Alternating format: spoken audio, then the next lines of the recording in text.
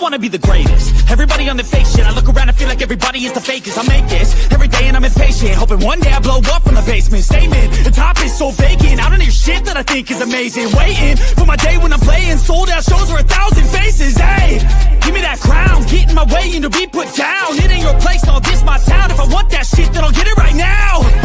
I'm losing it, the news it fits. I'm losing shit, a stupid myth. You choose to live or choose to... Go time.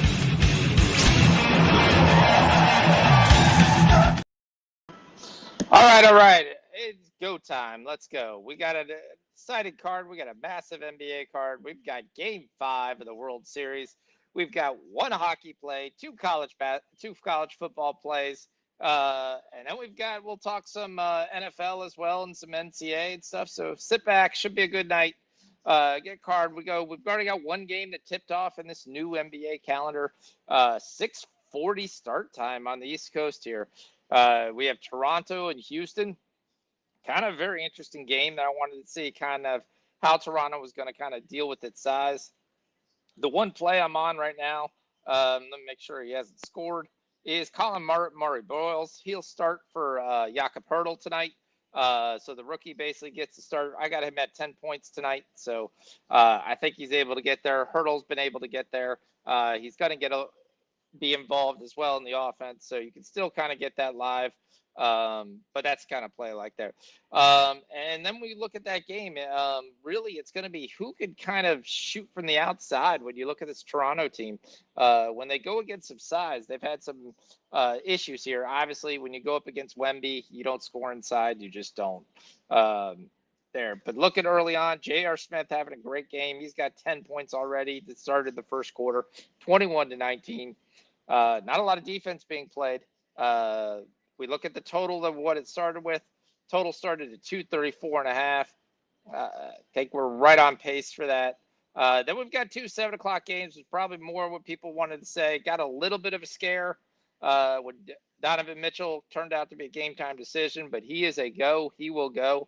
Y'all know out there, this is going to be an unpopular opinion, but this is just the truth of it. This is a poorly constructed Boston Celtics team. They are basically taking the script from the Warriors in the last couple of years. We're just going to try to outshoot teams. And that's all they're going to do. They got a bunch of three-point shooters. They're going to try to outshoot them. And nights that they make all their threes, they're going to be fine. And nights that they don't make all their threes, they're going to get the ass kicked of them inside. And that's what I think is going to happen tonight. I think Mobley and Allen probably each go for a double-double tonight. We're going to be on Mobley's rebounds as far as the chat's concerned. I like the Cavs tonight. I like the Cavs to win this game. I like the Cavs really kind of win this without really any competition, as long as Donovan's able to put up a pretty good night tonight. So that's the play that I like in this game. I do like Jaylen Brown. That's kind of my one hedge. I'm going to take him getting 5.5 rebounds. He's hit this number in the last 4 games. Again, they don't have any size. They have really no true bigs that are on this roster. Chris Boucher is probably the one guy I like on this roster that could probably give them something. Neemias Queta is literally going to have about a 4-inch height disadvantage in this game. Jared Allen and Mobley should be able to do whatever they want to, as long as the Cavs don't fall in love with the three. There is no Sam Merrill tonight. And I know everyone's like, oh, you lose Sam Merrill. Not a big deal. Sam Merrill's been averaging 20 points a game. Sam Merrill's been shooting lights out from 3 and kind of match shots. So that is a kind of a loss. Jalen Tyson will get the start tonight. DeAndre Hunter is back for his 3rd game, yet to break 16 points. Maybe it happens tonight. Maybe it doesn't. We'll see. But I like Cleveland tonight. And I like them to pretty much kind of coast in this game, to be flat out honest here. But it'll probably go back and forth. Celtics could maybe hit some early threes. There. Detroit and Orlando. We both thought they would be better game. We thought Orlando would be a much better team this year. They were a lock-solid defensive team last year. Every game they've played has went over. Granted, they played the Heat when you were like, oh, maybe that's defensively. Heat are playing with the fastest pace in the entire league. So maybe it's not just Orlando's defense. It might just be some different issues they have. Coming off a 160-point game to the Sixers without Embiid doesn't bode well. 146-point game for the Heat. They were able to stop the Hawks a little bit there. Detroit, another team we thought they would be better. Looked to be a little bit lost, especially offensive challenge. And Cunningham's getting his. Duncan Robinson looks like he's just old. Doesn't look like he can find a shot anymore. Oscar Thompson's a 5 foot and pass under. He has really no outside shot. He's not rebounding like he did last year. Tobias Harris is slow and steady, and Jalen Duren right now is off to an issue. We'll see. He should have the advantage against Wendell Carter here. He's a lot stronger, but has not been as dominant on the boards or on the offensive side there in the last couple games. Should be an interesting game to watch. Total's a low 227.5 for a Magic game. But at this play, we're just going to kind of watch. Then we've got the 7:30 games. We've got Atlanta and Brooklyn. This is Atlanta's get-right game. Brooklyn sucks. They may be the worst team in the entire league. There's no other way I can say that. The closest game they've had so far is 9 points. Atlanta's up -8.5 for a reason. Atlanta has not been that great, but there's a lot of plays I do like in this game, and we'll break that down as well. I am going to be able on the Hawks. I'm on the Hawks on the money line on some different parlays. I'm on the Hawks -8.5.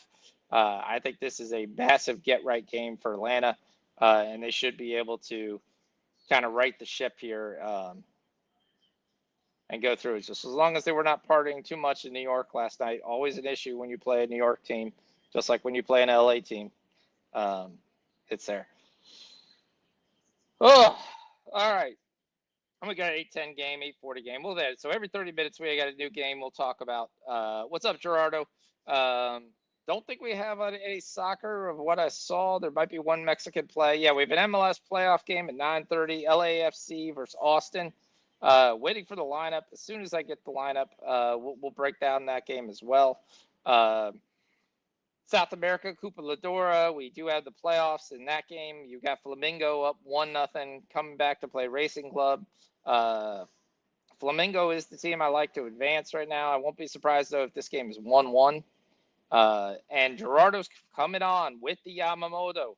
He is all on Yama. So he's taking the -1 at -145. We'll see. There's a couple things I like in this game. I was waiting to kind of see lineups. I wanted to see if they were going to make some changes because the Dodgers 6 through 9 hitters haven't hit the ball at all. So that's been kind of the one question. Alex Call is going to get the start. I kind of thought they have. They'd move Edman up in the lineup, move Muncy down in the lineup. I kind of like that move as well because Teoscar Hernandez has been getting hits, and then Muncy just gets out. And then you start the next inning 7, 8, and 9, and those guys are like 2 for 24 or something like that. Yeah. Maybe, but I like the move to Alex Call as well. It's just kind of surprising that you go into there. Because once you get past the first 5 hitters, the Dodgers guys only have like 2 hits.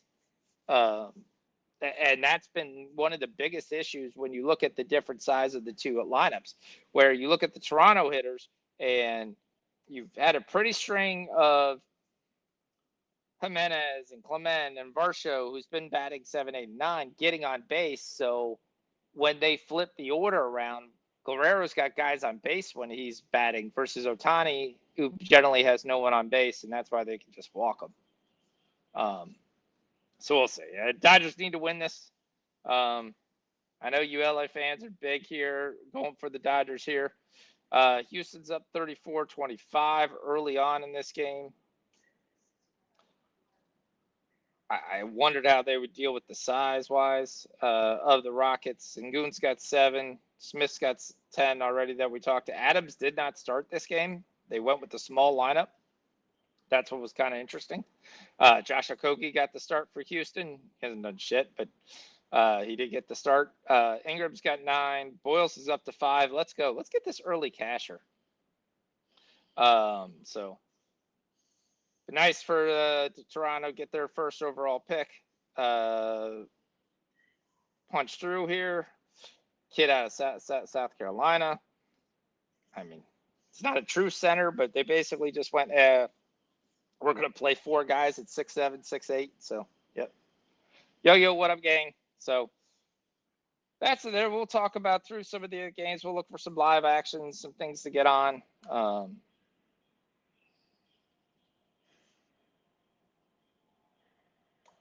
I am big on the Cavs. I really need the Cavs to win this game, and we're gonna build we'll build a same game parlay, no sweat parlay here. So, so you guys tell me in the chat what's your favorite play, what you like the most. I've got some ideas and some things I like the most. I just can't give out my winnables, so there's stuff I will tell as well. We'll build a no sweat parlay for the thing. So for there, we'll just throw $10 on it. It'll be a no sweater. We'll probably got to get it to probably about plus 500, maybe plus 1,000. Depending upon how far we want to go. I can see the Brown under assist. My only question with Mitchell, again, he was a game time decision. So I know he's a dog. I know he's a warrior. He's going to give it everything he have. I just wonder how much this is really going to be a game. So we'll see. That's my biggest worry with Mitchell. So. The Celtics have played a different lineup almost every single game, which shows you right there they know they're searching for something. I just don't understand how they ever went to it and said, okay, well, we're going to have no power forward and no real center. Nemes Keita. Nemes Keita is fine if he was your guy, if he was playing the Luke Cornett role. But for him to start is just like, I don't understand it. Yeah, you have Xavier Tillman, but it's almost like they literally just decided that we're just not going to pick up anybody. Josh Minot, I mean, Josh Minot's bounced around there. He was in Minnesota for a couple of years, but again, he's still not any size. He's 6'8". Did have a nice game versus the Pelicans, but again, it's the Pelicans. I don't take a lot of stock in that. Him trying to match up against Evan Mobley is going to be an issue. Yeah. The only guy I think that has some upside is really Chris Boucher, because Boucher has played well when he's been given time inside when he was with Toronto. The only thing is the guy's a stick. But yeah, I mean, I just don't see how inside of the interior Celtics are going to have to shoot their way into this game. And we'll see kind of how this goes. But we are underway. Cavs are going to start first with the ball. I don't know why my live feed died.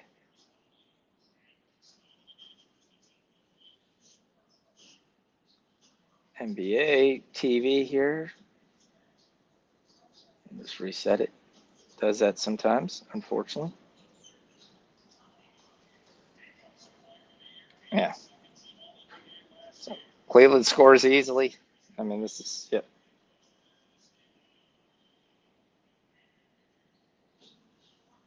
Evan Mobley, there's just nobody to match up.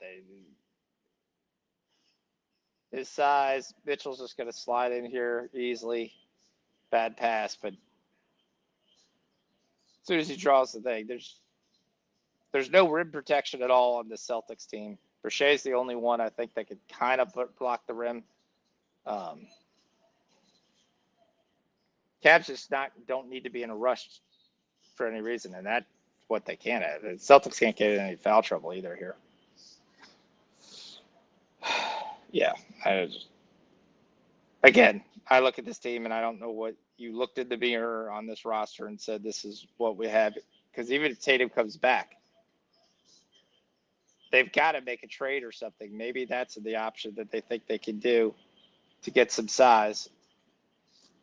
Yeah.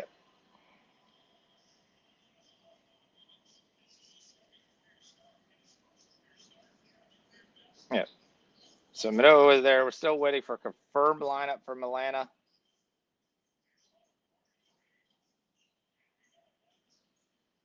Yeah.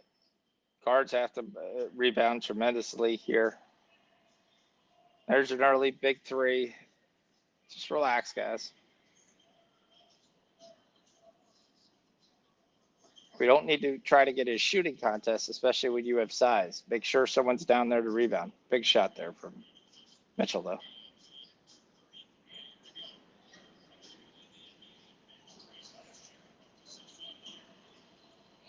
Oh, Mobley just rejected that.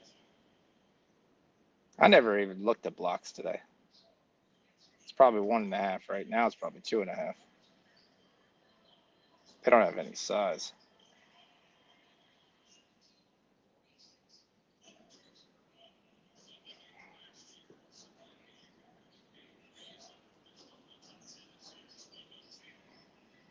All right, Mobley's live block is not available.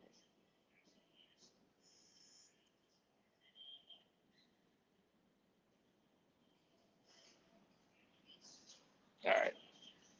Toronto making a little bit of a run here against Houston. We do have a nice little Reed Shepherd sighting early on.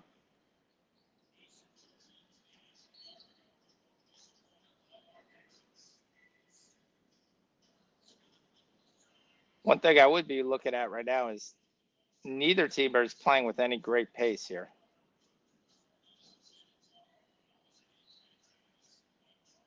Yeah, I just want Ayo to get his as 0 steals and 0 blocks this season. Okay.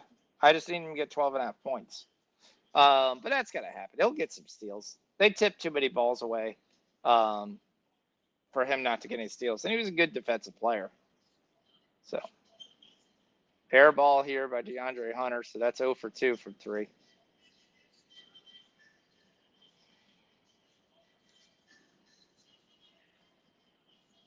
All right, so we're moving on. We'll go to 7:30 lineup. I'm going to assume this is the lineup we're taking because I cannot get confirmation. There it is. Jalen Johnson will play. Reese Shea will play as well for Atlanta. Brooklyn, I have is the worst rated team in the entire league. I do have Atlanta -8. That is something I'm taking. I don't understand what this team is doing.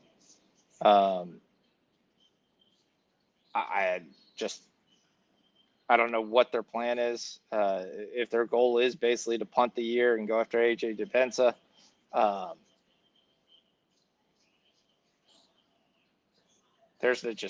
There's not a lot to this Nets team you like. So far, Michael Porter has not he's put together solid games, but he put more Robin games than Batman games. And I think that's what they were hoping with the trade, that, okay, they could get one piece together. And as long as they get the one piece, that kind of makes, hey, if we strike on a good young guy from the draft next year, maybe we start to build this, and then we can convince another big free agent to come here, and then we've got another 3 guys possibly to build upon. But yeah, other than that, I don't see anything from this team. I mean, I like Igor Demin, I like Ben Seraph, and they're solid NBA pieces, but they're nothing to write home. I like Jalen Johnson's points over. I took his alts as well. That is something I'm really high. Hasn't been rebounding as much as he has been in previous years, so I've kind of stayed away from that. Been really shocked at how well KP's actually kind of fit into Atlanta here. Back-to-back games, over 20 points. I took him at 20 points here tonight, but you could also take him, just take his threes. You can take his threes at over 1.5. You can get that at -130. If you don't want to pay the juice, just take that probably with the Denver money line. And you can get that right about 101. So for our play, it's going to be KP over 1.5 threes. We will add that to the setup.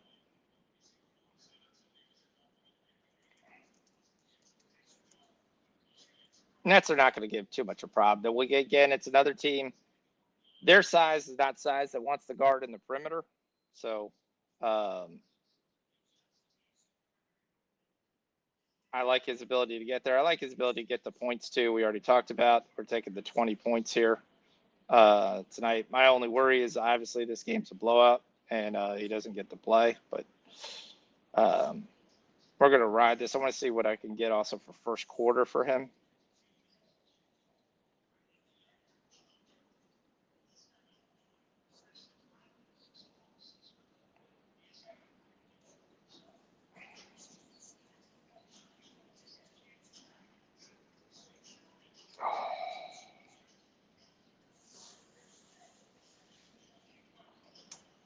The other guy I like in this game, really, again, like I said, I'm not anticipating this being a game. So keep in mind that. So we're going to be on a lot of things Atlanta here because I don't anticipate it being a game. Nikhil Alexander Walker, over 12.5 points. He's hit over 15 and most consistent theirs. Everybody knows I love Na. When he was with Minnesota, now he's getting more times and more run here with this Atlanta ball club. I think he continues to get it going. I think he probably gets 15 again tonight. That being said, that'll be enough for all we need in order to cash this. If you want to take the 15 with me as well, you can get that at plus 146. So we're going to ride the 15 for Na. We're going to take the 12.5 for Na versus really crappy Nets team.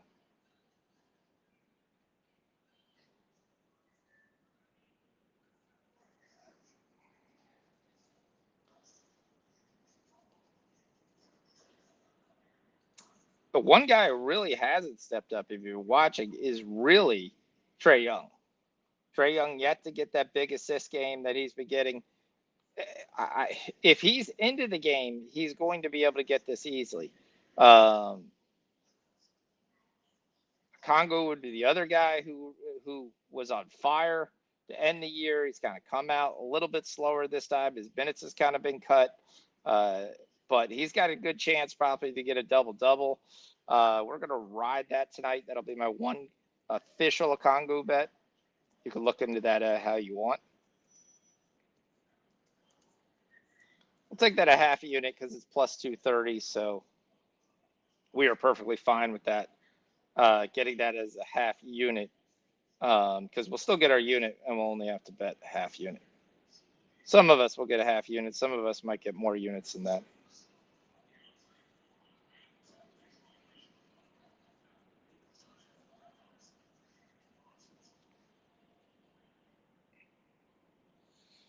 So if we look at Trae, and let's break this down. Trae basically started the year 22, 25, 15, and 21. Of those games, only one game Bulls play absolutely no defense. Were they able to get that magic over 10 assist game?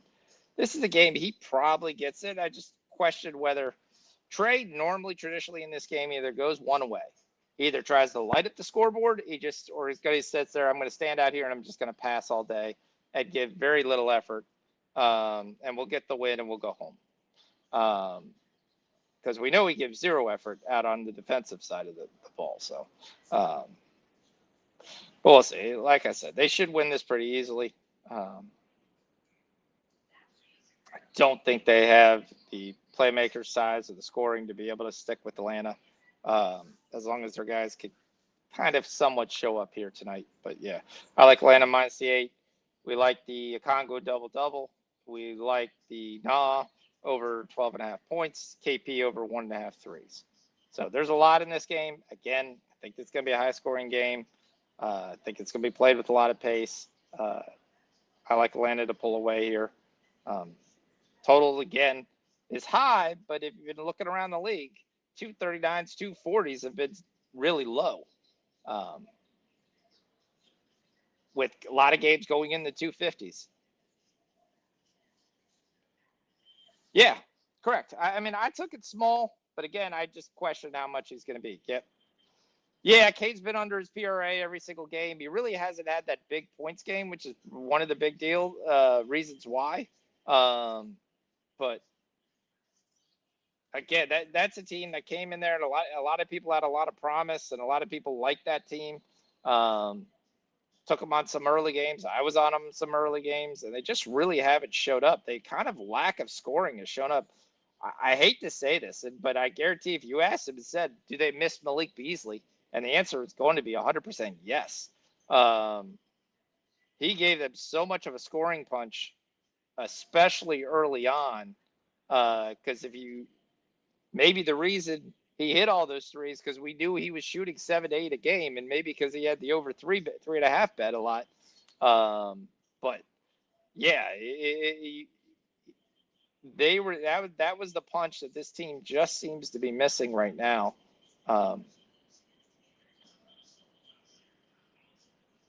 with this team. So they're not getting anything out of the two guard they're starting right now. Like I said, we haven't got that big double-double type game from Jalen Duran where he was just all over it. He hasn't really been that big of a presence. Oscar Thompson, I still say he cannot basically shoot. He can dunk the basketball. He's athletic as hell. But shooting the basketball is not his forte. So, yeah, Mobley over 1.5 threes, something he's been attempting. I thought he'd be doing a little bit more tonight. Like right now, we've only got 2 points from Mobley. Like to see a little bit more. 1 point game here with 5 minutes to go in the first. Like to see Jared Allen and Mobley get a little bit involved in this game. Cavs are really playing a jump shooting contest, which actually does bode well for the Celtics if they can hit their outside shots. Not sure why they haven't tried to just get this down along because that's all they're doing right now. They're just strictly in a 3-point contest right now with the Celtics, who are matching them shot for shot. Mobley with his first 3 there. There we go. I mean, it's going to be uncontested every time he wants to sit up and try to shoot it. So Hauser's hit 2 threes in a row.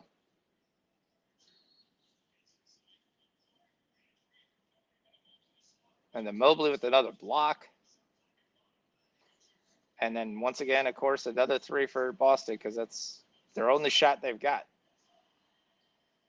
Simons has started to play pretty well for them. The last 2 games he had points, but they still got to figure out what his role is.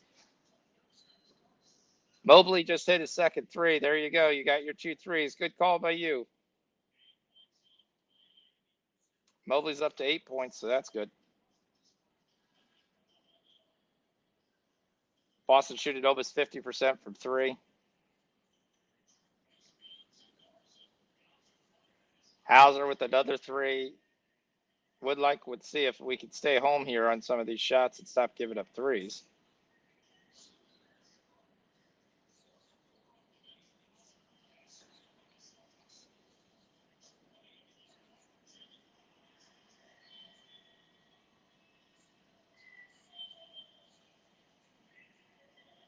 Yeah, you just got to hope he's really efficient anytime you take that.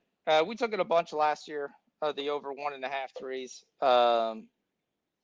But yeah, he's got to be extremely efficient because he attempts about 4 to 5 a game. So Tim Robinson, all you've been doing all day is a zip line.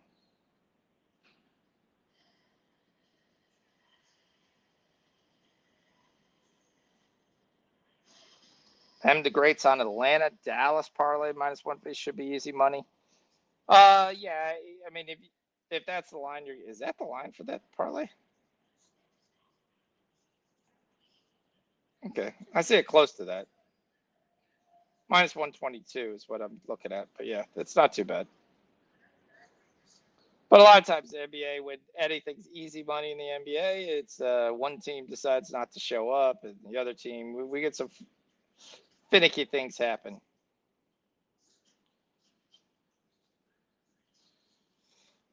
So we will see.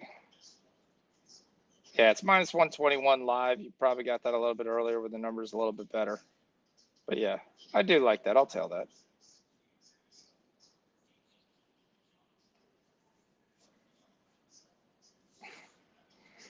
All right, so I'm a Pacers fan. Yeah, I mean, both teams are trying to figure out how many guys they can actually have sitting on the bench this early in the game, which is kind of surprising.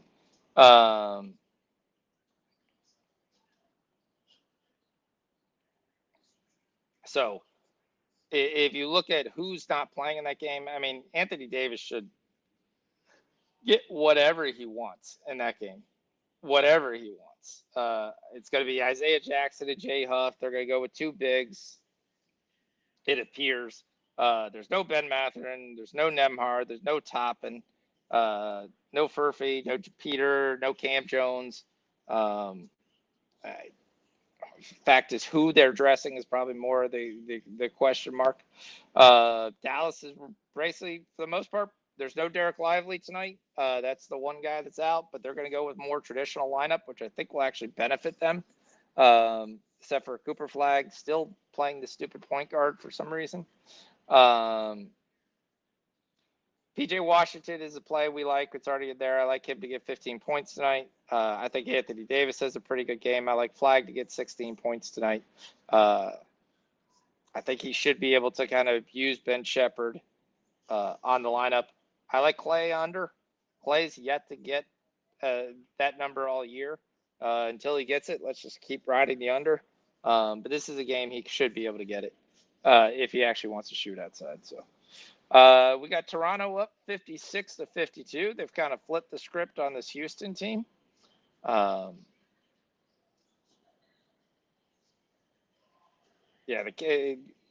Both teams are shooting an ungodly amount from three. Cavs are 75%. They're 6 of 8. Celtics are 60%. They're 6 of 10. The biggest shock of the whole game right now, based on with the size, is you've got right now the Celtics leading the rebounding, actually 8-3. So it says 11-3, but 3 of those other rebounds are balls that just knocked out of bounds. So they're out hustling them is what the one thing you would say. But yeah, they need to let's get to Jared Allen and let's get to Mobley down low, draw some fouls, play basketball, go for the better play than just let's let our 7-1 guy shoot from the outside.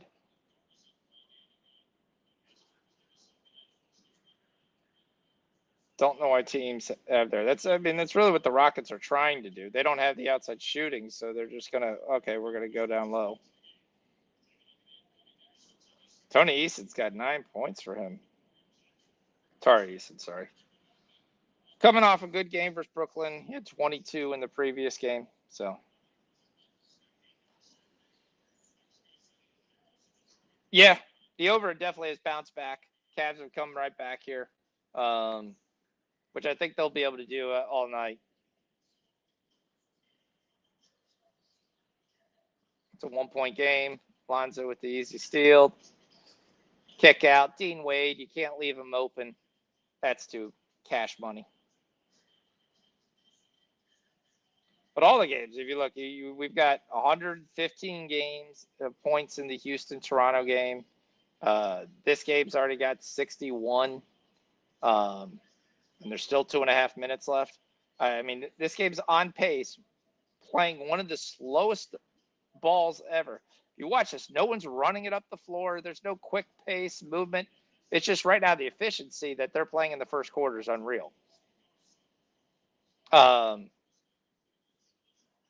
I mean, you could see a 70-point quarter here with nobody pushing pace at all right now in the Celtics game.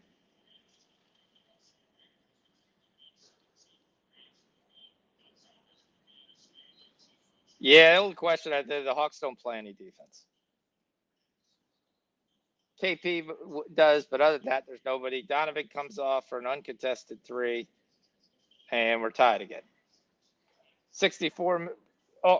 32-32 all, 64 points in the first quarter. Yeah, right now it's tough to find an under. Yeah. Garza for 3 should not ever be something anyone ever says.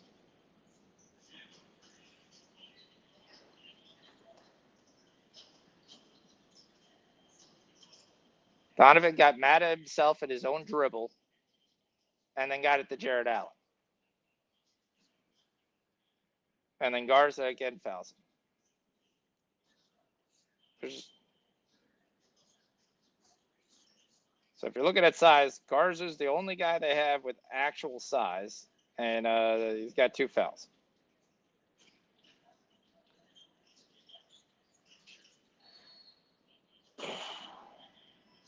Live look in Toronto, Houston. We're back in the 250s because that's what these games have been going. It's crazy. It's just absolutely nuts. Magic are up 7 early on. Palos looks like he's finally starting to score after a slow start to the season. He's your league scorer with 7. 5 for Wagner. Desmond Bane has kind of fallen off a little bit here in the last couple of weeks. That last couple of games needs to kind of get it back together. Ron Holland continues to play pretty well for Detroit. I don't know why he's not starting yet.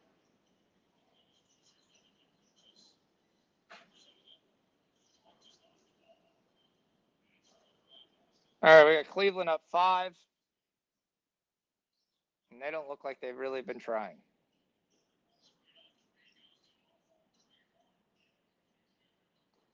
Well, that's who that is. They needs to stop the Roy treatments. Yeah, I don't know what he started off. He had the first game. They really went to him. Did well versus Miami. Obviously played well against Philly, but everybody plays well against Philly. They have no defense. Has been rebounding at least 3 to 4 each game. But they really brought him in there to be that great outside shooter that they need to. Because all through last year, they would kick out. You get it to KCP for the 3 and brick. And Simons was the big 3. He continues to play well off the bench.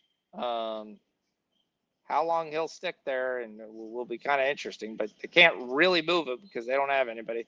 And it's another foul inside against Jared Allen. Celtics have no answer.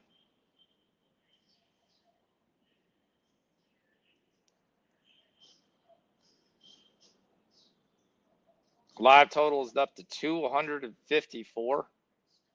So we talked about it at 230, 235, 234. We're still 20 points of value.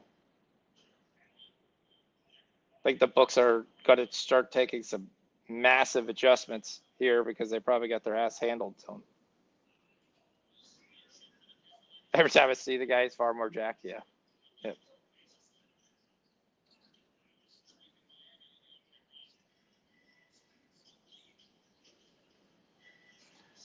Not really sure if that's a comic book reference, but yes.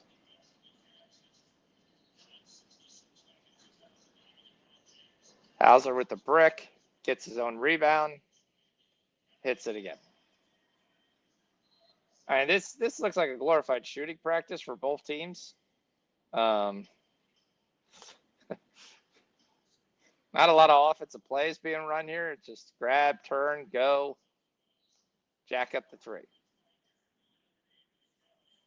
Hauser's got 3 threes already in the first quarter. Actually, he's got 5 threes. I apologize. So clearly your leading scorer for Boston, keeping him in this game. But if he gets to shoot 2 each time, that's going to help his percentages. As he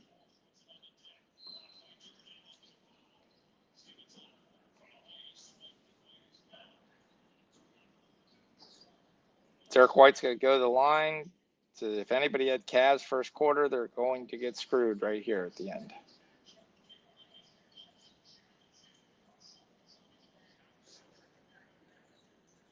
$125 points with 2 minutes to go in the Houston-Toronto game.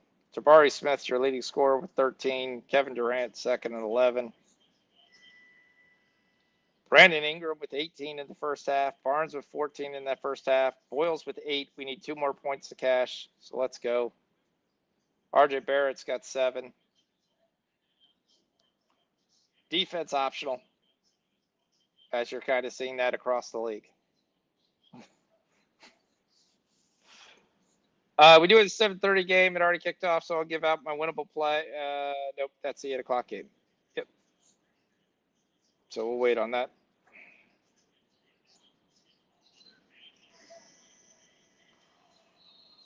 And Donovan says, I'll see your first quarter Celtics win and give you a 3-pointer with 1 second to go.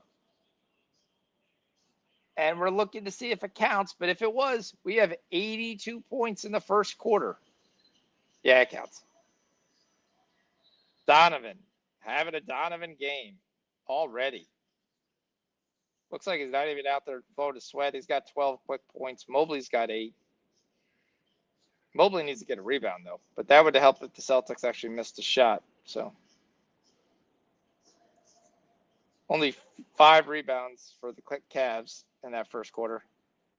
You love the overs. You got to love the overs. But the issue is we're going to start to see a massive change of what we're going to look at here, the numbers we're getting. Like before, like I was looking at Charlotte going 240. 240 is a big number. Then I looked down and did some research, and I went, I'm taking the 240. I took several 240s last night in the Discord. And they all cashed. They all cashed really without any kind of a whimper. So you're going to see these massive uptakes already. The books are adjusting. So you're looking at 257. So at a 250, 80-point quarter, we're probably guessing that this quarter ends up at a wrong 135 points at the half. So they're now giving you a 120-point second half. That's unheard of. If you go back and you look at history, most second halves, even on a high-scoring team, like we'll take the Hornets and we'll take the Wizards or we'll take the Nets, is generally about 116 to 118 last year. So right now they're projecting you to have a 122-point second half if we can get to 155, 157 points in the first half. So that's saying, hey, we're going to have another big quarter. And if it does, then 257 looks like still like a massive number. I bet you if you took that 3 nights ago, it wouldn't be 257. It would have been like most likely probably 248. So there is some adjustments that are going to happen. Like they're already throwing the second quarter out in this Celtics game at 61.5. I was betting the Wizards yesterday at 58, 57. And there was no defense played in that Wizards-Sixers game. So that's a little shocking to me that you're already throwing out, hey, we've already discovered that the first quarter went over so much that we're going to throw a 61 out there for the second quarter. And that second quarter, if you look at it, say, there's no way either team can keep up these percentages. Cavs are shooting 68% from the field, 83% from three. Celtics are shooting 56% from the field, 57% from the three.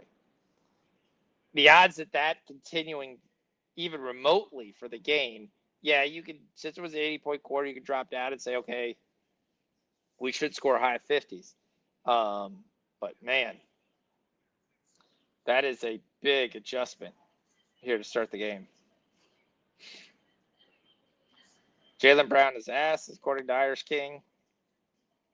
Man, yeah, he's got 4 points here. Hauser's your big guy. Hauser's got 15. He's carrying them.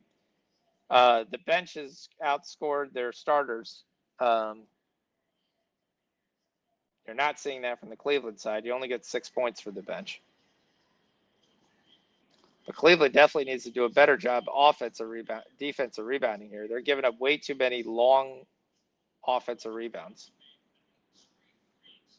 But it does kind of show you that the Celtics are missing a ton of shots. They're just not missing the second shot. And you're seeing the same thing in the Houston-Toronto game. You're now getting a quarter of 60.5 for the third quarter. I'm looking to see if there's anything live I want to take, but yeah.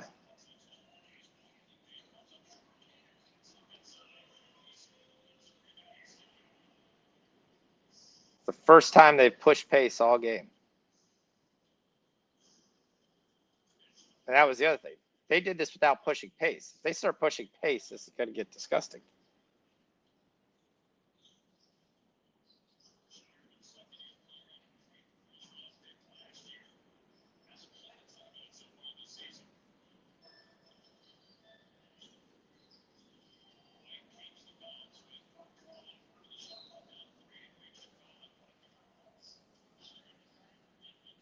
You played good defense, and then you foul with 3 seconds to go, 30 feet from the basket. Well, Atlanta is Atlanta. They go out there, they spot the Nets 10-0.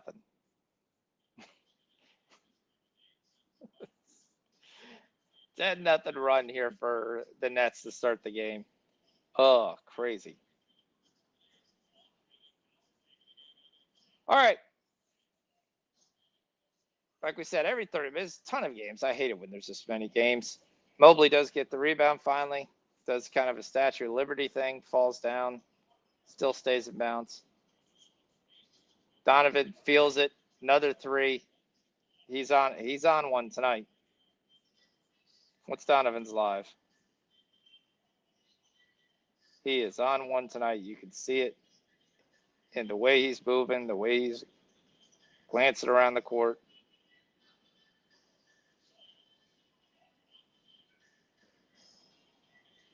Another offensive rebound.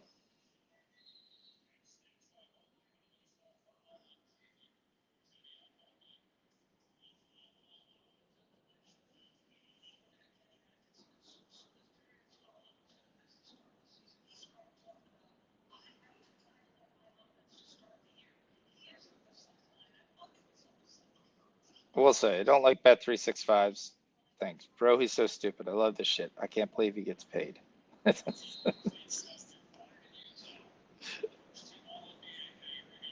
Take it you're not a big Jaylen Brown fan.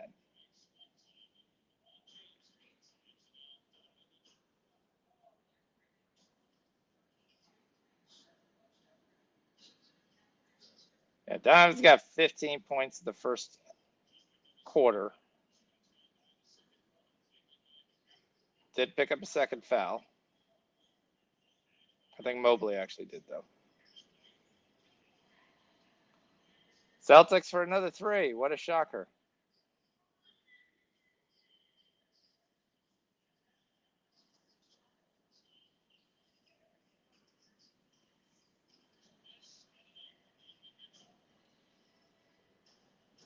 Mitchell finally misses a shot in this game.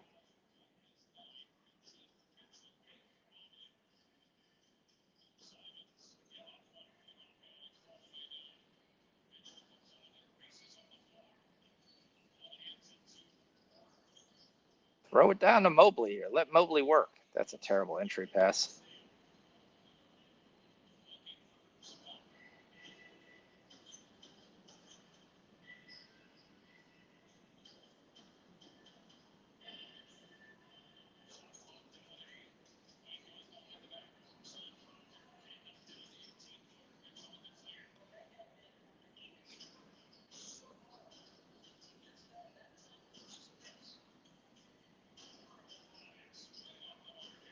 See, you can't have Craig Porter and Tyrese Proctor right now basically trying to make shots.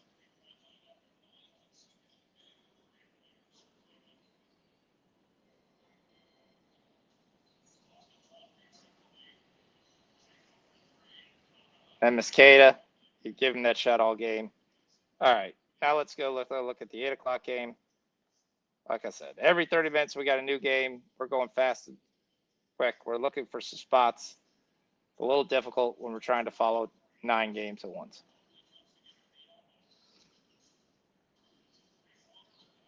Gosh, stop shooting. If your name is Craig, stop shooting. Just because he passes the ball doesn't mean it's your turn to shoot it.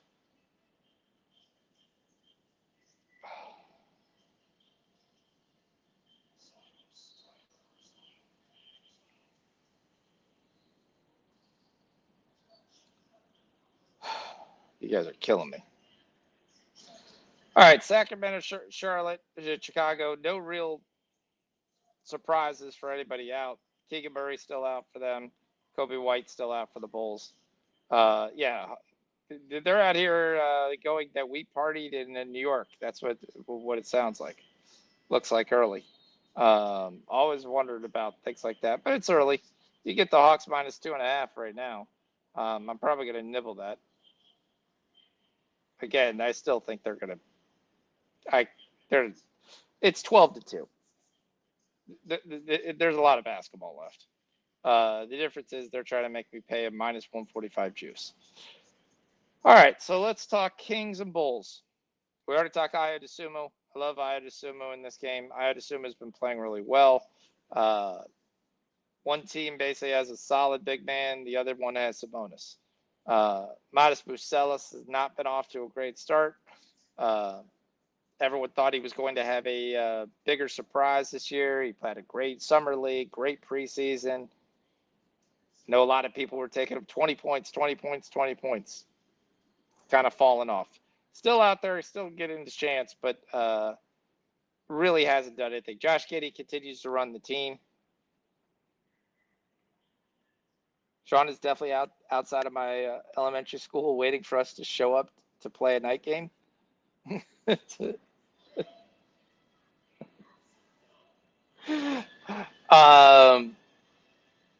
Yeah. I used to play basketball at 3 in the morning when I was in college outside that and through high school. So, yeah. Not sure if that's there. One thing I do like Josh Giddey here. I like Josh Giddey to get over 1.5 threes.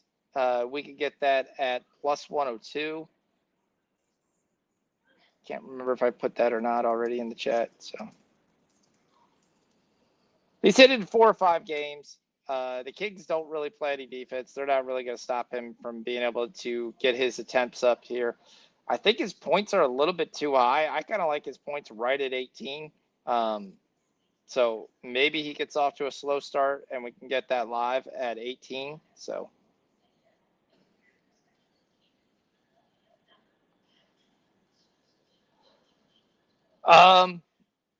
we didn't play at an element. So at the University of South Florida, they have an outside court that's nestled between the dorms that starts to play at 3:00. So the main courts there, the 7 courts outside with lights, turn off at midnight. Then you can kind of in a couple hours move to the other court, and we would play at that court till 3, 4 in the morning. So growing up after work, that's kind of something we all did. So yep, got a night in, and then we just hang out. So yep. I play basketball all the time for multiple reasons. Played in high school.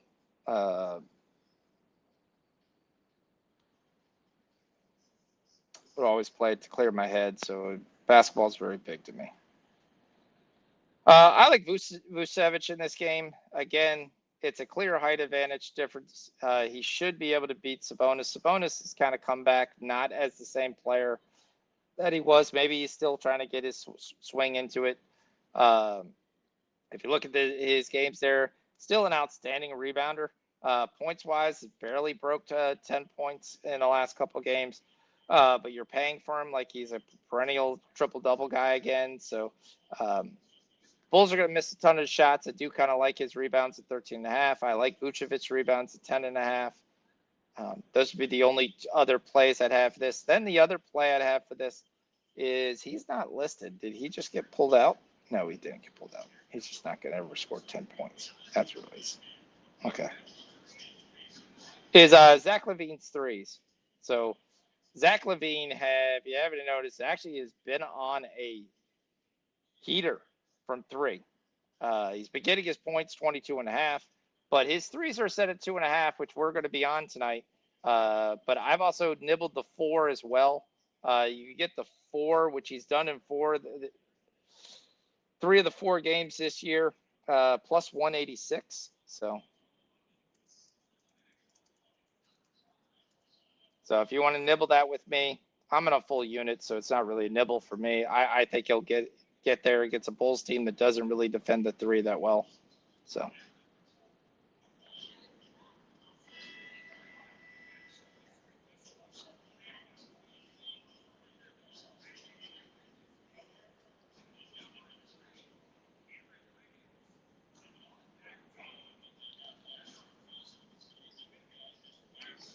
As far as the side of total, the Kings come into this game 1-3. The Bulls are 3-0. Kind of think this is a game that the Kings get a win, but I'm not going to take. They just played back-to-back. They played OKC pretty tough last night, but there was no size, no Chet Holmgren last night, which I think was a big deal. Hawks have also, by the way, just looked at it. They're only down 1 point now. Yeah, that's one of the things I'm hoping when my shoulder gets done. I played point guard, Joseph. So.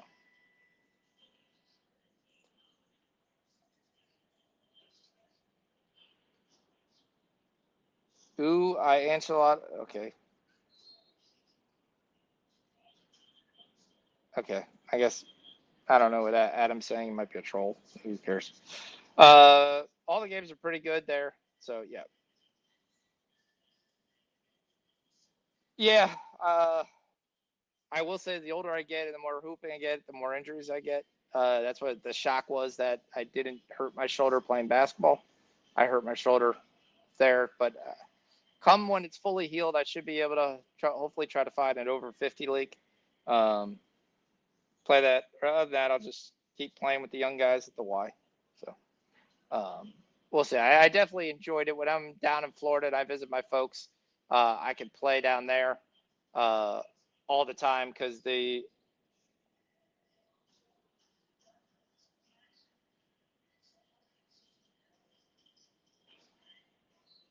you could play. All those courts are lit at night, so you could go out there. It's pretty safe to play any of the games. When I'm down in Venice or down in Tampa, I know a ton of courts that I can go through and kind of get some run in and get some exercise. So, yep. Finally, we went to Jared Allen, and it scores pretty easily. So, yep.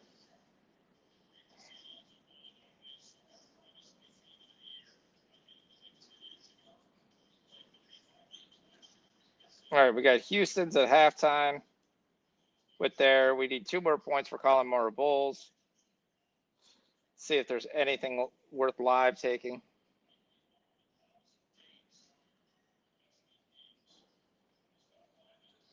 We're almost up to the 8:00 game. There, I can say I do like Missouri State tonight. I think they've got the better quarterback play. I think he pretty easily gets his passing yards tonight. So you're talking about a team that roughly basically gives up one of the most passing receptions over 30 yards in the country in FIU. Even at Kennesaw State, who basically can't throw the football, actually throw for nice distance on like 9 completions. It was like an ungodly number. So, yep. MPJ gets an assist taken away. Okay. Yeah, you got to love stat corrections in the NBA. Though sometimes what they call an assist is actually just terrible. You literally look and you say it's an abomination for this guy to get an assist after I passed you the ball. You moved all the way from right to left. You came over to the elbow. You dribbled between your legs a couple more times. And then you pulled up and hit the shot. And they're like, ooh, an assist. And I'm like, that's not an assist. In my day, I say it all the time. This is the one thing that people don't think of. We're like, oh, the NBA stats are so much better now. It's because you get an assist 8 seconds after you pass the ball. That's not the way it used to be. It used to be a direct pass that led to a shot, not a dribble, a fake, an under roof, come back around, take 3 steps, then take the shot. That's not leading to a shot. So if you go back and you look at the 80s, 70s, and all those kind of stat corrections, those were never assists. John Stockton's assists that he has the most record for, those were not ever assists. So Cavs look like they're kind of going through the motions here. Celtics are doing a good job. A lot of energy burden for Cavs to be down 4 here. Yeah, let's not have Lonzo Ball shoot threes. That's not the play.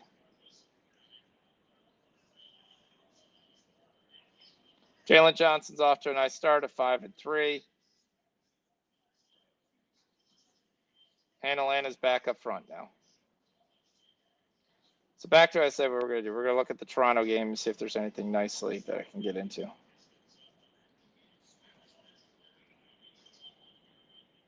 I will say sometimes I like the Bet365 interface. Sometimes I don't, especially the live one. I think it could be a little bit better. All right, so Good's got 10 points. His line is 19.5. Jabari Smith, I'm already on at 10. Already hit that. KD's got 14. Adams line. Tari Eason, I know a lot of you guys were on as well in this game. He's got 9 points tonight. Obviously, going with the traditional lineup kind of favors him. Because then Adams is there. He doesn't have to worry about rebounding. He can just go out there and try to slash. Barrett's got 7. Scotty's got 16. Scotty's prop is very intriguing here. Scotty's is 22.5, and he's got 16. Asking him to score 7 points is something I like. Let's go ahead and do that. We'll take Scotty Barnes live, 23 plus. Guys, if I say 23 plus, it's just 23 or over. It's just easier for me to type.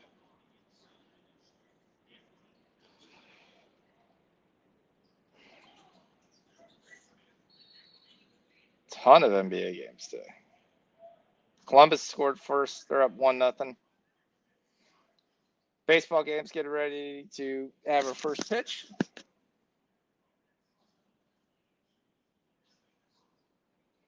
Jabari's got 17. He started to continue to put right where he left off at.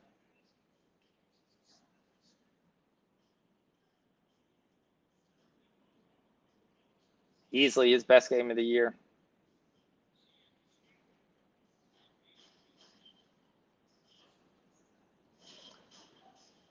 Cavs are up 2. As we've talked about, we expected the scoring was going to be greatly reduced in the second quarter. We've had 15-15. Allen's got 10 points. Mitchell's got 15. Mobley's got 8 and 4. It's nice he finally got his rebounds. 6 assists for Pritchard. Hauser's at 15, like we talked about, leading scorer here for Magic are up 5. Pacara's got 10. Wagner's almost about to get 10. Desmond Bain's out here doing nothing. Cunningham's your leading scorer for Detroit with 9 points. 9 points for Isaiah Stewart off the bench. Durant is on a pace for a double-double, though. That's kind of nice. Hawks are up 3. Young's got 5. Johnson's got 5. Okongwu's come in and gone 4-1. He's just gone right at him. That's what we want. Let's go. Let's get this big casher. And we talked about the 8 o'clock game start. Then we'll go in the 8:30 game here in about 10 minutes. So other than that, tell me you guys if you want. We got to build the same playing parlay. I'm probably going to do it at the Portland-Utah game, to be flat honest with you. That's the game I feel the most confident about. And looking at trying to get a bunch of guys together.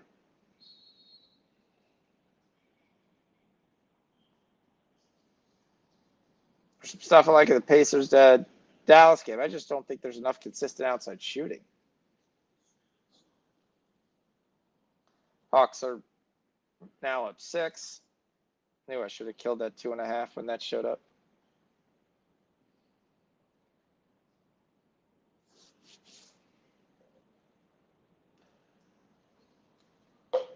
Yeah, that game's interesting.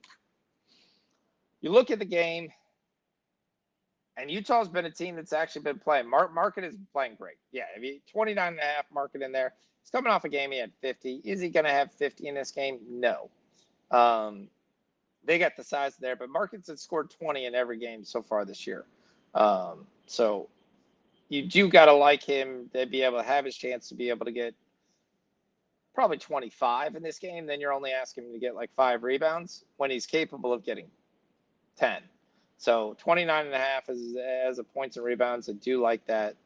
You can get that at minus 104.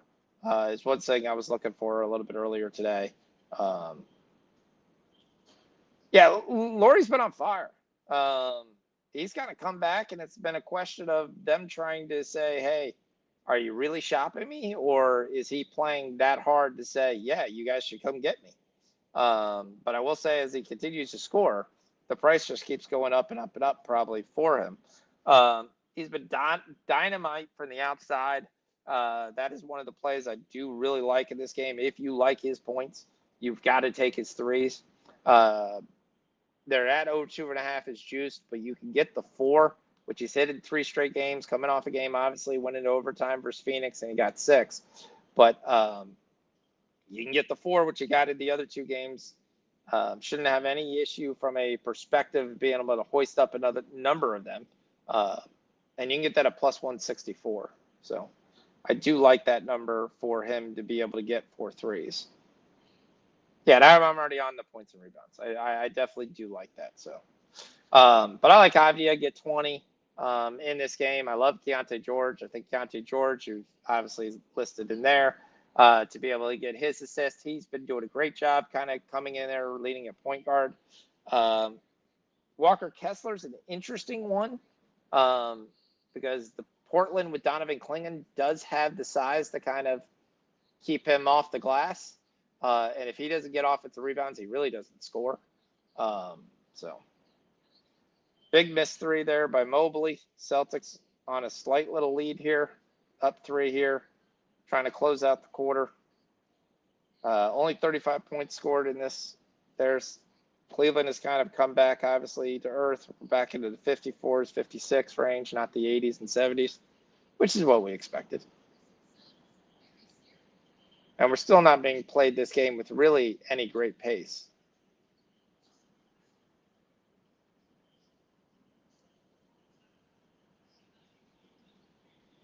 Cleveland's got to do a much better job matching up with shooters. I don't have any idea what Craig Porter was doing there. Watching them run a pick and roll, and you could see the kick out was coming to Derek White, and there's no coverage, there's no rotation.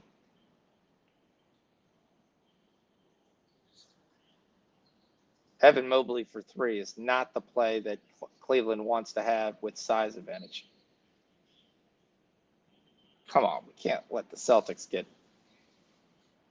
any kind of breathing room here for no reason.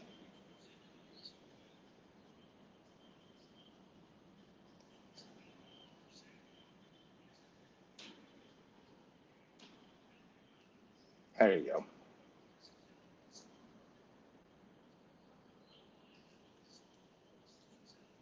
Jared Allen draws about his 5th foul in this game. Yeah, Drew's been there. If you notice, Drew finally has gone up. Yeah, I've been rating his rebounds, assists every game. It has been 18.5. The books have adjusted. They've made it 21.5. I still think it comes through at 21.5. His rebounds also been hitting. I took the rebounds at over 4.5. And obviously, if I like his rebounds and I like his points and assists, I took his PRA as well. So, yeah.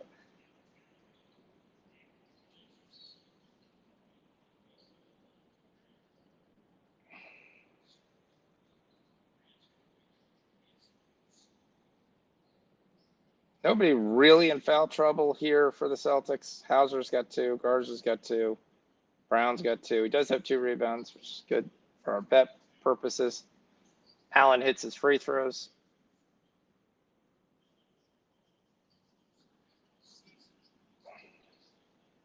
Detroit making a run. Houston started pulling away from Toronto. 14-4 third quarter start. Come on, guys. You got to contest that.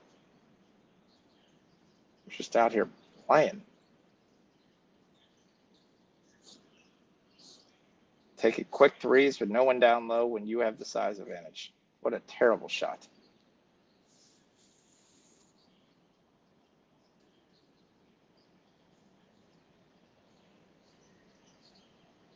Yeah.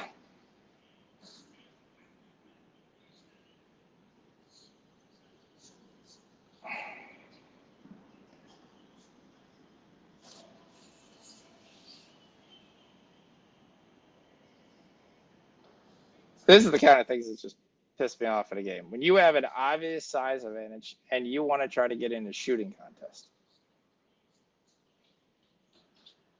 go down low. Take the time, turn around, drop it down to your big, let him go one-on-one, draw the foul, go to the free throw line. Boring basketball, but it's winning basketball. Versus all you're doing right now is missing, so then they've got a free chance to just go ahead and just pull up and shoot. Because it doesn't matter if they miss, because they're trying to lull you into a shooting contest. Celtics are going to win the first half and actually push out to a nice lead. Got to play defense, guys. There's no contestant here on any of these shots.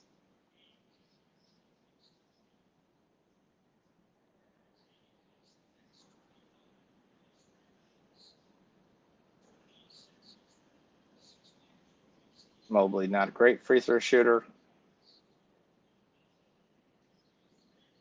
No contest. Yes, it's a long shot, but you've got to at least come out there.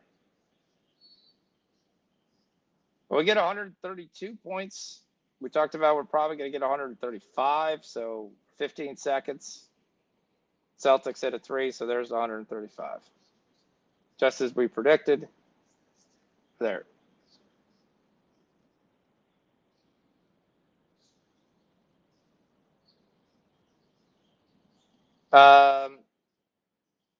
Why not screen with Schwartz money at Jermaine? 34, I don't know. Big 3, Jaylen Brown. 22 points in the first half. Cavs really need to go to halftime and say, we got to actually contest a shot.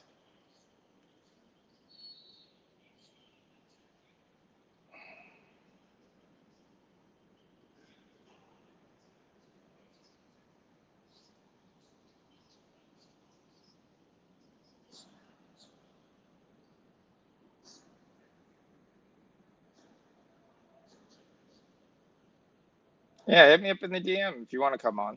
I have no problem to come on and we'll talk sports.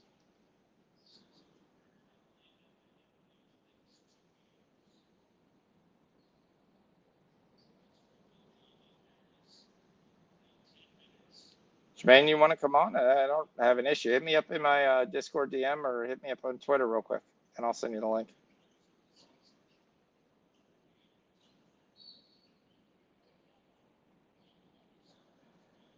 Yeah, my other sidekick, bro, is MIA. So when I started to do the show, D was supposed to be with me, and he's not there. Starting next week, we'll have Ramon. He's going to help me up as well. My other brother Pretzel sometimes comes on, so yeah, it does become dead air, which I don't like at times because you feel like you're talking to yourself for 4 hours. Yeah, but Ramon's going to be on because we're going to talk college basketball. So we'll have college basketball plays live, which will be going, and then we'll have some action as well, which I love.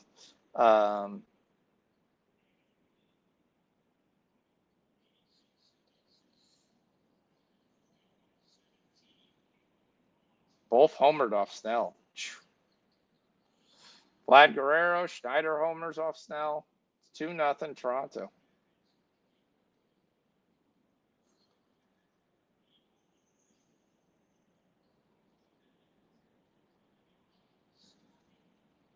Yeah, I definitely understand those days. It's been a long time since then, but yeah.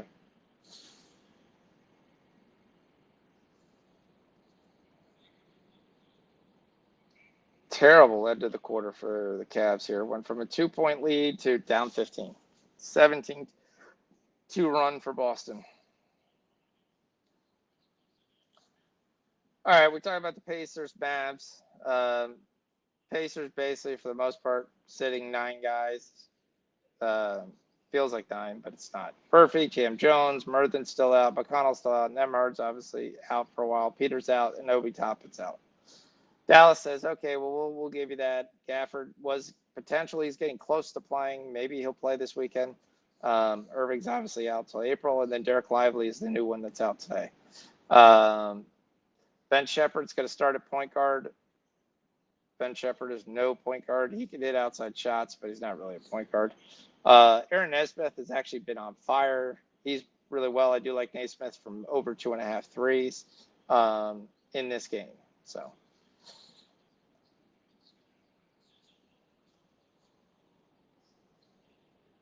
D'Angelo Russell, who thought he was going to be the lead point guard when he came to this team, has quickly been basically watching Cooper Flagg be the lead point guard. Naismith is at 4 and 5 in his last 2 games. Over 2.5 threes is plus 112. So it is something we're going to be on as well. So if I didn't give it, I'm giving it right now.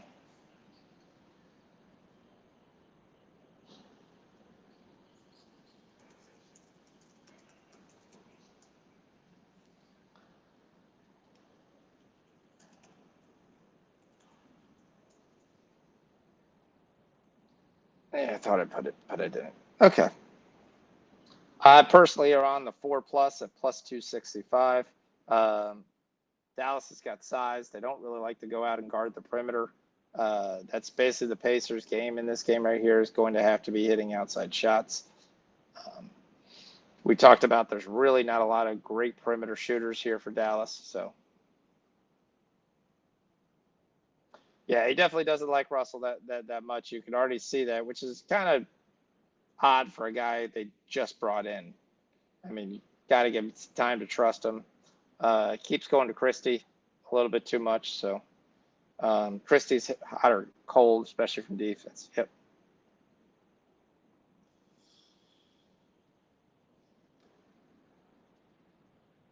Yeah. Oh. So I love Anthony Davis to get his points. Love it there. The only issue is everything is basically so juiced. So when you look at Davis, really, if you're trying to hit his points of 25.5, it's right about where they would be. This game may be a blowout. He may not play that long.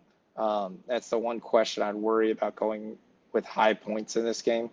Flag would probably be the guy I think would stay on the floor, so I like his points at 16. I think he has a pretty good chance to be able to hit that. Christie's an interesting guy, especially since he's going to start. A lot of times, biggest thing is availability. Christie has started off the year still hitting solid from outside. You can get his points at 10. He's hit 2 threes in each game. That's a pretty, not asking him to score that many other points. We've already talked about Klay Thompson's ineptness. So we're on Thompson to go under human achievement here at 11.5 points.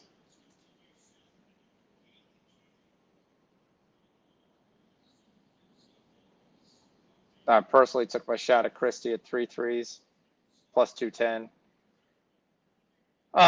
Yeah, because his points props been 7.5, 8.5. We moved to 9.5 in the starting lineup. I think that's a pretty good chance to be able to get him at this line. He comes off 2 games where he had double-digit points. Again, Pacers, I don't think are going to play tremendous defense on him, and I don't think Naismith is going to guard him. So I think there's definitely some opportunity there to be able to hit that. So I do like Dallas to win the game. I know some people already talked about that. Atlanta and Dallas, just count your money. Atlanta's back up 7. Cavs are kicking my ass. I'm really pissed at that. But yeah.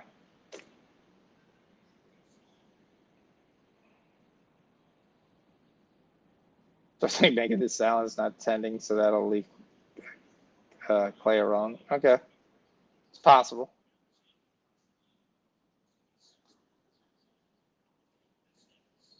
Oh.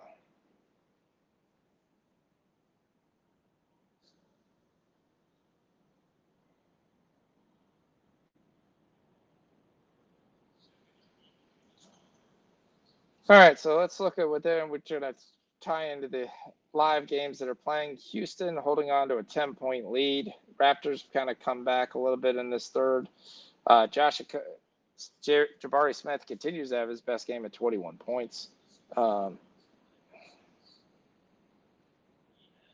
still waiting for 2 points from Colton Morrow-Boyles. He didn't really play that much this half. RJ Barrett's been stuck on 7. Is it foul trouble? No, it's not. Barnes is at 23, so we cash the Barnes. We can kill the live play. It's already one play. One live play, we hit it. So we will go.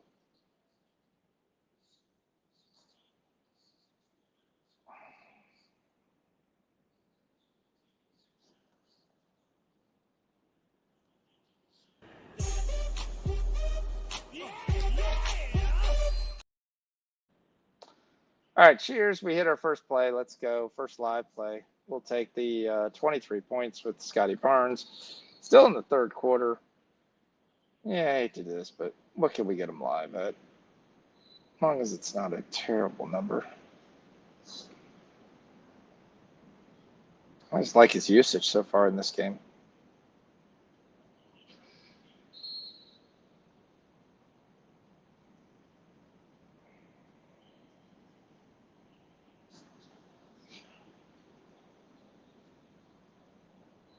Yeah, the Jays definitely came out smoking. 2-0.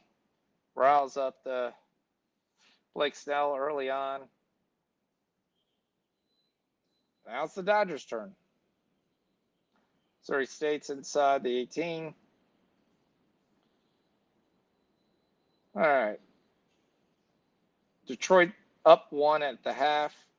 Franz Wagner with 14 points. Pancaro with 10. Based on pre-flop, we talked about Tobias Harris doing his thing. 13. Cunningham at 11, 2 and 5. Duncan Robinson actually made a basket tonight. That was great. So nothing live that I could see that I want to get on. Atlanta's up 11. So after that 10-0 lead, they spot them. They actually won the quarter. Wonder what we could have got on that first quarter of them winning the quarter. Damn it. Should have been on that. Johnson's got 5 and 3. Tim Robinson won with that new episode from his show. Okay. Luke Kennard got 9. Trae Young once again still only with 1 assist. Porter's got 11 and 2. Claxton's got 7 and 4. The rest of the guys are just out there.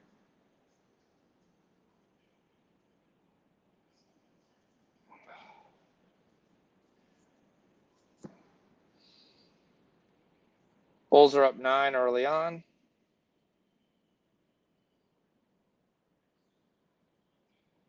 Brucelis has 8 points. There you go. Way to go, kid. 3 and 4 for Vucevic, so he's off to a nice start. And the next game starts at 8:30. Missouri State gets a touchdown. They're up 7-0. Let's get this winnable home early.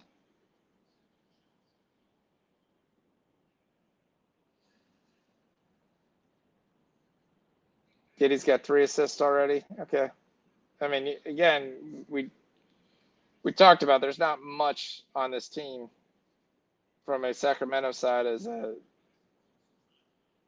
Levine's already attempted 2 threes. He's missed them both. Russell Westbrook's attempted 2 threes. I do see that they moved Westbrook into the starting lineup. It's kind of interesting. I don't think it's the wrong move. It's just think it's interesting. There you go. Kongwu for 3s. Kongwu's got 8 and 5. Let's see if we can get this plus 230 home early. Let's go.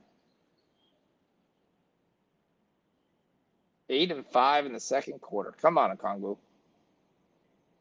There's jump shot. So jump shot. Are you basically a 100% now Toronto fan for this series? Or are you rooting for the Dodgers to beat Toronto because they upset Detroit? Or Seattle beat Detroit? Okay. So are you sticking with your AL love, or have you switched sides here?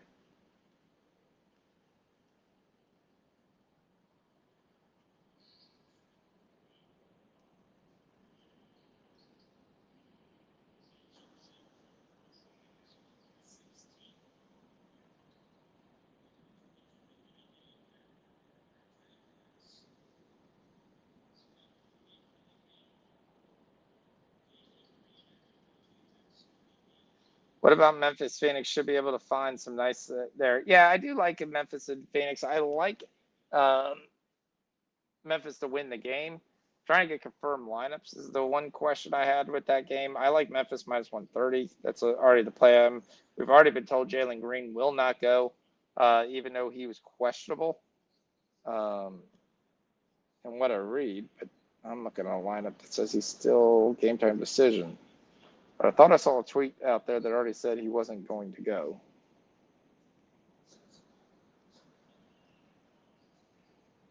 I'm going to make sure I've got that right. Now he's considered day-to-day.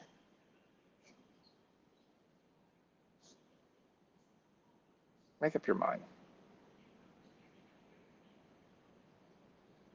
Let me see what the tweet said. Trae Young is out for the game. He hurt his knee. He will not return. So Trae Young is out for this game. RJ Barrett headed the locker room. He also left the game. That's why he hasn't scored. Okay.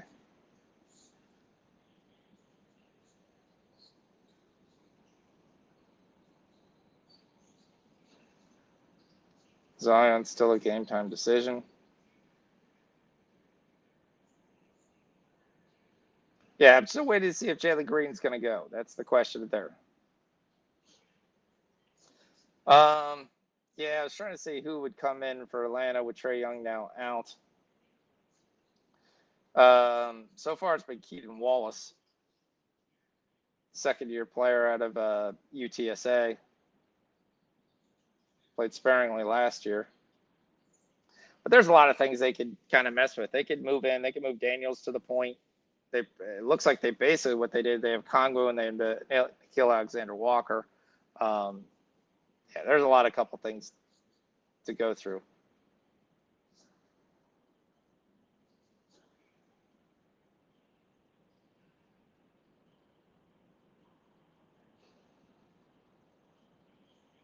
Yeah, you still have Santi Aldama may go this game.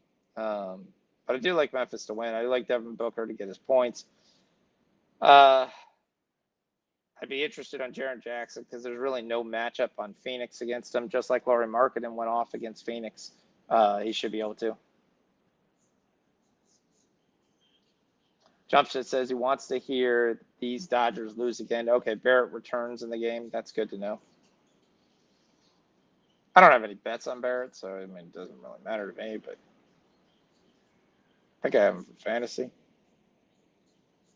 Yeah, he just got to 10 points. Barnes got 23. Ingram's got 26. They just can't stop the Rockets from scoring.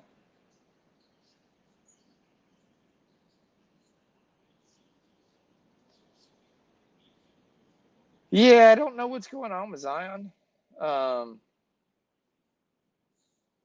It's kind of the question mark you kind of have in this game. I mean, his game time decision is still. They're saying he's been cleared to play, so he will play. But I still think Denver cruises in this game. Cavs game's back on.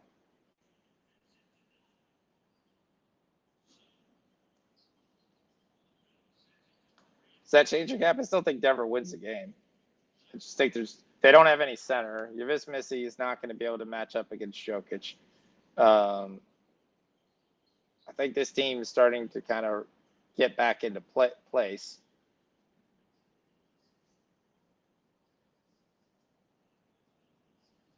Cavs, you do not need to shoot a three.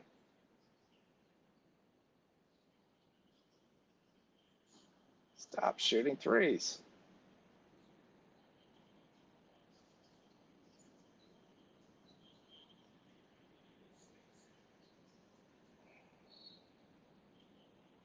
All right, we got our first three by Zach LaVine. That's one. It's right on our way. Porzingis has done absolutely nothing in this game. 0 for 2. He's played 9 minutes. But like I said, Atlanta's up 11 right now after spotting them 10. I don't really expect them to get any closer.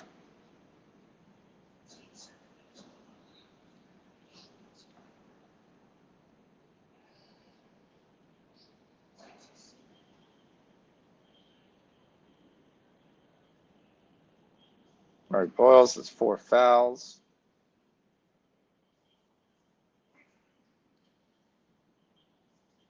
DeAndre Hunter needs to get this going. Let's see, 100%. Does that change your cap? 100 at sports money. Okay.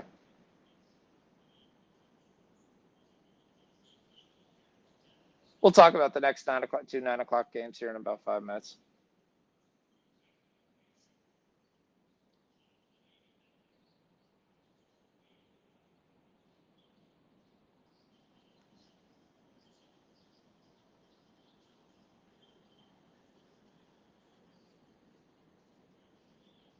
Yeah, there's only one 10 p.m. game. We end up having 2 9 p.m. games and one 9:30 game. Why we have a 9:30 game? Couldn't tell you. What was that? DeAndre Hunter, you just kind of stood off to the side and let Jaylen Brown just lay that in. Like you're worried about foul trouble. All right. Yes. Let's shoot high percentage shots. There you go. The right shooter can shoot a 3.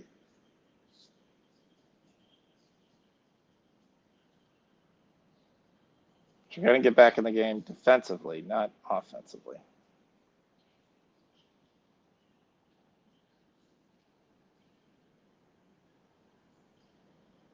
Yeah. Again, I don't see it being a game. That would be my only worry. I mean, his boards were set at, 12.5 last time I looked. That was my worry about his assists, because his assists are at a minus 102, and the triple double, which obviously he's got 4 to start the season, is set at a plus 150. That would be the worry I have. But yeah, I nibbled it because I had to. Had to nibble the rebounds, had to nibble the assist. If you think he's going to, that I had to nibble the treble, because, yeah, it's just the only question that's going to kill me is if this game is a blowout.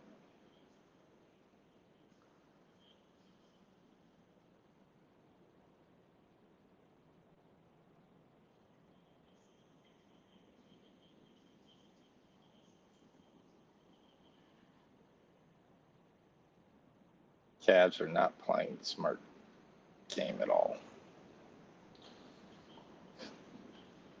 Really dumb foul by Donovan. Looking for transition, take foul.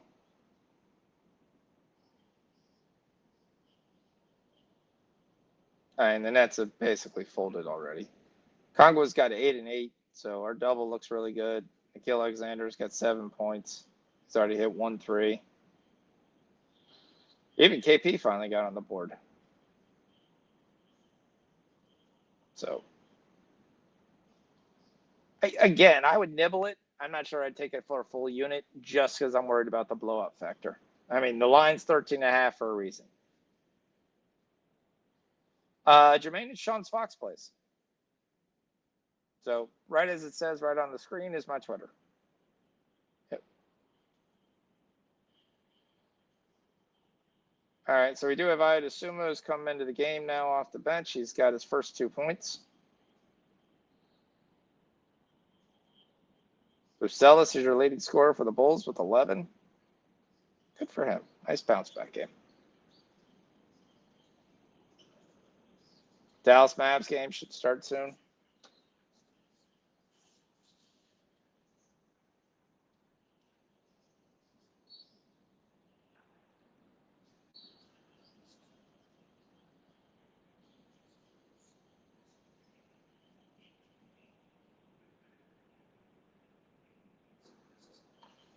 All right, what was the point for now? Oh, no, it's 12.5 points. He's got 7. Fine.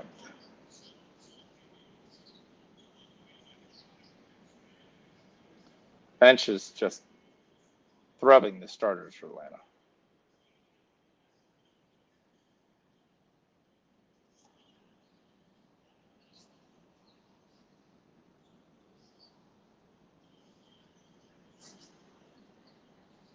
Why is DeAndre Hunter? You haven't made shit all game. Why are you just keep firing from 3? It's a terrible shot. Understand how you're playing. You're 2 of 9 from 3.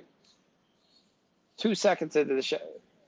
Cross the midcourt should not be a quick fire 3.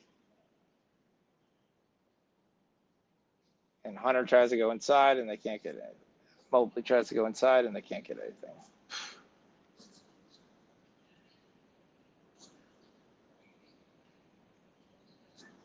I worry their ability to shoot.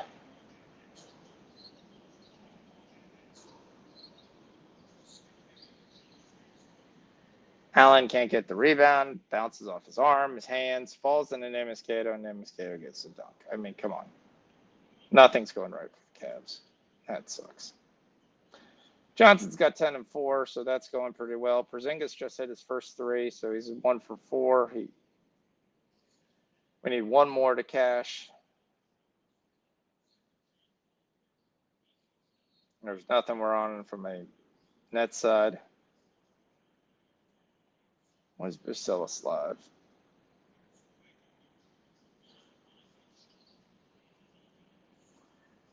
It's really not high as long as you could try to tell him he's going to play the game. I don't understand. Someone's got to. I like the Timberwolves. I like what they do. They play good defense. They go after, but Ant's not playing. And the two teams I hate the most are the Lakers and the Wolves. Yes, the Lakers have not been, but they've actually been playing well. No foul? No foul again.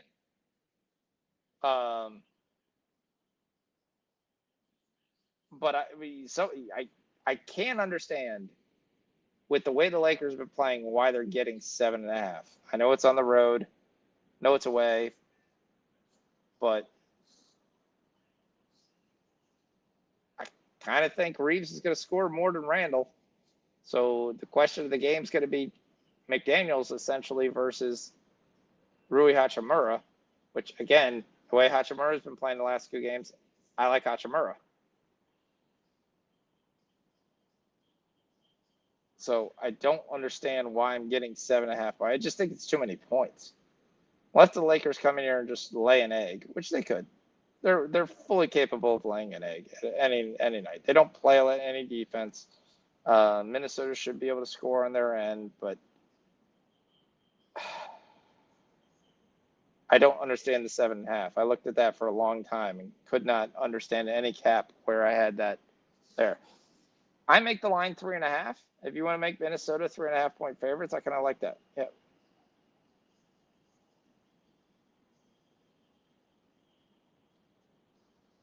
You wanted to take Daniels over 15.5 with no Ant. Oh, Jaden McDaniels. Yeah.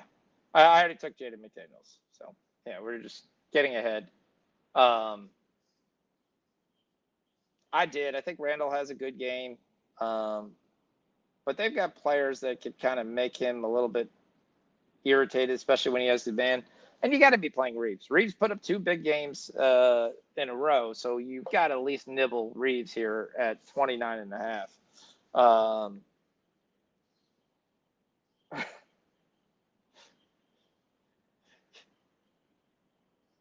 You're not happy that DeAndre Jordan's going to start a game? Where is DeAndre Jordan this way? I mean, it's better than ISO Iguodala, and for a team that has 3 centers. Also, what game is DeAndre Jordan starting with? Oh, he's starting for the Pelicans. If it's missed, he's going to go to the bench. Yeah.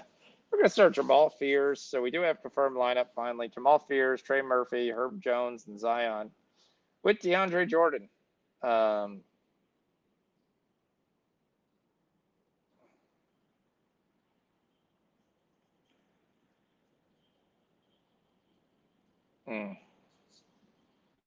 Bear with me 1 second. I'm going to go put this same game parlay in.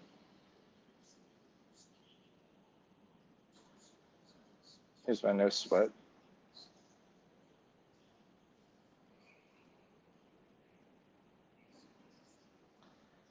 Lob City 2.0.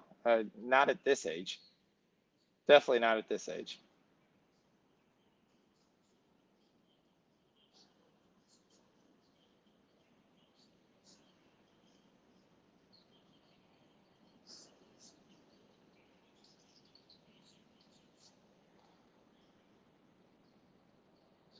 Cavs are scoring, but again, they're not playing any defense. They're not stopping from anybody from scoring on the other end.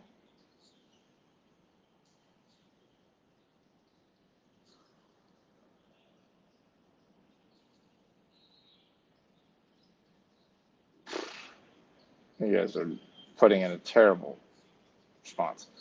All right, so let's build this same game parlay. We're going to look at Jazz Trailblazers. That's where I said I was going to build this in. So I'm going to put together a $10 no sweat parlay on what I'm highly confident on being able to go through. All right, so we're going to go Denny Avdia first. We're going to take Avdia to get 20 points. He'll be in 5 minutes or less. Yeah, probably. Um, I haven't been watching any game. Jeremy Grant has been on a heater, so we're going to put Jeremy Grant in to get 15 points. We have gone through nauseum talking about Drew Holiday. We love Drew Holiday here. Continues to be able to score 2 back-to-back games, over 20 points. We're going to pull him back a little bit on this. And we're going to take, it's 21 and a half. We'll take Holiday at, I kind of like his assist. We'll take Holiday at 15 points as well. That'll be our one risk. Yeah, we'll take Holiday at 10 points. We'll make sure we get Holiday. Keontae George, we already talked about. I love him. He's an assist team. So we're going to take an Keontae George at 7 assists. And I'll put this in right here when I display this right now. Did you hit me? And we're going to go last to Lauri Markkanen. Markkanen's been on fire. We're going to take Markkanen to score 20 points. Probably our riskiest part of the parlay. That's plus 585.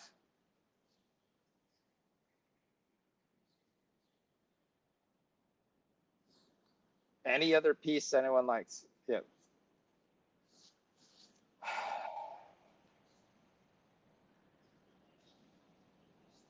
Yeah.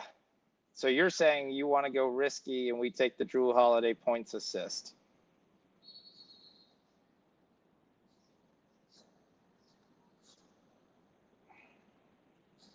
Yeah. To add on. Okay. All right. I'm fine with that. Let's see what that could do. We'll see. We'll give Holiday he's at 6.5. It's a same game parlay, so we want to make sure we hedge a little bit. We'll take him at 6 assists, which, by the way, he's hit 6 assists in every game this year. All right, so that's a plus 890.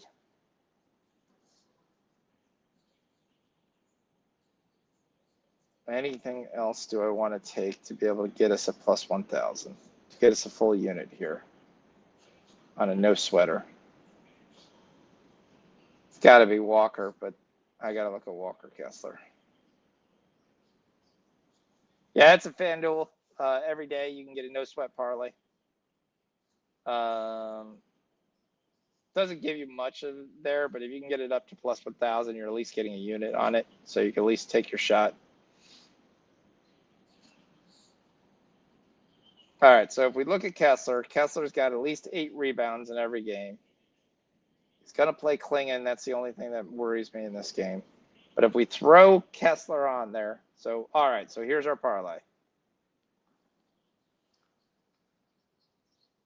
Here's the parlay. We got Denny for 20, Grant for 15, Holiday for 10, George for 7 assists, Lauri for 20, Holiday for 6 assists, and Kessler for 8 rebounds.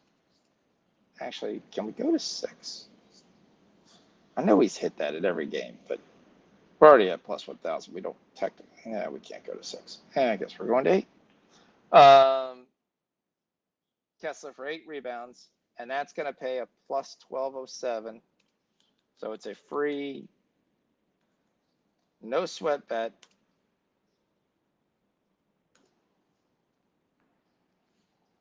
For a full unit. You like Klingon for 3s? All right.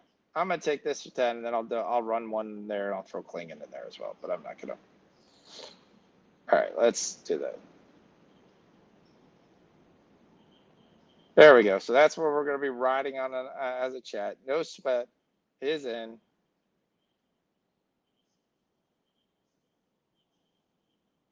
And let's see who's the person that's going to screw us. I don't like Klingon. I'm not a big fan of Klingon. I don't think he takes that many. would be my issue for taking Klingon for threes. Yes, Kessler's a drop coverage a lot. I do agree with that. I mean, Laurie Marketing for threes could have been something you added on.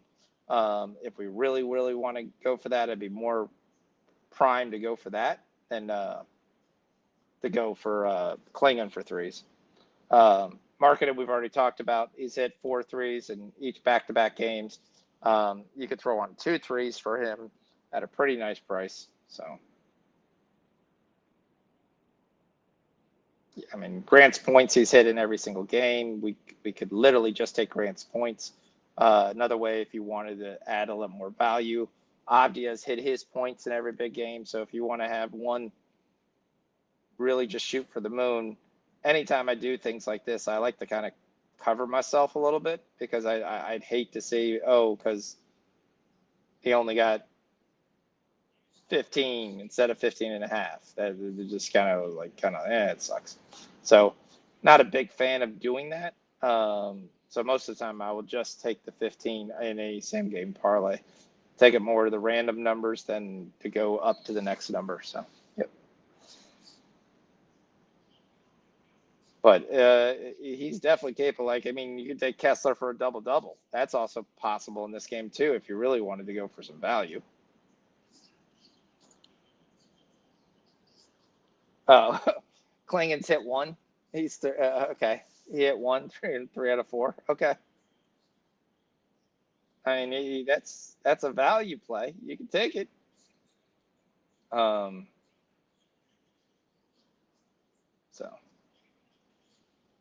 but yeah, I like what we're at. We'll ride that for plus 1,200. Obviously, we talked about this game, what we like already in this game. So I think it's going to be a pretty interesting game. I'm a big Walker Kessler fan. I'm interested to see how he does versus Klingon, but that would be the only worry I kind of have, is because he has to face another monster in Klingon. Getting hooked sucks, yes. Especially on any kind of parlay like that, you just kind of feel like, hey, yeah. Those you feel like are free. You're not risking that much. And when you have those in the part, and you're like, oh, it's not even something you hedge because you didn't even risk that much. So there. Pelicans Nuggets. Let's go into that game. Break that down.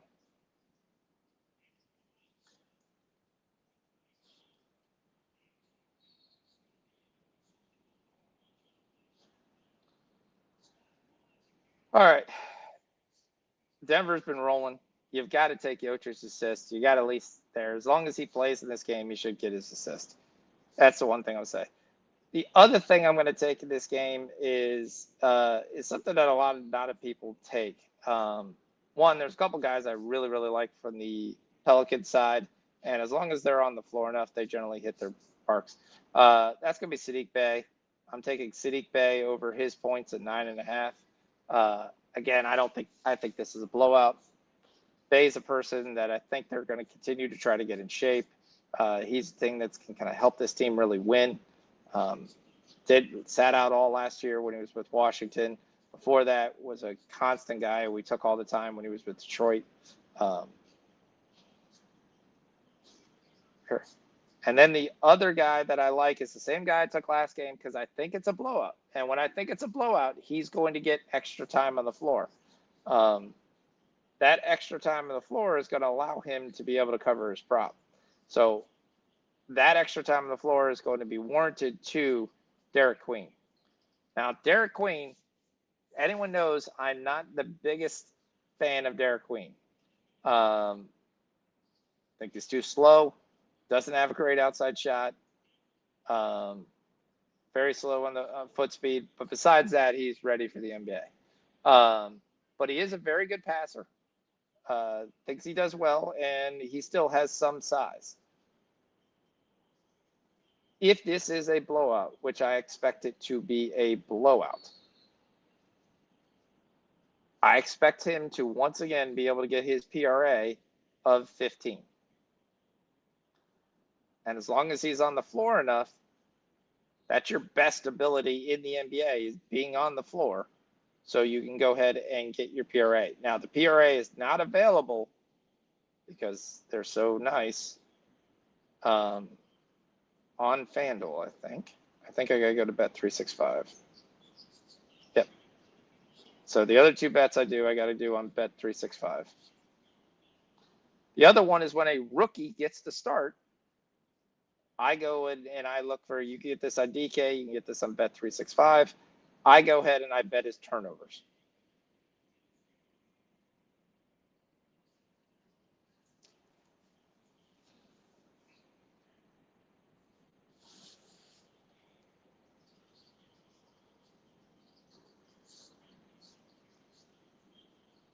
So let's go ahead and take a look at what we can get his turnovers are. We're going to go to Bet365. Bet365 is a great book when you're trying to look at props and things of that nature.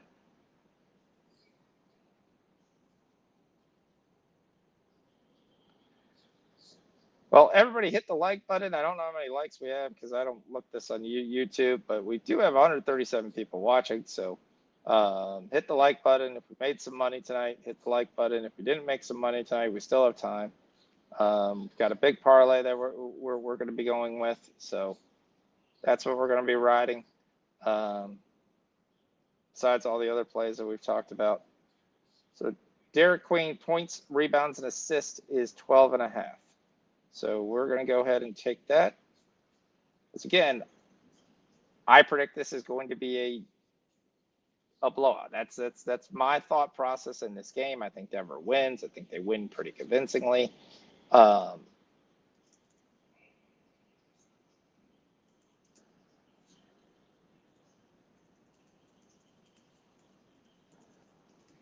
think that's going to lead to more minutes on the floor for Derek Queen. More minutes on the floor is going to allow him to be able to get more points, rebounds, assists. Jeremiah Fears, they made it minus 155. So we can't play the turnovers as official play. That's too much juice. I don't give out that much juice.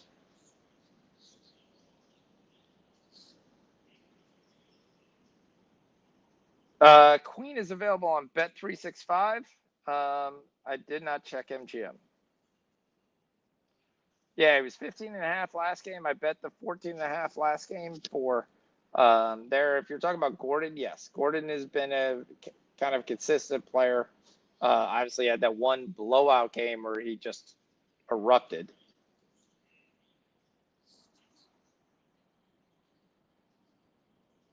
And if you look at his points mark, he had 50 that game. Then he dropped down to 17. Then he dropped down to 9. Rebounds has been really, really non-existent in the last two games. I'm not playing anything with Aaron Gordon right now. So the guy I'd be interested in playing if you were going to play is probably Jordan Poole.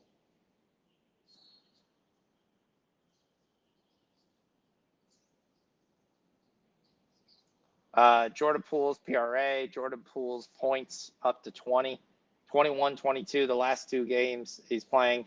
He knows he comes in. There's nothing he likes better than being a black hole. So this is his type of game. Just come in there, score, doesn't matter. Scores plenty of points and garbage points. You can get that at plus 200 for him to score 20 points, plus 235. It's not a bad spot taking a nibble on. So.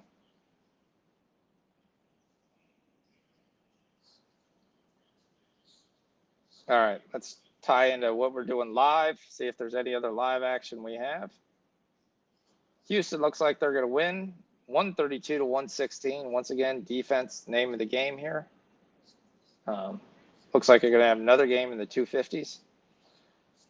Durant, your leading scorer with 27. Jabari Smith with 25.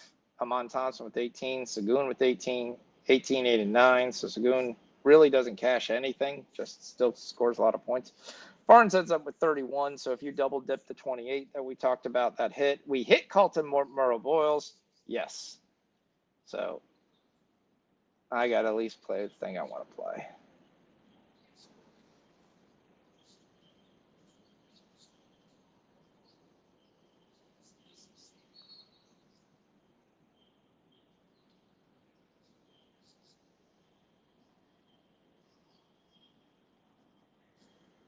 We're going to win so much, you may even get tired of winning. And you'll say, please, please, it's too much winning. Too much winning, too much winning. I'll be divorced if I have to do this show every day. But yes, I do have a good time doing it. Like I said, we're coming soon. It's probably going to be 2 nights a week with myself and Ramon. Also, I'm on the Thursday show. I'm not on the Thursday show, but there's enough guys there to look for different things that are on the play. Catch me again on the Sunday show. You can catch me on the Monday night show. So we look for opportunities, the way to continue to win all throughout the week. So Colton Murray Boyles hits. We hit that. We hit Scotty Barnes on the reload. Comes through. The only thing that's really kicking our ass right now is the Cavs. Mobley does have a 9-7, so he's still on pace to cash our bets here. But definitely not a great shooting night at all for the Cavs here in the second half after that massive first quarter. Celtics continue to shoot over 46%, 40% from three. The massive thing is they're just outworking them. They've got 11 more offensive rebounds. That should not happen for a team that doesn't have a player anywhere near the size that they have. So, and your leading scorers are Simons. Jaylen Brown's got 28. That's your big gun. White's get back to second fiddle at 16. And Mosqueda is almost getting a double-double, which is actually a Greek tragedy here for them. Pistons have come back. They're up 10. Pancaro and Wagner each with 14. They've been stagnant. Bain has got involved. He's up to 10. 20 points for Tobias Harris. 15-8 for Jalen Duren. He finally had his best game of the season so far. Cunningham's at 17, 2-9. So he's off to a pretty nice start here. Detroit up 11. We talked about Atlanta gave the Nets a 10-point lead and going to halftime up 13. Johnson's got 12-6. We need 20 points here, so we're not too bad as long as he gets to play. Congo's got 8-8 going into halftime, so we're on our way to hopefully getting this double-double in the second half. Nickeil Alexander-Walker's got 7, so we need 6 more points from him to cash. If you didn't miss it, Trae Young hurt himself. He is out for this game. Will not return. Columbus up's 3-1, so yep. Kings are up 10, 60-50, gone on a run in the second quarter. Levine's already got 2 threes. We just need 1 more 3 to cash. We need 2 more if you followed me for the big money, the plus 200 play. And from a Bulls perspective, Giddey's got 10 points. Has not attempted 3, which is not good for our bet. But yeah, Bucelis is off to a nice start. He's got 13 points. Vucevic at 3 and 5. Herter's got 8 points. 9-point game going to half. It is kind of shocking to see the Pacers leading the Dallas Mavericks right now, but the Mavericks, I don't know. Besides the Clippers, the Mavericks are the one team I just kind of question what the world they're doing. Should be a better team than what they are. Yeah, Primo's definitely not a very good goalie at all. So Anthony Davis is off to a 4-4, so he's off to his double-double start. Jabari Walker is your leading scorer for the Pacers.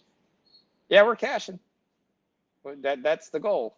The goal is just to continue to get money here. So Cleveland's down 13, needs to go in the fourth quarter and refocus here. We'll see what they do. Missouri State is tied 7-7. That's the only one that's not working in our favor. Dodgers are still losing 2-0.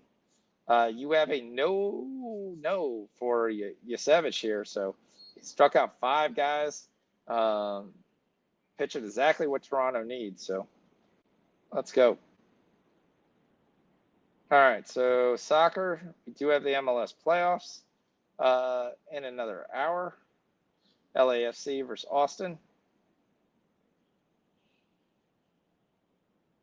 I guess we missed the Atlanta halftime. Houston's going to get the win. Another game of no defense. 260 points were scored. So, not sure why we have such a big gluttony, whether it's the new rules, but I haven't seen that many new fouls called. I know people were talking about it because the new shooter's foul, that if you touch the guy, the hand is no longer just part of the ball kind of deal. I haven't seen that's the reason why we're getting overs. I've seen a very lackluster defense. I mean, you got NBA players that are already taking the night off after playing 3 games of the season. Like, oh, it's a long season. Okay, I understand it's a long season, but that's ridiculous. Modest Pacelis is having a game. 17 points for the kid. Second quarter, he's rolling. Let's see if we can get the Cavs to come back here. What can we get the Cavs live at?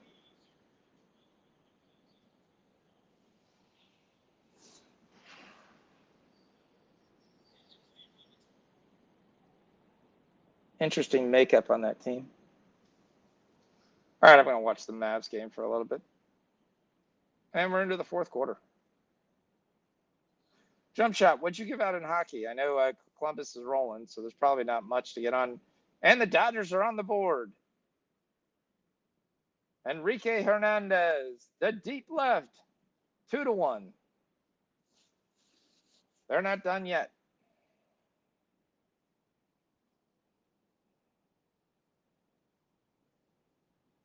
All right.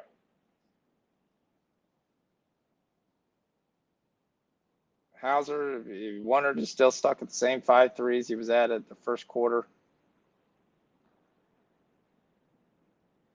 Rockets win third quarter, and that Houston game goes way over. Baltimore Boyles goes over. We talked about Atlanta wins the first half, -4.5 after spotting the other team 10 points.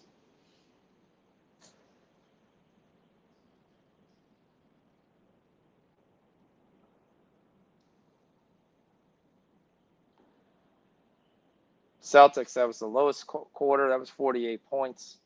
I know a lot of people are on the 230. That's basically a 50-point quarter here.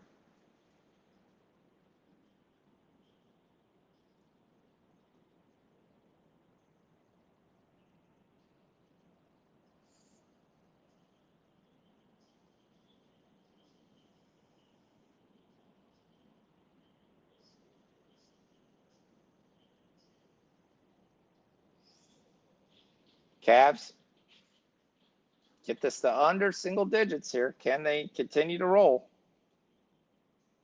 Great play by Jaylen Brown. What a basket there.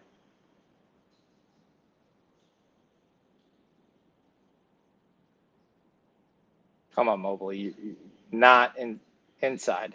There you go. Played -135 in the over 6 pregame. Marchenko, Varenko's, Kavas, Devers, goal, assist, bet separately. Okay. I've been playing Voronkov at nice. You can get a nice number on him nightly too. So he's been a very nice addition. Playing in Columbus, it's a bet I kind of consistently been making.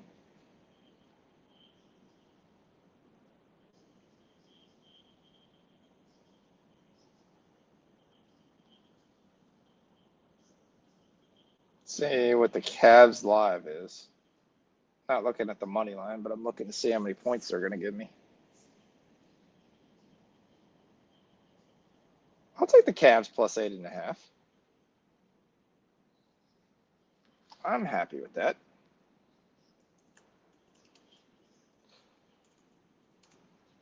I'll take that for a half unit. Cavs +8.5 live.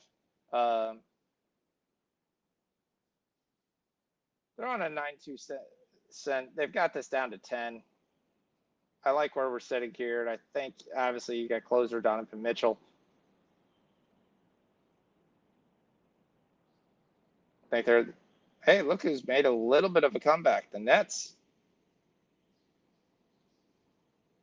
70-64, come back just like the start of the first quarter. Opened up a can of whoop ass, 13-6 to start it. Yeah, I'm surprised with Voronkov, you're getting him at like -110 too to get a point. And he's hit it in I think 5 straight games now. So plays on the power play. What a shot by Hauser. He shot that from next week. I know I just took the 8.5, but damn, that was a shot. That's when you just kind of feel like it's not going to be your night. Nance taking a 3 is not my shot I want. I do want the rebound there by Jalen Tyson with the easy back. Pass. All right, now it's up to 9, so that's good. So it looks like the starting unit is going to be Daniels, Porzingis, Ricochet, and Johnson. Johnson's got 14, so if we can get to 20, that would be nice too. Missed by the Celtics, chance to get this back to 10, and Donovan pulls up for a terrible shot way early for no reason. Work the basketball, guys.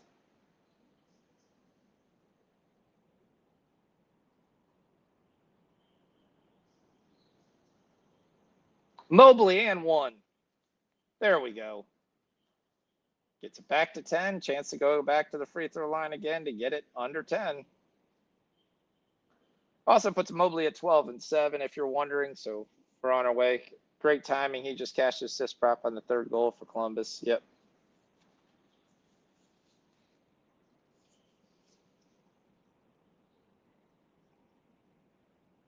Cole Sillinger got a second goal tonight. Good work for him.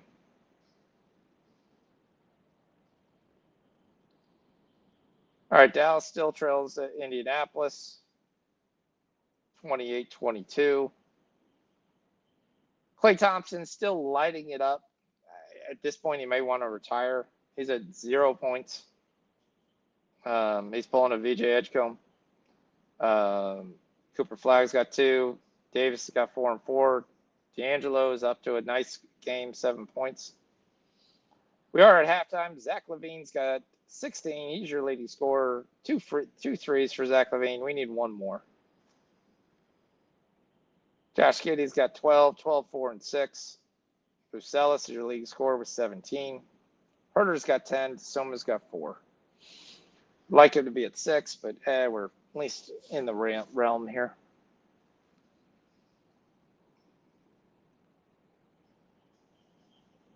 Zach Lorenzi got the goal. You didn't tell me that. My boy Zach got a goal and assist tonight.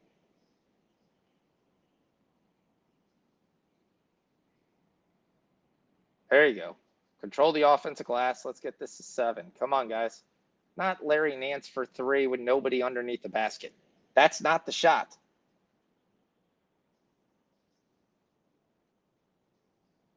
Correct. Doris Burke yelling and saying that's not the shot they want. Correct. That's 100% that shot. You had it at 9 points. Larry Nance for 3 is not the shot we want at any time during the shot clock unless it's 2 seconds.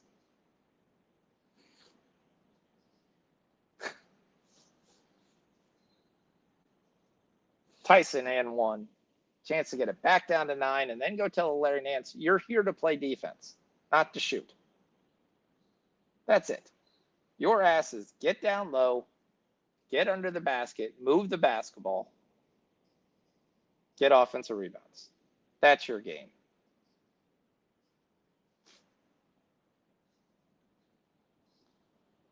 All right, Atlanta's up 72-66. Damn, Porzingis just missed another 3. He's 1 for 5 for 3. We need 1 more, Zinger. 1 more. Nas got 11. Let's go. We need 2 more. I figured he would be the guy to take over the most points here from with Young. Oh, does that? He's out of bounds. All right, there you go. Good energy for the first time all night from the Cavs here defensively. Going after loose balls, trying to box out.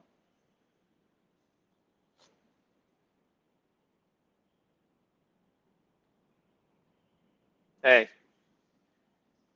the Knicks were up 12 at this point versus the Bucks, and the Bucks got completely hot. They took over this time, so the Cavs bet's not dead. There you go, Hunter. Get inside. Get blocked by Luka Garza. They can't miss from 3. Offensive rebounds are killing them, has been killing them all game. The 12th offensive rebound equals another 3. Every time they get it down to 10, they can't break it down because on the defensive end, they get a missed shot and they can't. There you go, Nance. Inside. Nothing there. Mobley for 3 is not the shot we want either. But he gets his offensive rebound. That we do want. Oh, and then he gets another offensive rebound.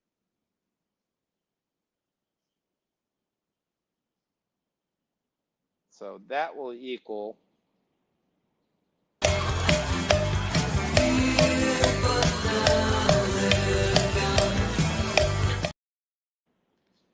All right, so that will be the casher for Evan Mobley over 8.5 rebounds. And for those who know on the winnable, we just need one more rebound to get the big, nice plus money for the double-double. So, simple play. We like it. Let's go. 98.99. Check into the baseball game. Toronto adds another run with a sacrifice fly, 3-1. Varsho tripled there. They're hitting Blake Snell pretty nicely. Missouri State FIU still tied 7-7.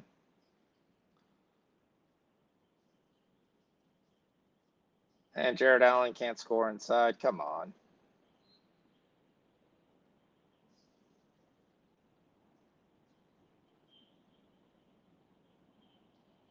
Can't have Josh Minot here out rebound you. Oh, Atlanta's up 8.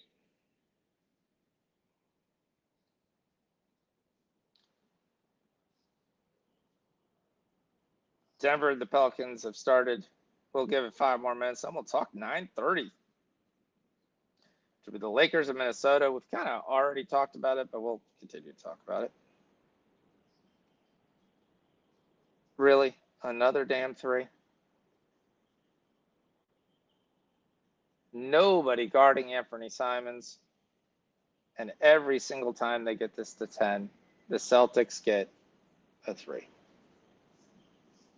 Live NBA in 2025. This is less than Chair Jack highlights. Yeah. Thanks, Jump Shot. I appreciate it. 6 minutes to go. Ron Holland's trying to get the double digits again. He's got 8 points, playing well. Cunningham's going to go well over his PRA. He's got 34 right now. 20 points, 4 rebounds, 10 assists. First big game for him. Duncan Robinson actually figured out where the basket was. Second game this year that he's been over 15. Tobias has got 23. Magic still have a major defensive problem there. Pancaro's got 18-10. Fogner's got 20-7.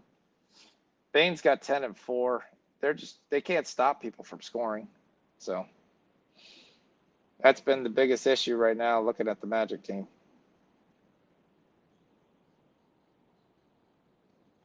We have a Muhammad Yee sighting.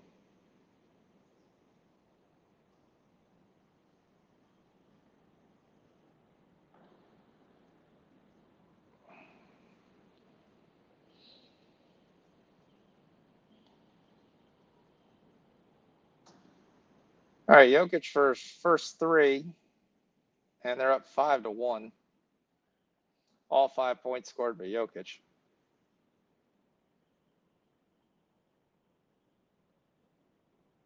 Missouri State scores, and we're up 14-7. Columbus has opened up the can. They're up 5-1. Started to troll Toronto right now.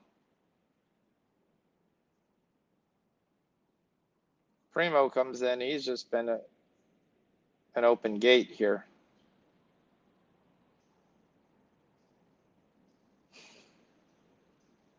All right. Clay still hasn't scored. PJ, it's early 3. Io, we're a little bit behind. We got 4. Flag still going to play. He's got 3. Mobley, we cashed. Did we cash Jaylen Brown's rebound? Didn't even look at that. Let's look. Brown's got 5 rebounds, so we need one more rebound to cash the Jaylen Brown rebounds. Keontae George is later tonight. KP's got 1 3. Snow's got 11 points. Congo's got 8 and 8. Giddey hasn't attempted 3. Levine's got 2 threes. Naismith game just underway. All right.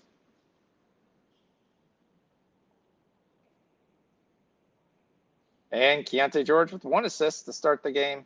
Let's go. That's the way you start the game. Let's go. Look, Keontae has been playing really well, nicely at point guard as they try to get him to settle in here. As a point guard, probably bring Isaiah Collier off the bench when he comes back from injury. All right, so we're going to go lull here. It's 9:15. Let's see. As soon as we get done with this, we'll talk NFL, college football, everything this weekend, as we kind of go through what we like, what we don't like, where we possibly see some value, upset alert, all the fun stuff. A little difficult more than when there's this many NBA basketball games. So we do have confirmed lineups. It will be Austin Reeves, Jake LaRavia, Vanderbilt, Rui Hachimura, DeAndre Ayton. We'll start. On the Minnesota, we already know Ian is out, so we're going to get Dante DiVincenzo, Conley, McDaniels, Randall, and Gobert.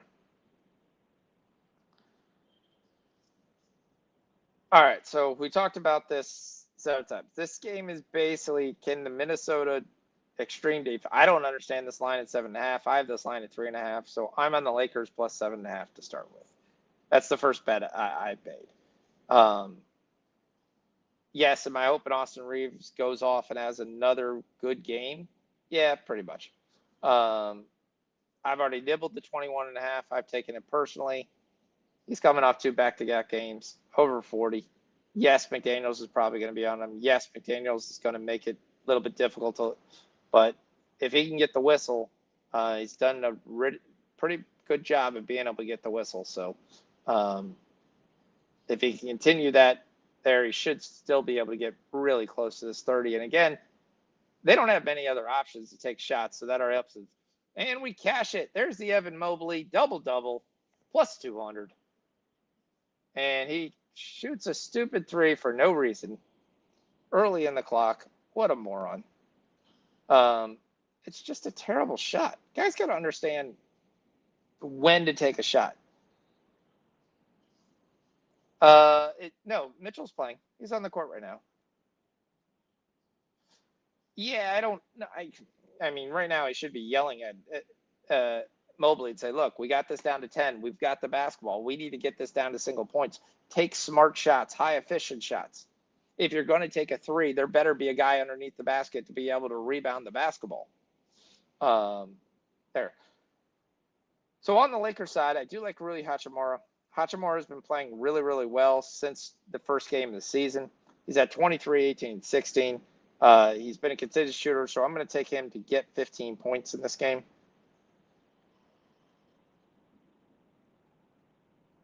Yeah, I expect him down the stretch to be almost all Donovan.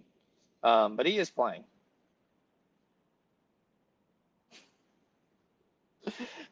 Yeah, it's tough to. If you played the over 2.5 assists, I definitely see you getting worried if he keeps taking one away because he doesn't get there. But the guy I am going to take, and we're going to play this where you don't know his name unless you actually realized he was on Memphis the year before.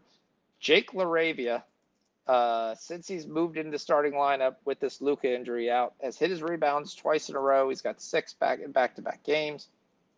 He's got good size at his position to be able to rebound the basketball. So I've got Jake LaRavia here to be able to get over 4.5 rebounds. You can get it right at plus 100. So we're going to continue to ride that. We're really happy with that one. We think that continues, especially in Minnesota. He's going to be called on to rebound the basketball just like he has been with the loss of Luka here. So I do like the over 4.5.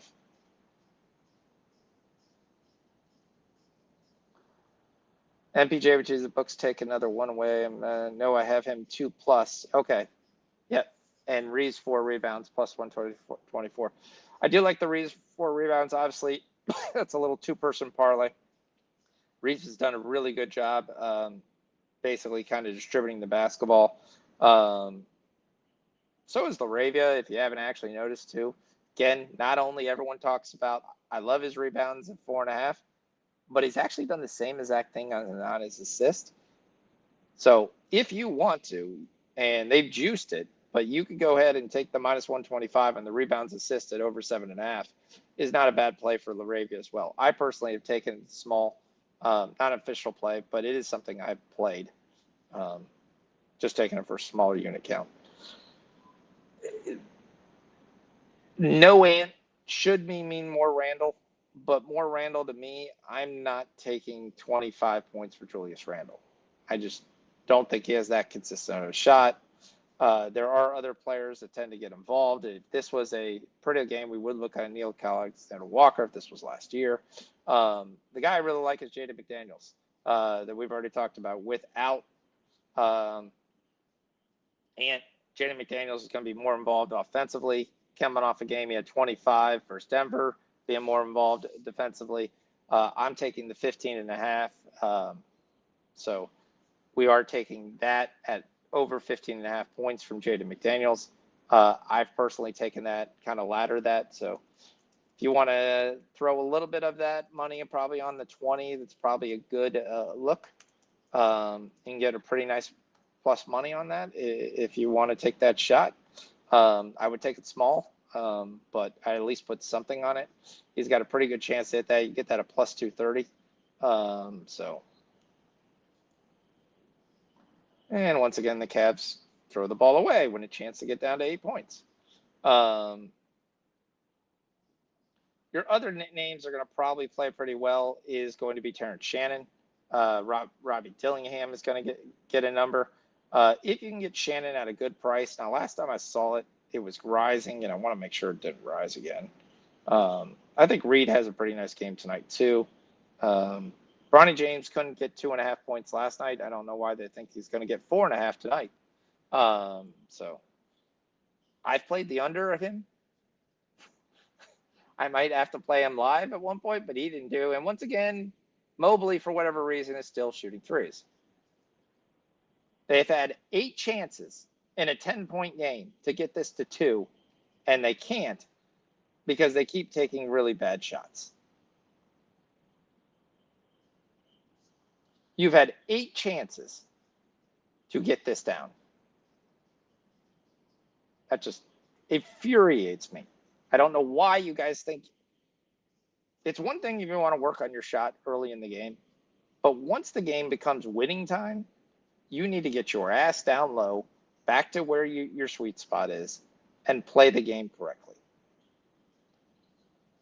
And all you're doing is allowing them to have a chance to be able to get a basket. And there's finally that basket. You have had 8 chances, and now you just threw the ball away. You dropped the ball into Neemias Queta. Donovan's just shaking his head. There's no effort here. They had so many chances. Oh, this is just killing me. Pistons live, hoping it cashes. Yep. Pistons play. I mean, they're up 18 with 8 minutes to go. Not sure that's really a one I'd be worrying about. I'd be pretty happy with that number if I had it. I don't have it. So Hunter got 18, by the way, but Mitchell's stuck at 15. Hasn't really done anything. Basically been shaking his head a lot. Watching his other teammates kind of fumbled the ball around. I'm sure he's incredibly pissed in this game. Josh Mino gets a double-double. That's just, but there are just no words for that. All right, we cashed Nickeil Alexander-Walker. He's got 13. Okongwu's got 10 points. We just need one more rebound. They're up 11. Let's see if we can get this home, get this plus 230. Johnson's still stuck at 14 points. I don't like that. And he only has 17 minutes. Did he get hurt? Anybody know if Jalen Johnson also got hurt?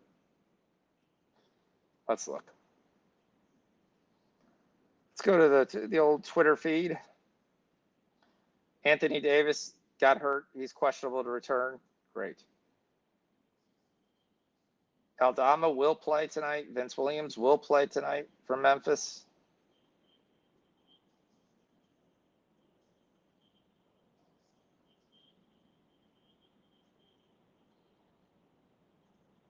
Yeah, it was Nickeil Alexander-Walker starting for Trae Young. That was the switch they did.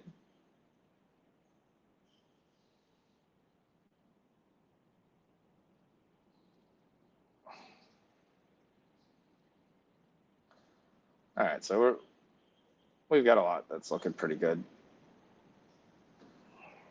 And once again, another bad shot by Cleveland. I mean,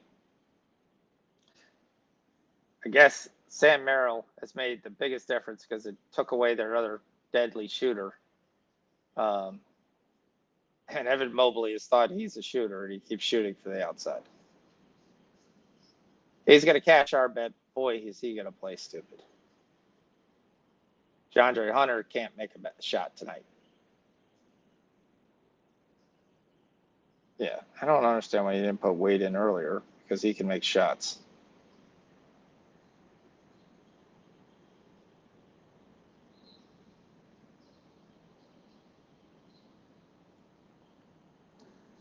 This has just been disgusting.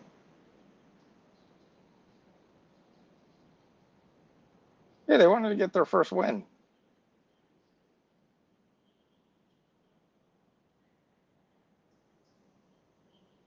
Just absolutely dumb shots. Porter's having a nice game. He's got 28 points tonight.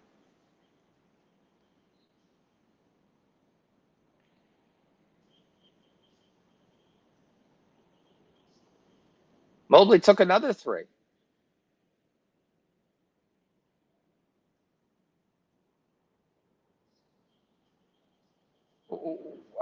What has got into Mobley that he thinks he's a dead-end three-point shooter?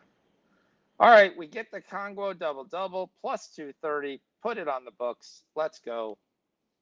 Another big casher. This guy. Yes, are we going to party in Myrtle Beach? We're gonna suck our dreams dead. Let's party tonight. Let's go. Another big casher, plus 230. So we hit the Congo double-double. We still have a chance to hit this KP because he's still playing in this game because they're letting him in.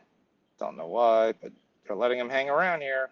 It's basically read by Michael Porter here, going off here for 28 points.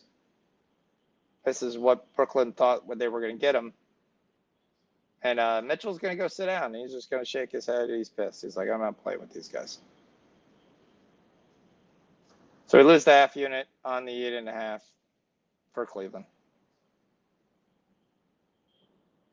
Ugh. Just didn't show up. All right, check in the Kings game. Bulls are leading now. Not a lot of changes from a scoring perspective. Marcellus is 23. Giddy's got 14, 7, and 9. He's on his way to a triple-double. Vucevic is on his way to a double-double. Io needs to get his ass together. Let's go. Let's get in. This should be in here. We need him to get going here.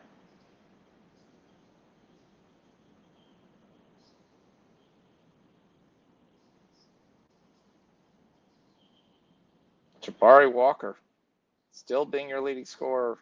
Without Anthony Davis in this lineup, this becomes very interesting. There's no Gafford. There's no Lively. There's no Anthony Davis. Dwight Powell now playing center. I kind of would expect they look clueless. Man, do they look clueless.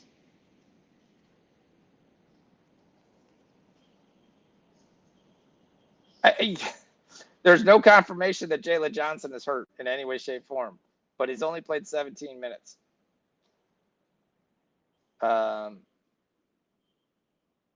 He does have four. Oh, he has 4 personal fouls. That's why. Okay, he picked up the 4th foul. Okay, that's the reason. Okay, so it's not done for the night. We still need 6 points.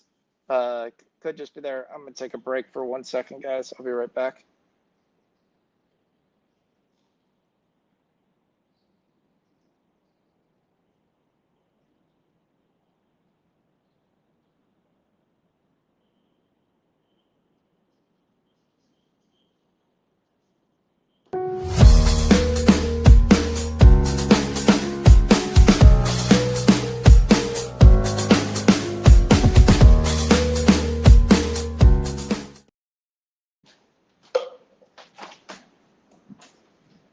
Man, that was a quick commercial. All right, sorry.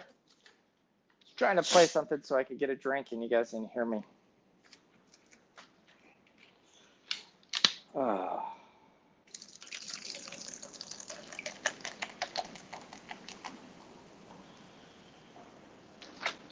We'll continue to look for live anything we see that we can make some money off of.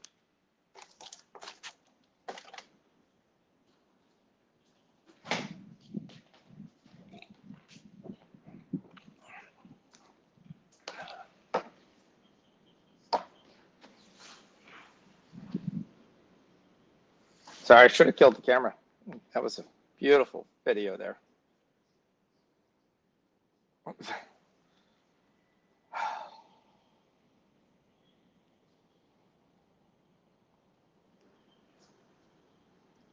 And we're back, and right when we wanted to be back, we're going to be the... Oh, man, that's cold. I'm a maniac on the floor. All right, ring that bell, ring that bell. KP hit his second three, so that gives us the over 1.5 threes for KP. So everything except Jalen Johnson, who, by the way, is back in the game, has cashed in the Atlanta game. They're up 10. So, and we've got Detroit up 17, so that should cash without an issue. Pancario's got a double-double now. He's 24 and 11, 22 for Franz. Silva gets a black all 4 and 10, but it's in a losing effort because Cunningham goes off for 30, 10 assists, 6 rebounds. Big game by him. But basically everybody and their mother scores. So Orlando continues to show they've got a huge defensive problem. And we're not going to get the over in this Cleveland game because the second half was just abysmal. 25-23, 48 points in the third quarter, on the pace to have maybe 48 points in the fourth. 128 points right now. So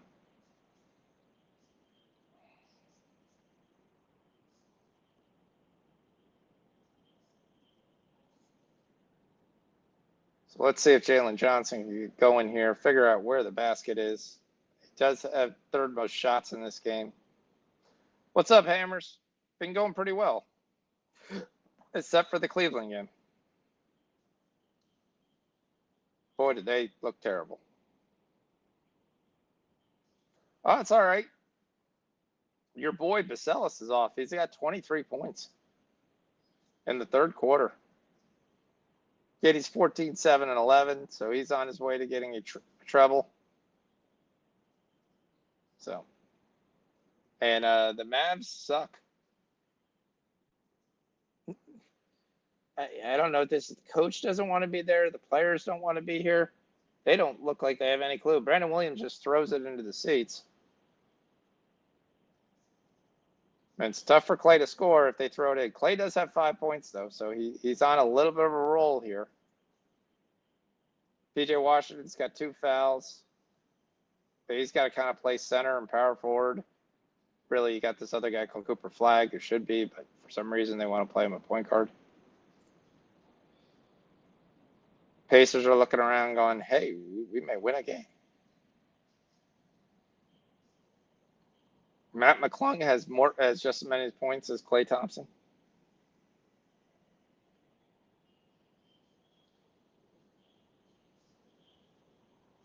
Denver's up 7 on the Pelicans.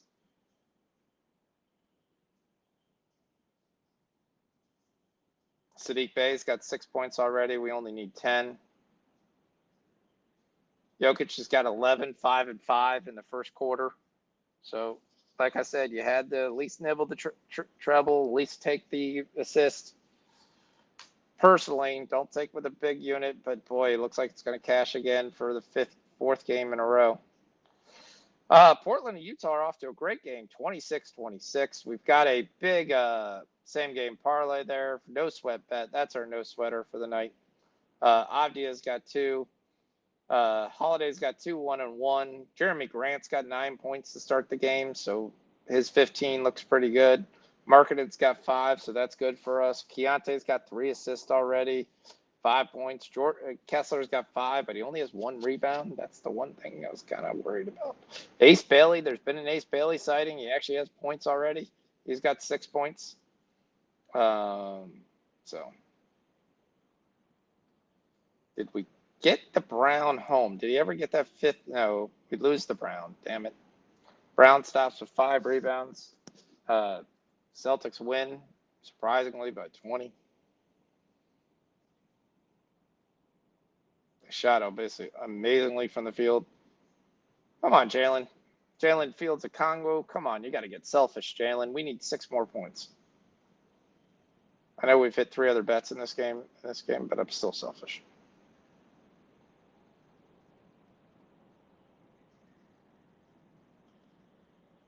All right, we talked about we got the Laker game coming up. Then we've got Memphis and Phoenix. We'll talk about that in 10 minutes. Missouri State and FIU are tied 14-14. Dodgers still trail the Toronto 3-1. So we're looking for some points.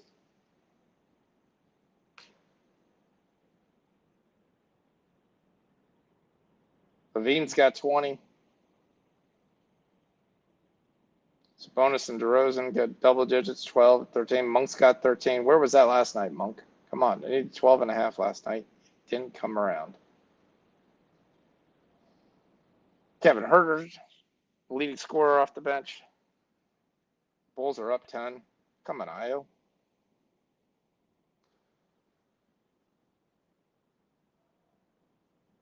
Big 3 by Max Christie up there. We talked about his points there. He's got 6. We need 9.5. Talked about his 3s if you wanted to take. Need 2. He's got 1 already. Flags of 4 points.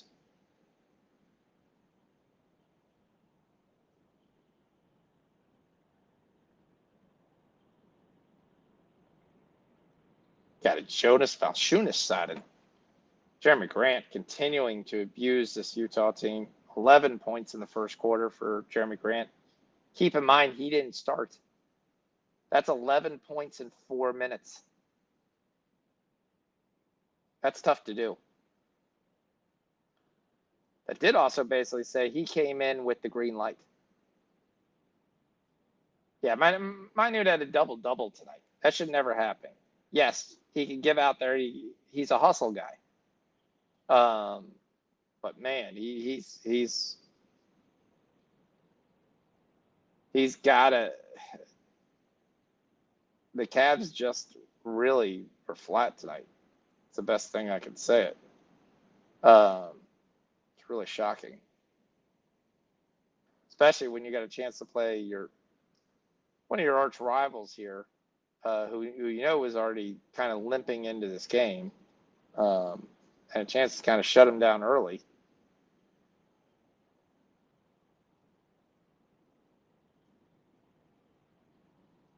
And then you just kind of go out there and you lay an egg.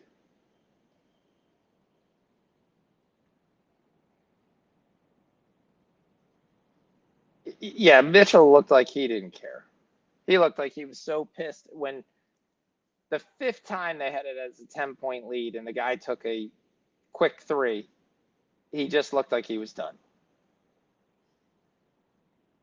All right, 3 ball. Johnson's up to 19. We need 1 more point.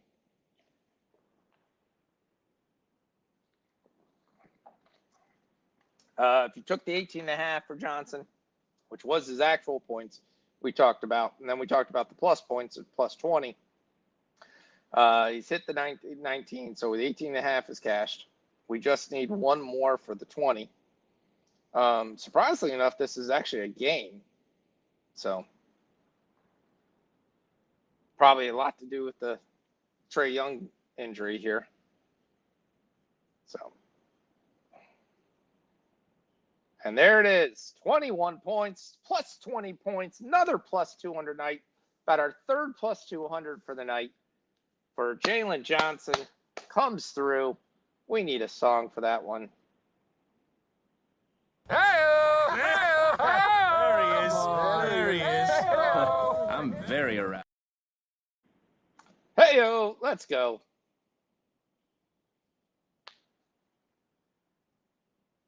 Yep. Good job, Stop Geo. Yep.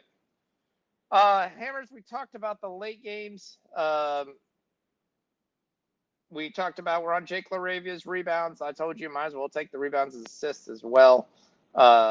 We like that. And nibbled the Austin Reeves. I'm not sure he can get it done against McDaniels, so I've taken for a half unit just in case. If he continues it, he continues it. The other thing I've taken is the Rui Hachimura at 15, and I took Jaden McDaniels at 15.5 points. That's the action for that. And we haven't talked about the 10 o'clock game. We are in 5 minutes as soon as I get confirmed rosters. The one thing, though, a lot of people have been talking, yes, Reeves has been scoring a ton of points. Yes, he's been involved in the offense. He's also been throwing the ball away a lot. He had 8 turnovers last game. It's kind of a hedge from his point perspective when – let's see what his actual turnovers are. Because if it's a pretty nice number, we're going to take that because of any team that can turn them over, it's going to be him. So he had 8 last time, 2 the night before, 1 the night before, 5 the first night. Kind of think Minnesota, with their progressing defense here, could probably make this a little more difficult for him and go more towards the 8. But that's a lot of money. You know what? The other guy whose turnovers are pretty nice? Bronny James. Bronny James had 3 last night. And we already talked about Bronny James.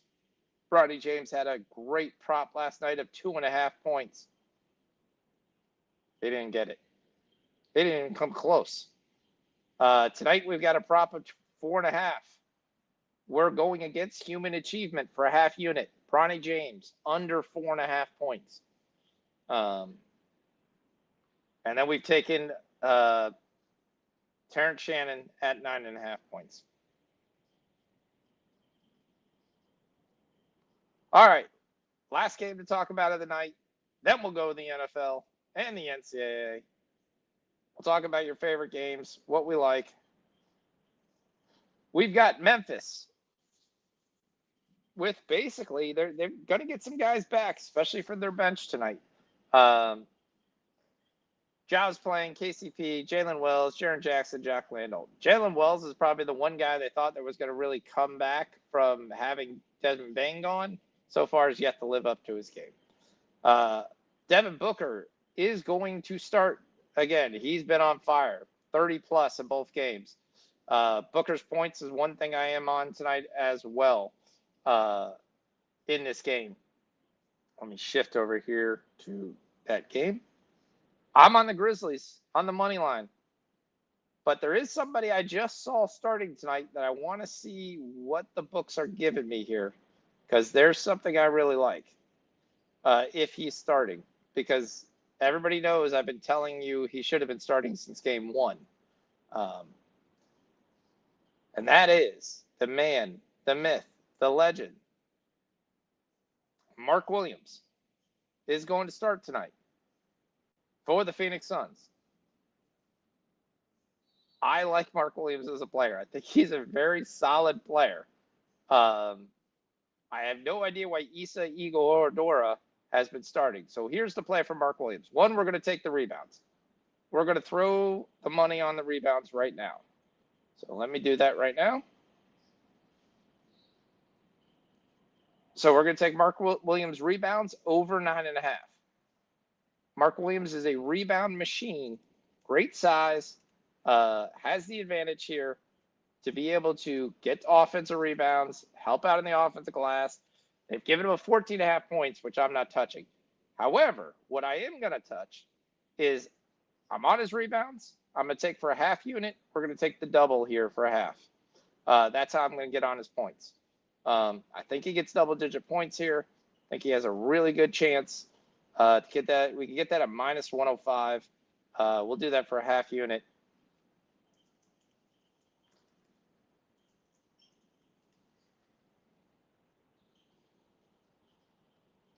As long as he gets the minutes that he's supposed to get, he should be able to get this without any issue. All right. So we talked about Mark Williams. Second guy we already talked about was Devin Booker. I'm looking at what his lives is just to make sure what it is. It was 20.5 this morning. It's now 30.5, so it's moved. I'd play the 30. That would be the only thing I would play in this. You can get that at minus 130. It's a little juiced, but I really like the 30. Not a big fan of going with 31. It just seems to be a number sometimes that guys don't get to. Whatever it might be, but that's the thing. That's just me. I'll play the 30. You want to play the 30.5? Fine, we play the 30. But for betting purposes, we're playing the 30.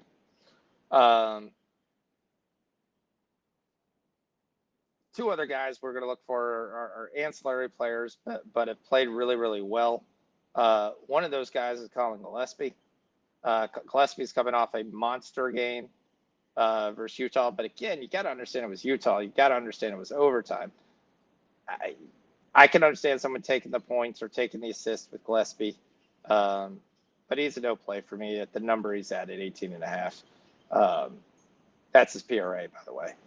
Santi Aldama comes back. That's going to be interesting to see what they do, the rotations. I've liked Aldama. He gives him size and good outside shooting at his length that he gives. But the guy I really, really like, and I think he's going to be really prevalent in this game because he's playing Phoenix, is Cedric Howard.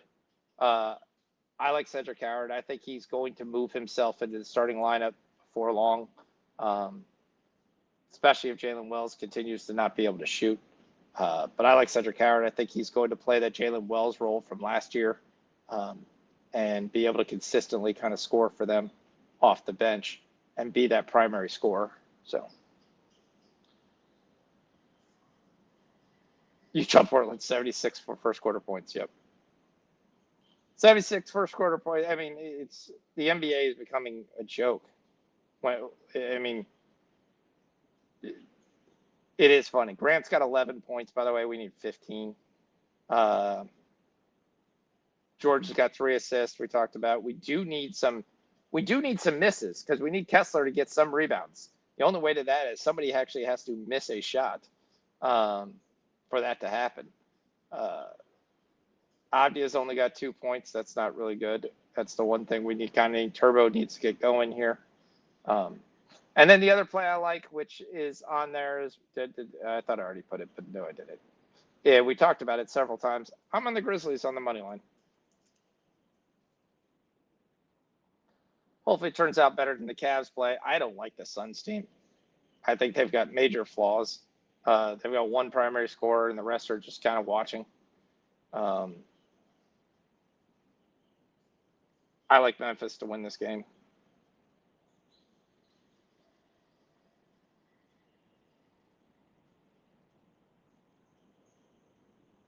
So let's bring this home. Oh.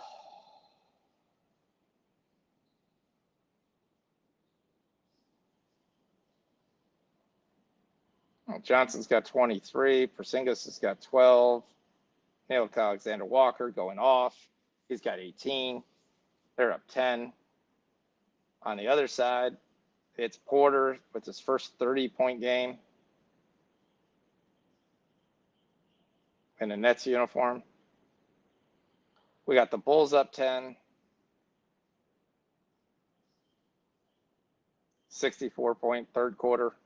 Vaselis has got 25. Giddey's got 14, 7, and 11. Vucevic is 1 rebound away from that double-double. KCP over 5.5 rebounds, assists, juice, but I bet it. Okay. I can see that. We got Reeves turn around taking in threes. The Mavs at least cut this to 3. I mean, with everybody they've lost right now and playing in this game, somehow they're only down 3. Leading scorers in this game are Brandon Williams and D'Angelo Russell. Both of those guys came off the bench. No starter having more than 6 points, and that's Max Christie. Flag's got 4 and 5. PJ Washington is just out here doing nothing. Really shocking. But again, Davis is a lot of the ones who set some of these guys up. Gobert is such a waste of height.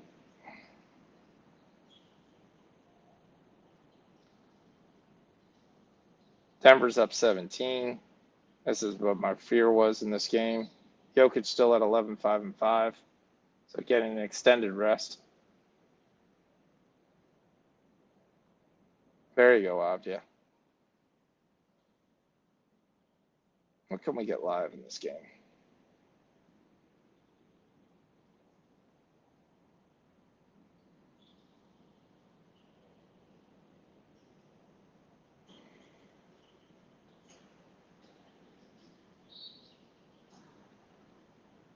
Yeah, that should be a foul. That should not be a basket. Got some girl balancing a table with a foot in the Mavericks game. That's talented.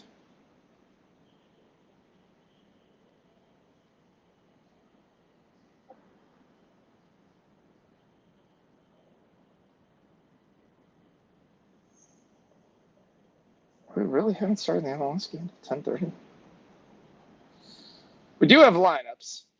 So for LAFC versus Austin, we are going to have Sun Yun King in the start, Dennis Bawanga at the outside, and Timothy Tillman next to him. If you haven't been watching, LFC has been a juggernaut since Sun has come back. Sun has been on this team. Sun with 1 goal in his last 5 games. Before that, he had a streak of 7 in the last 8, scoring double digits multiple times. He's definitely going to score tonight. I like LFC here to right the lamp here. I think they're the better team. Is Gerardo in here? So let's go see what kind of numbers we can get on that. 43, 47.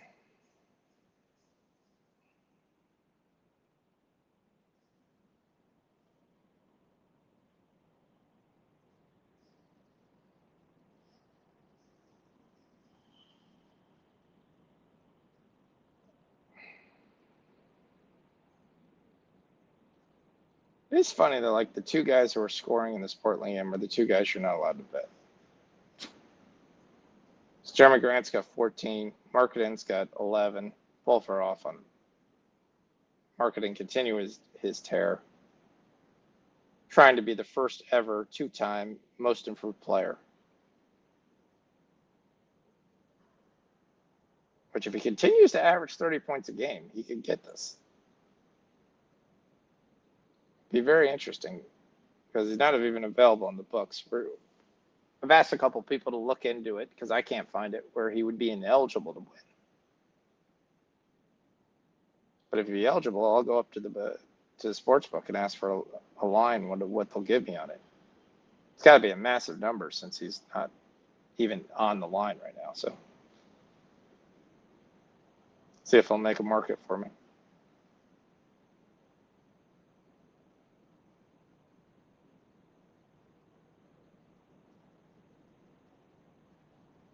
Oh, all right. Let's continue to cash this for the rest of the night. Have a good night. All right, we talked about we're going to go to NFL. Let me just look at the soccer real quick, and then we'll go to NCAA. Well, we'll go to NFL first, and we'll go to college second. Reeves 30.5. Yeah, I haven't seen what he even started. I've been actually watching the Portland game. He's got 0 points right now. So 5 minutes in, he should already be down to like 28.5. So 25 would probably be where I'd put him right now with 0 points. That was my question. Is Minnesota's defense going to be good enough? They're also up 9. I wouldn't take a 30.5 right now live.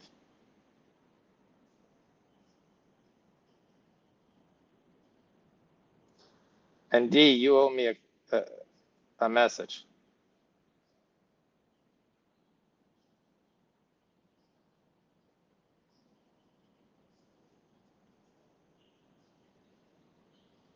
At least an update.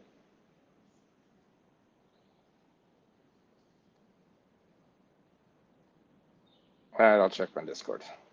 Thanks.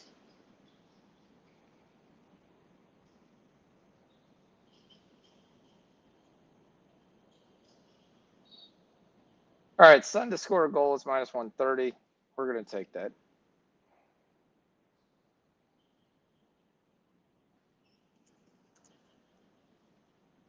And for those who don't know, this is a guy who basically has been playing for Tottenham for the last 6 years.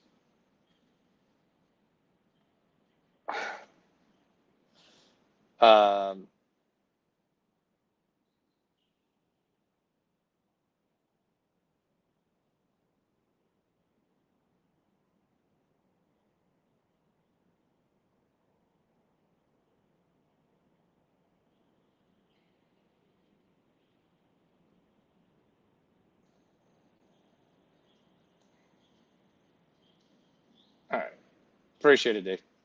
All right. All right. I like Son basically here. Anytime goal. Score. He played for Tottenham for 6, 7, 8 years. Was a prolific scorer with them. Played with Harry Kane. They let Kane go. They kind of let him up top. He basically grew old, left, went to the MLS, come to the MLS. Again, he hasn't even played 15 games for them yet. And I think he has 13 goals. I'll give you the exact number right now. So I don't want to say something that's incorrect, but it's something like that. He's played 10 games for LAFC, and he scored 9 goals and 3 assists. So at one point, like I said, when he first got there, he scored his first 7 games, including doubles in multiple games. Yes, this is the playoffs. Yes, it's going to be a little bit quieter events, but with him there, it changes the whole outcome of the game. So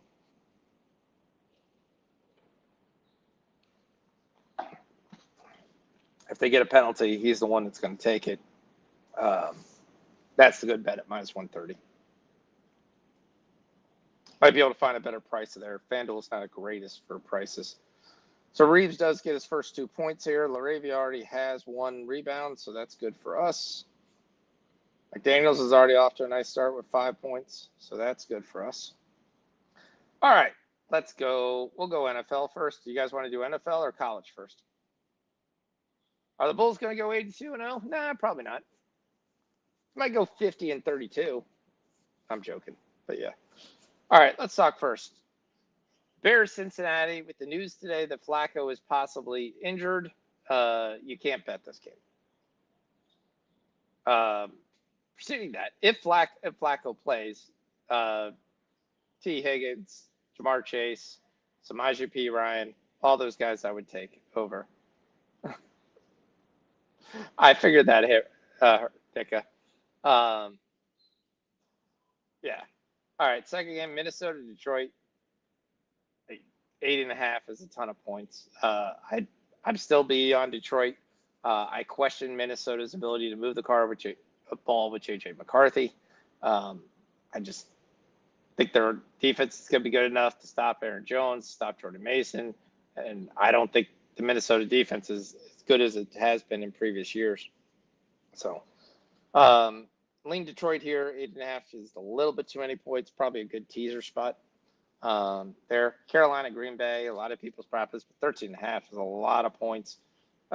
Green Bay coming off of that big game against Pittsburgh, having pretty much being able to do whatever they want. Carolina getting their ass kicked last game.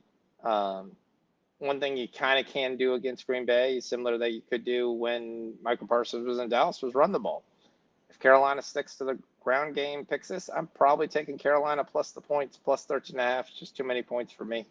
As long as they can not get behind too far early, I think they can be able to run the ball. I don't think Josh Jacobs, if you've been watching him run, I think it'd be better for them to just sit him a week so he can get fully healthy. I don't think he's fully healthy. He doesn't have any bursts. Eugene Wilson looks like the better back right now on that team. Eugene Wilson has the speed to cause issues for Carolina. I just don't think he's going to get enough carries as James Cook got last week to be able to basically make the difference. So Gobert completely traveled there, no call. Denver and Houston. Such an interesting game. Houston's going to be able to get Nico back to there. Denver, normally not a very good offense, played a terrible D team last week, was able to move the football at will. Won't happen again that easy against Houston. It's a stay away game for me. Atlanta and New England. Which Atlanta team shows up? If Penix is playing and Drake London's playing, it's a little better team. Bijan Robinson didn't get enough carries last week to really hurt Miami, which he should have. Tua lit them up. Drake May's rushing yards and Drake May's passing touchdowns is probably the only play that I'm going to make in this game. But I won't be shocked if Atlanta covers this game. San Francisco and the Giants. What do you say? You lose Cam Scatterbo, the heart and soul of your team. Does that end your year at 2-6? No. Does it start to begin bearing your year 2-6? Yes. San Francisco also getting abused last week. I just don't think Jackson Dart has enough really to do it. Taking San Francisco. Indianapolis and Pittsburgh. There's a winnable play already given out in this game. I like Indy minus the 3. I don't think Pittsburgh has enough offense to stay with Indy. For that reason, I'm on Indy minus 3, probably the over. Defense is terrible in Pittsburgh. Yep. You got the Nets team total under 115. Good job. Chargers in Tennessee. Less Calvin Ridley on the block being traded. Dajay Steer's been playing pretty well. Ward got over 200 yards again passing.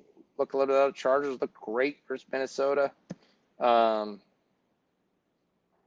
That was mainly on Vidal's rushing Tennessee for all their follies and everything.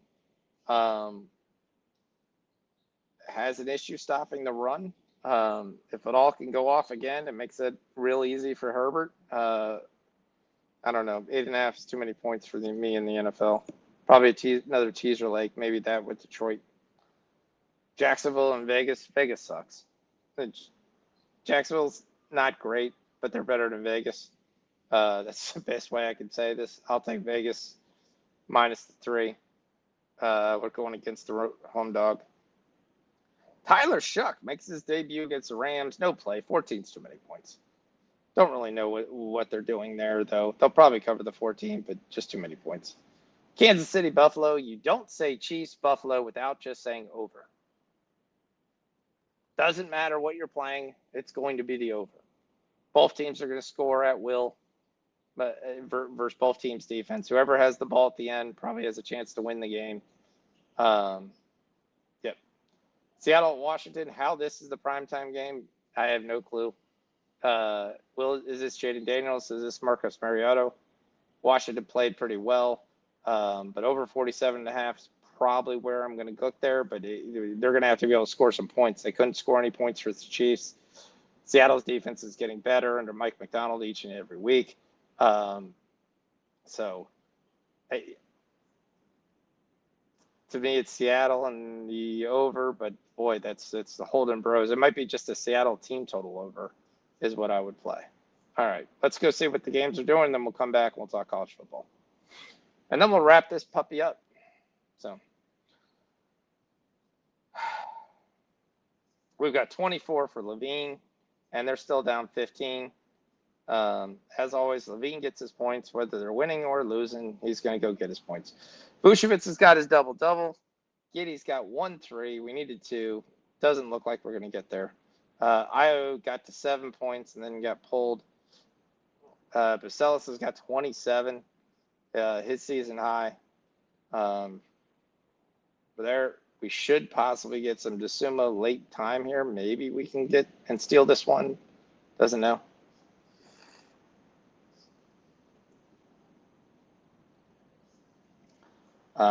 But we need the Bulls to kind of pull with. Levine's trying to keep them in there, but still 13 points is a lot of game.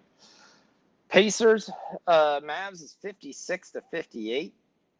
Anybody's game. Mavs actually took a slight lead here. Siakam's got 11 and 8. Jabari Walker, still your leading scorer for the Pacers with 12 points. Cooper's got 6 and 7. This starting lineup just sucks. I mean, without Anthony Davis, PJ got another basket, but that's it. Clay still has 5 points. Christie's got 6 points. Powell's got 10. His bench has been outscoring the starters, but yeah. Pels have made a run. The Pels have made a run. They've cut it to 6. Jeremiah Fears with 6 assists, 6 points, 6 assists. Gavis Missy with 8 points coming off the bench. Jokic got 11, 7, and 6, so we're still good for our Jokic bets. Portland has gone ahead on Utah 64-60. Holiday only with 2 points but 5 assists. Avdia up to 10 points now, 6 assists. Grant's got 14. Yeah, we need Holiday to get going here. Markkanen's already got 18, so that's looking good. Kessler's still not rebounding the basketball. Keontae George does have 4 assists already, so that looks good. 64-60. Lakers game is a 1-point game. Vanderbilt's got 6 rebounds. LaRavia's got 1. Reeves has got 4 and 4. Bronny's still got 0 points. Nepo, baby. Just came in the game, though. McDaniels is up to 8, so that's really nice. And the Suns game is not teed off yet. And we're in the top of the 7th, and Dodgers still trail.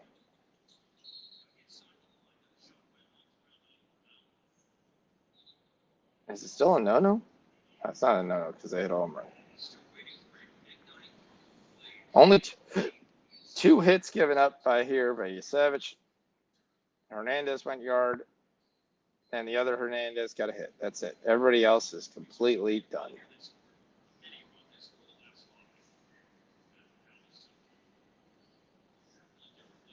No, I do like Tracy. I think he'll be fine. I just think you really put a lot of. I think Scatabo, the way he played, energized that team. Without Scatabo making those extra yards and those hard yards and pushing through, and the defense kind of having another linebacker down there, or the safety drop down farther because they need that to be able to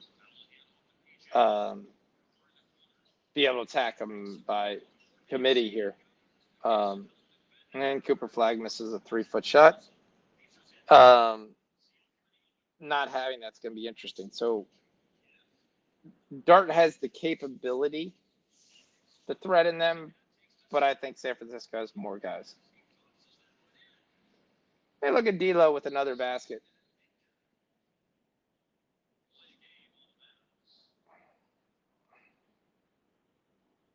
I like Tyron Tracy. I just think Tyron Tracy's probably going to have a pretty decent game. San Francisco's been run about.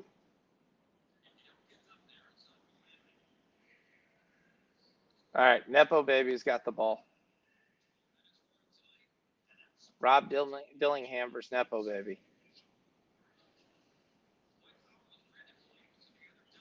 Trying to run a double screen. It goes off Nepo baby's foot, and it's a turnover.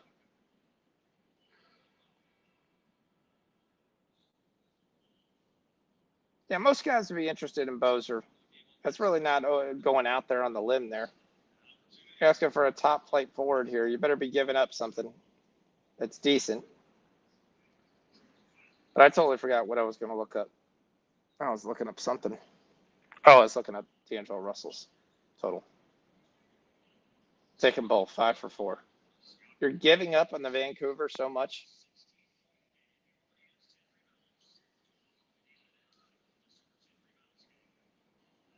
Oh.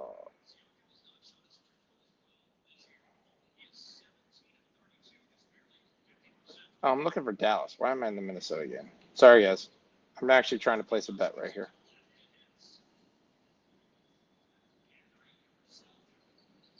Yeah, the issue on that is Holiday. That's going to be the question right now. That's the issue. We just need a Holiday to get a couple more baskets here, and I could go a little better. He's still possible to get that even if he doesn't, but I really would like him to get a couple baskets.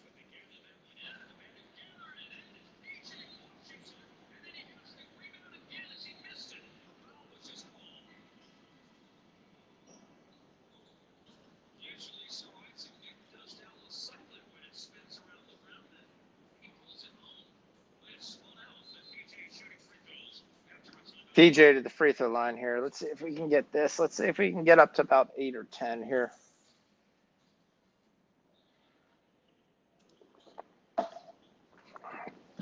We also need Kessler.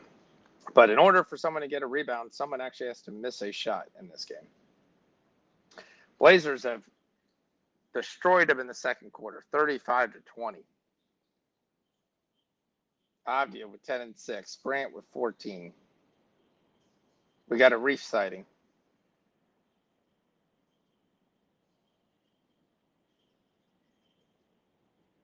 No rebounds whatsoever. Leading rebounder for the Jazz has 2.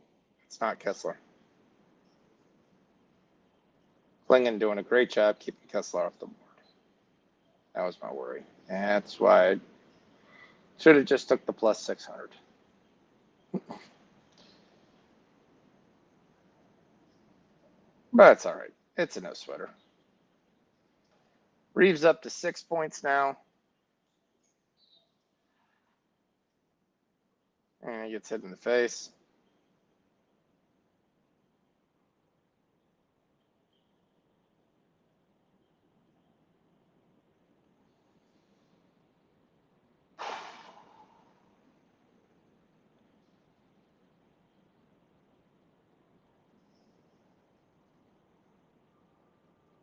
He's got 20, 28, and 13.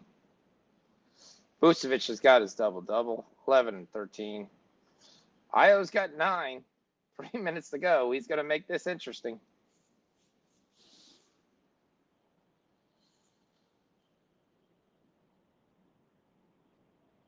Siakam's got a double-double in the third quarter. Regis find his way to the free throw line, which is what I said he had to do if he couldn't score.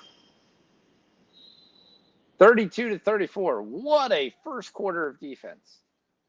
66 points. We've been talking about it all night. I mean, it's almost time to start just parlaying the first quarter for everyone. Because there's no defense being attempted in the first quarter of these games.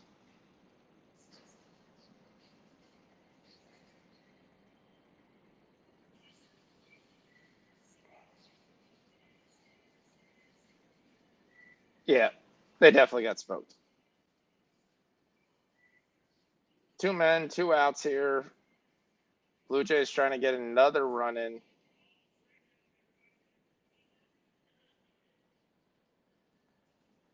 Guerrero up with 2 guys on.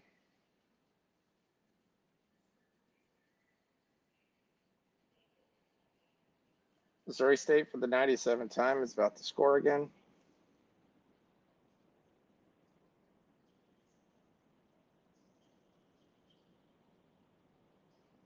There you go, Kessler. Just get offensive rebounds to yourself. Moses Malone, you're up to 4 rebounds now. Let's go. How do you get the 4 rebounds? Tip in, missed, rebound Kessler. Tip in, missed, rebound Filipkowski. Tip in, missed, rebound Kessler. Kessler put back.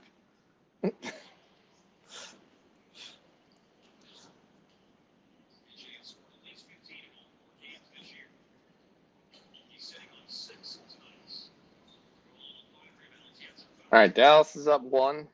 6 minutes to go in the third quarter.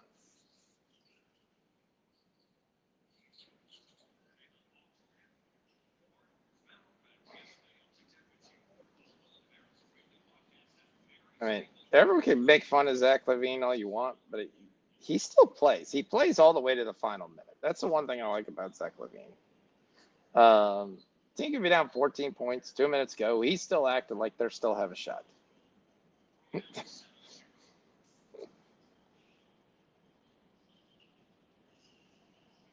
Taking the hole, getting fouled. Down 14 with 2 minutes to go. Grabbing the ball, pushing it.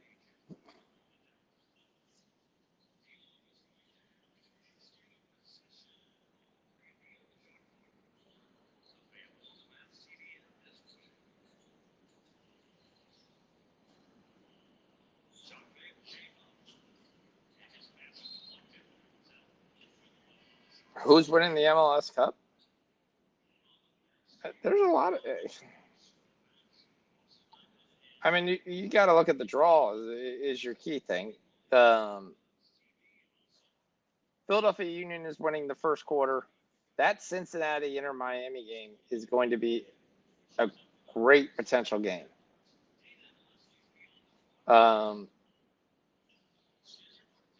I'd probably think it's probably San Diego or LAFC in the other side. So, yep. I think it's the 4. I would think it'd be Philadelphia Union. I want to say FC Cincinnati, San Diego FC, and LAFC. But obviously, Inter Miami and Messi could definitely get in there. But I think Cincinnati's a better overall team.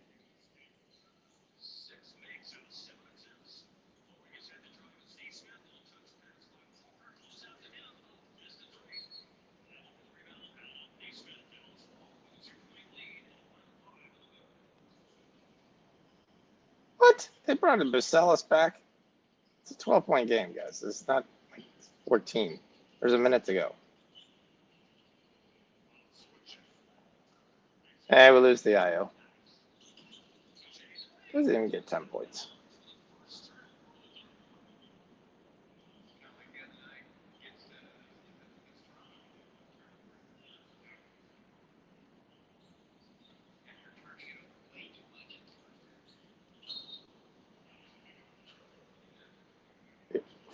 Pelicans Denver game is 47-53 at the half. That's like the first quarter on most of these games. I don't think San Diego's going to win it all. I don't think they can beat any of those teams. I don't think they can beat the Union. I don't think they can beat Miami. I don't think they can beat Cincinnati. All those teams would be favored against San Diego.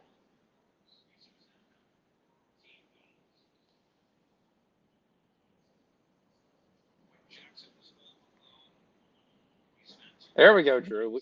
Drew's up to 10 points. There's the 10 points for Drew. That's the first leg to cash. Grant's the second leg to cash. Denny's got 10. Marketing's already got 19. Holiday's already got his 6th assist. So we're in, except for Kessler's got 4 rebounds, so we're not dead on that either. So if you're aware that we need 10 points from Denny, we need 3 assists from George, we need 1 point from Laurie, and 4 rebounds from Kessler, and we get the plus 1,200. So for our first half and be at that spot, that's a pretty nice spot.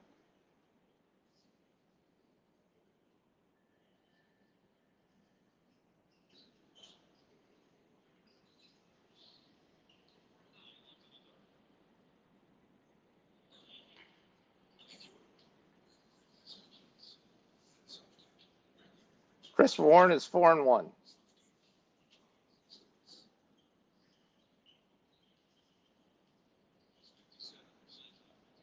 Good for Chris.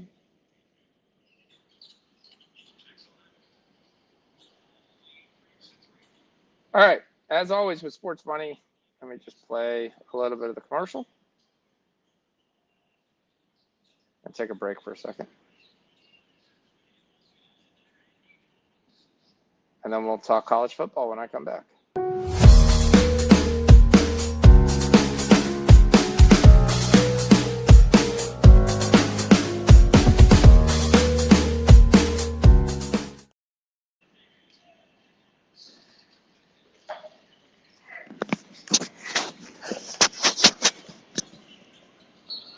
All right, the Bulls win 126-113.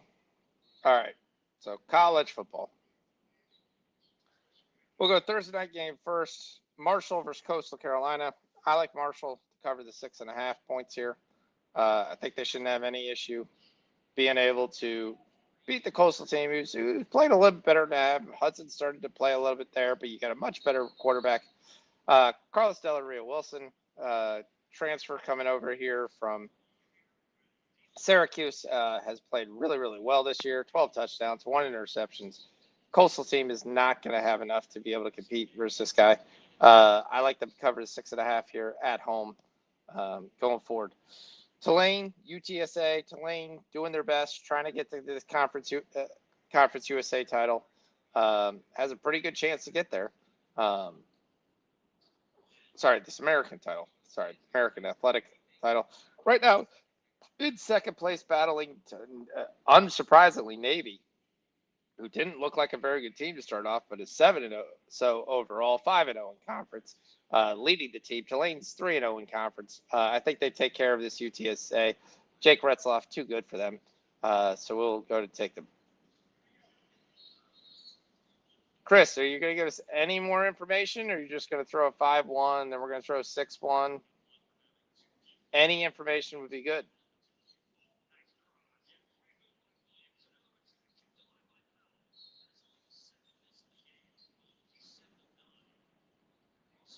Whatever. Okay. Moving on to the Friday night games. Friday night game, we actually have Memphis and Rice. Memphis coming off that dreadful game last week. Basically looking terrible for 3 quarters and then scoring 17 unanswered against South Florida to go ahead and take the lead. So big win for them. We talked about it, just like looking at the Tulane. They're going to be watching this game there. They're right behind Tulane in the stands. Rice is not a very good team. I don't think they lay an egg like they did last week. I think they come out right at the start, 14-0. And then one of my upset play of the week. Mark was 23.5 right points.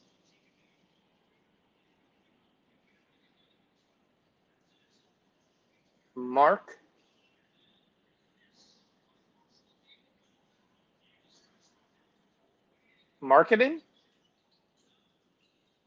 Marketing was 29.5 to start the game.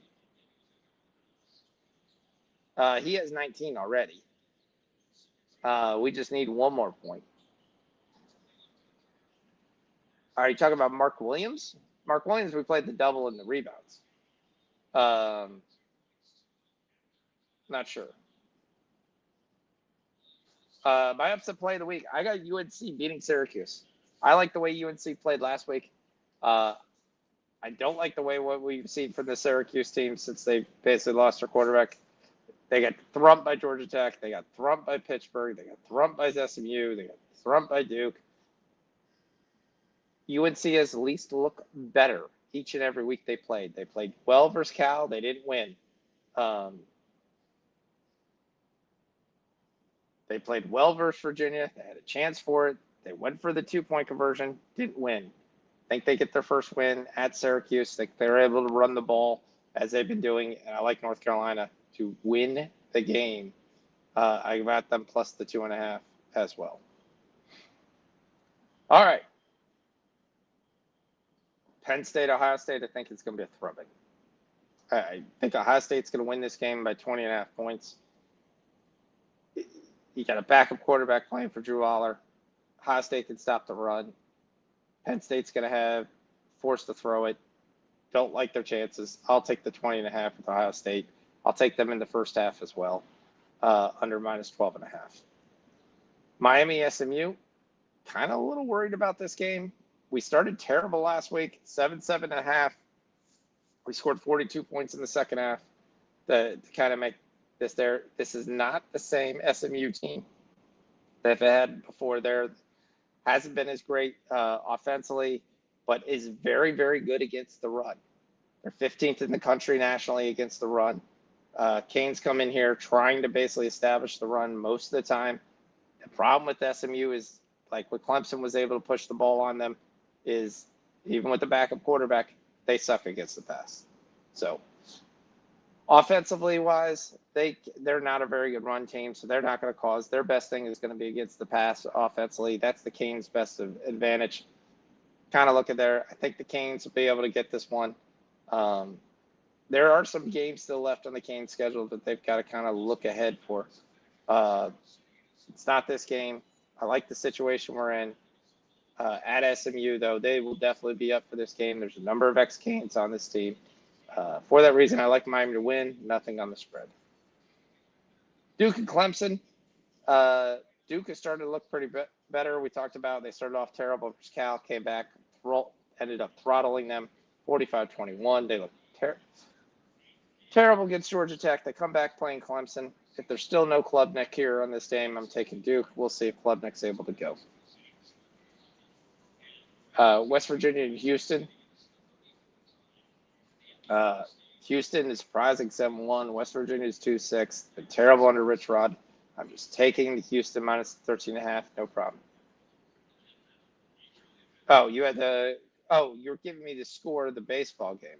Is that what you were doing? Okay. Oh, it's 5-1. Oh, it's still, yeah, damn. That's what you were doing. Okay. Yeah, that's not happening. Good job. Yeah, Toronto is going to take care of that. They're going to beat the impossible team. That's a big win for them.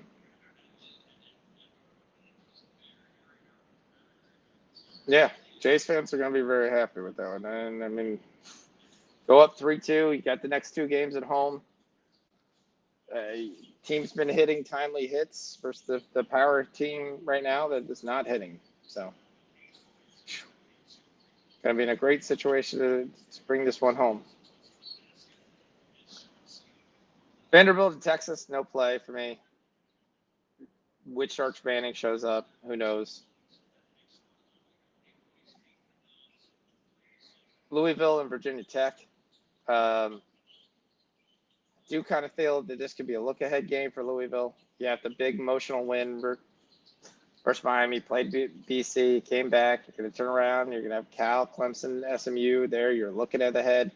I like this. I wish this was 9.5. I'd be all over this. 10.5, I'm not sure. Oh, you got Otani, Homer, Guerrero over 1.5 hits, runs, RBIs. Yep. Yeah, we're on Missouri State money line pre-flop at -3.5. So yeah, we're with you with that. So.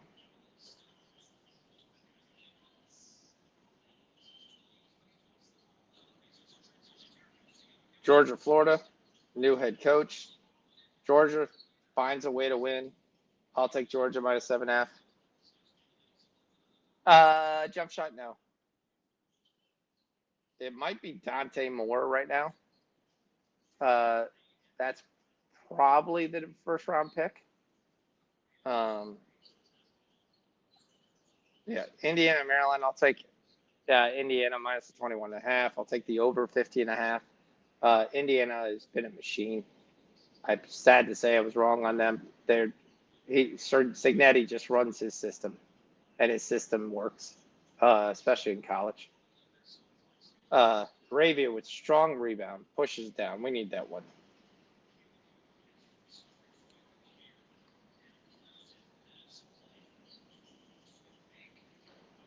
Georgia Tech, I think, will beat NC State, cover the 5.5.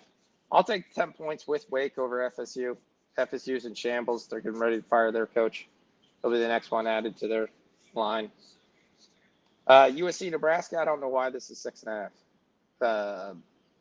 You look at USC's losses. They lost by a field goal to Illinois. They lost by 10 points to Notre Dame, being able to run the ball. You don't have a dominant running game from Nebraska. I think they're going to have trouble being able to stop USC's offense. I'll go ahead and I'll lay the points. And then I'm going to lay the points for Tennessee. So -3. Yep. Arch is still in concussion protocol. Caldwell's upgraded quarterback for UT. Yeah, he could be. Again, they have a ton of weapons and stuff there. So if they can just find a guy who can be a manager, that could be an upgrade. But they haven't been able to run the ball. They play great defense. It's the one thing Texas has done essentially this year. But no consistent game.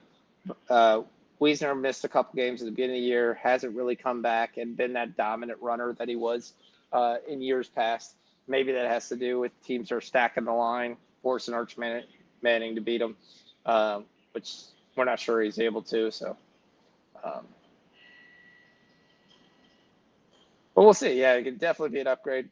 All right, Flag and Washington are just eking around here, 8 and 8 for them. Christie's got 6. Thompson's still got 5. Still continuing to show that he's a shell of himself. Zion's only got 5. Only put up 6 shots in this game. Denver's kind of pushed off 12-2 run to start the third quarter. Derek Queen's 0 for 3 from the field. Where are you finding 23.5? His line was 29.5.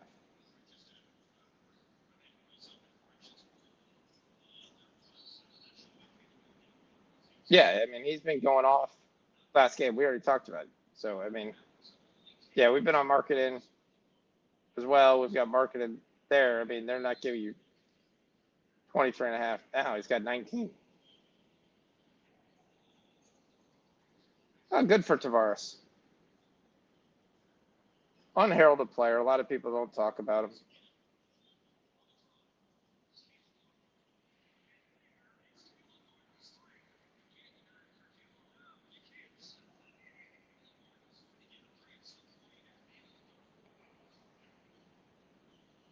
I'm surprised at how much Kessler and Holiday kind of just blew up here.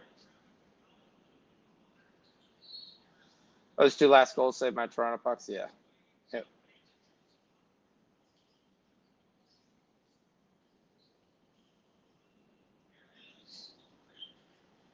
Lakers are tied 51-51. Reeves got 13 at 7. Laravia's got 2 rebounds. Hachimuro's got 9, so that looks good for us. Nepo Baby still yet to take a shot, even though he's played 4 minutes. McDaniels has got 12, so that looks good for us. Yeah, it's been surprising how much he's got off to a slow start. Cedric Howard's got 5, so good start for him. We need 11.5. It's the first quarter. On the Phoenix side, Mark Williams has 1 rebound, 6 points. Hooker's got 3 points only. He's able to go off at any time.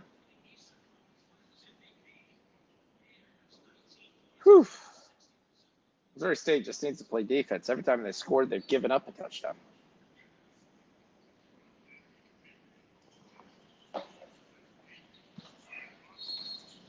Mavs trying to at least push something there. Lakers throw the pass in the next week.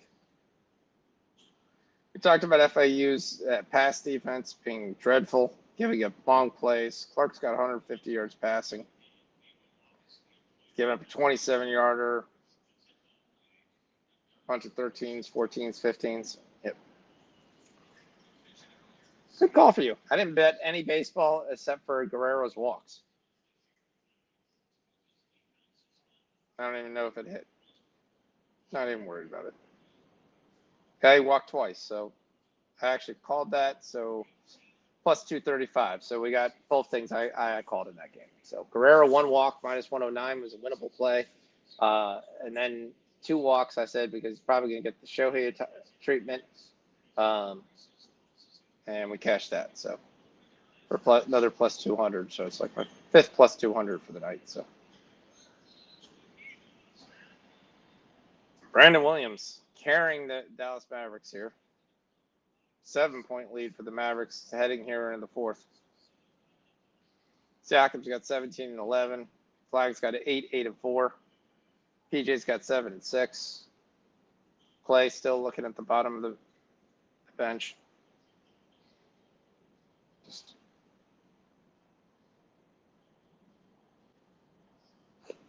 Gordon's got 9 and 10 in the 3rd quarter.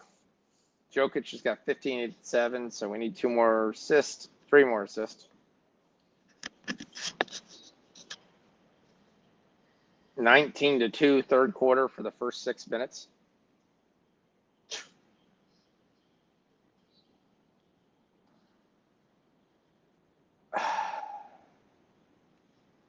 The H-hands there. Henry, yeah, but Henry's like minus 280. So him surprising that is not surprising.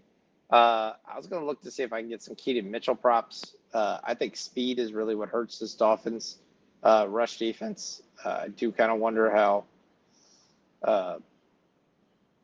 Henry fits into that, but they're definitely going to come in and try to run the ball a ton. Probably Zay Flowers props. Definitely Jalen Waddle props. Malik Washington props. 2 over 1.5 passing touchdowns.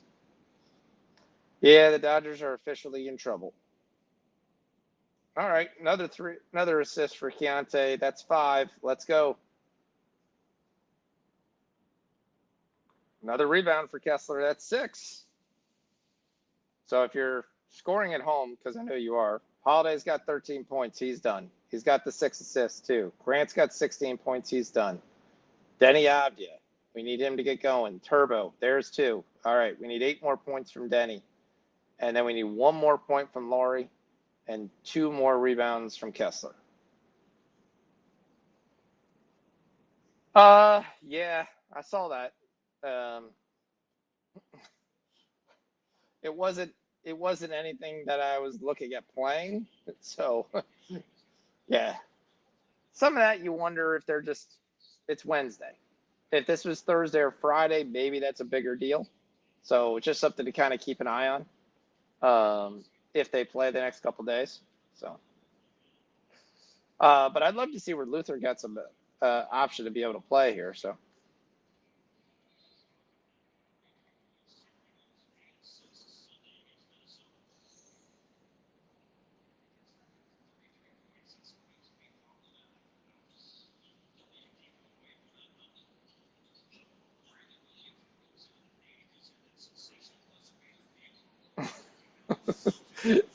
Room to Run says he doesn't care who wins. He just wants the under 8.5. And someone throws a wild pitch with the bases loaded. Come on. It's only 2 innings left. Just need the cash. Thoughts on Pats -6? I need to see if Penix is going to play. I know he's leaning towards going to play. If Penix plays and London plays, it wouldn't shock me that Atlanta stays within the number. I'd probably take Drake Mays rushing, and I'm going to probably take Drake May's got a record of 4 straight passing touchdowns, even though Atlanta's pretty good against the pass. They got abused last week. You have to continue to try that hot hand. Drake May looks pretty like he's figured out a lot of things here and how to use the receivers that he does have.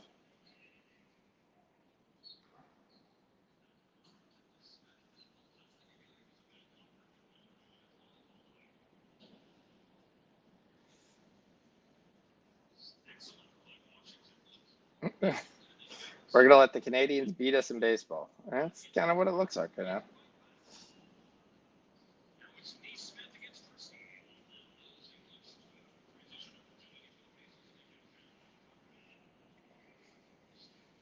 We're in the fourth quarter, and it's 76-83. The Dallas and Indiana game is the only ones playing like 1990s basketball.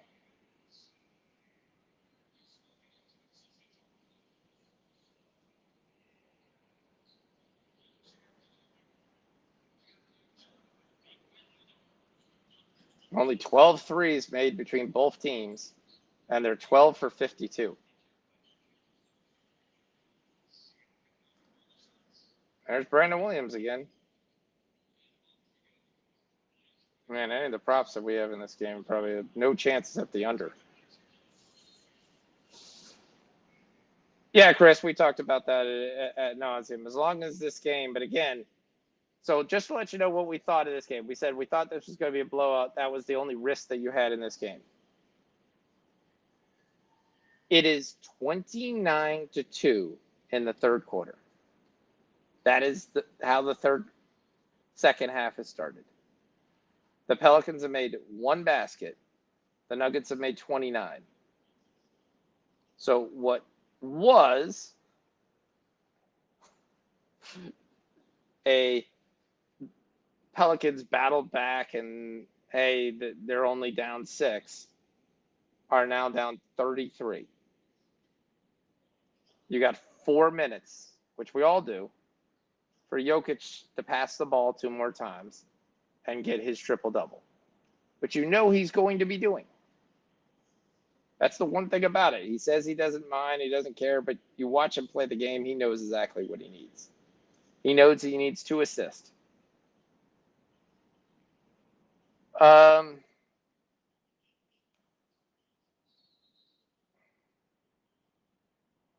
waiting until halftime in the Laker game, and I'm kind of waiting out to the second quarter feels in the Memphis game.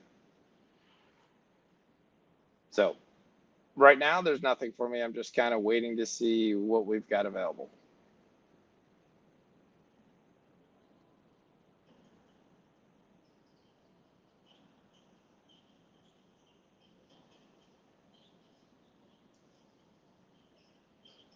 So Holiday's got 15 and 6, so he needs 1 more rebound or assist to get us that points and assist.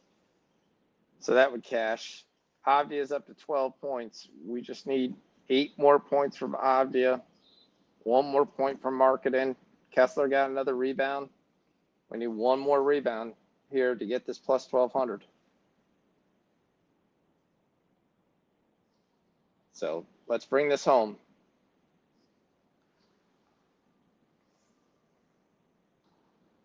Mavs have pushed us out to 9 points in the most boringest basketball game you've almost ever seen. Yeah.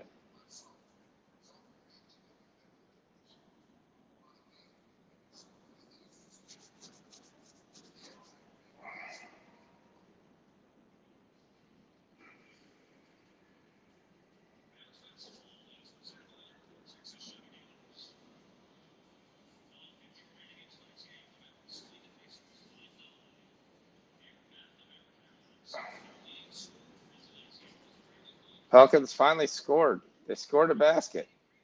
A second basket has been scored in this Pelicans game. It's amazing.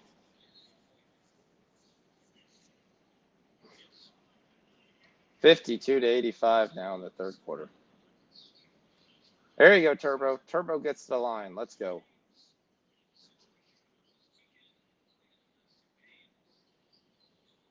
Gets his free points. We'll take this. Come on. Let's get up to 15, Denny, before the end of the third.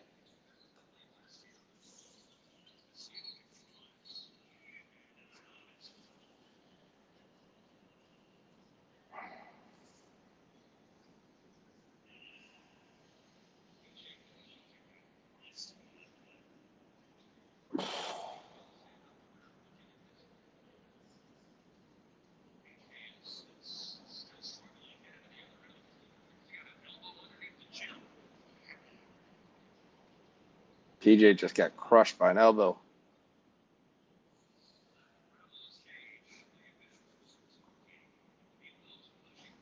I will say so far this is Ace Bailey's best game of the year. He's got 8 points, playing well, got a couple of assists, getting involved.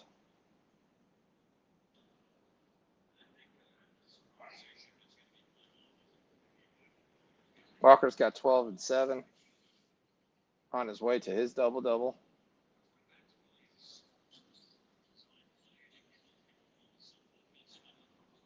Come on, Denny. Be selfish. Denny's got 14.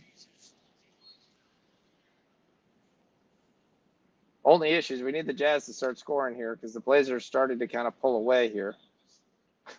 That's not what we want to look up and see, an 18-point game, and then they decide to sit Denny Avdia.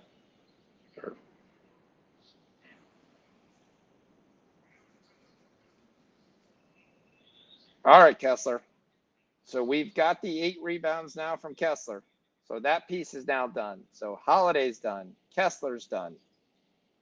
1 point from Marketing, 2 assists from George, and 6 points from Denny. That's all we need. We got the third and fourth quarters.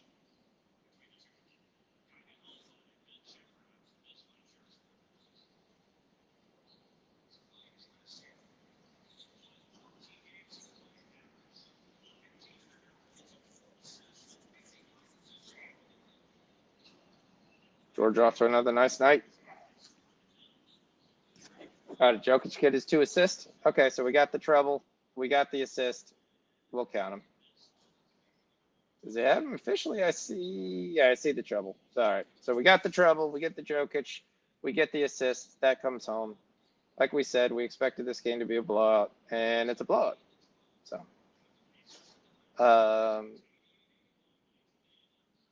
what a terrible third quarter. 39-9.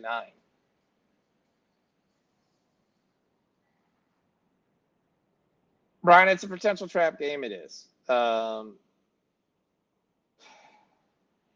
7.5, I'd probably lay off of it. It's probably just going to be a parlay piece. I do think Georgia wins the game. I still believe in this Florida defense. I think they got an outstanding defense, but you're also playing with a brand new coach. You don't know how many of these guys are really going to go out there and play for this next coach, or are some of these guys already out the door? That's the question that makes this game not bettable to me. So, Napier gone. And you can say all you want. Eugene Wilson, anybody in the country would take Eugene Wilson in a heartbeat. They've got some players. They got a ton of players on defense. They've got a ton of players on offense. Now, they just haven't gelled together and played well. So was that Napier? I don't think Napier's a bad coach. I think he gets another job somewhere. But yeah,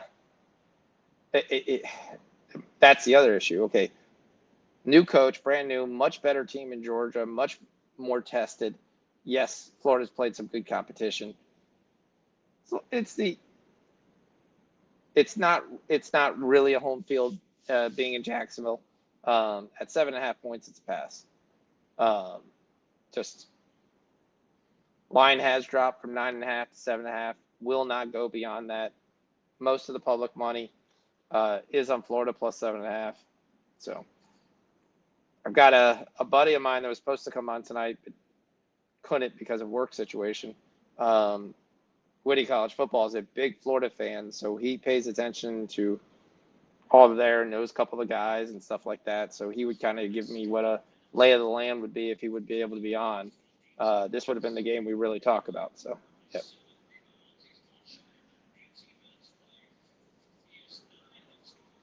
Couple guys said, do you have a pit in? I think it's halftime now. Yep. Sorry.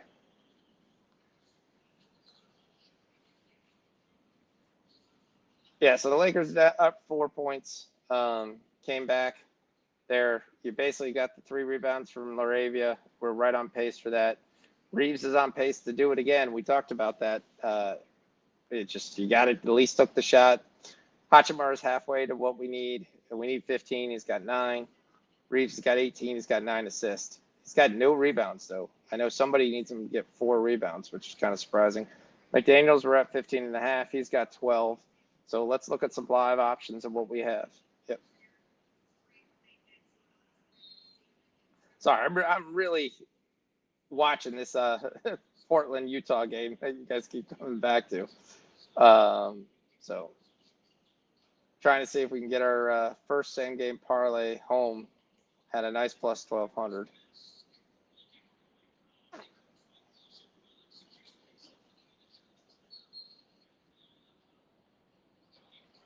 Market is still stuck on 19. That's the part that's kind of,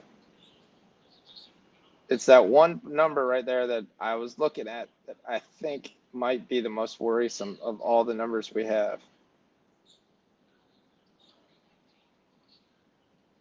There he is, market in on 20. There you go.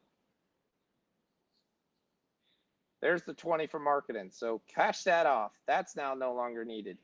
So we are just watching George and Denny Avdia. He should have at least 2 rebounds, but he doesn't.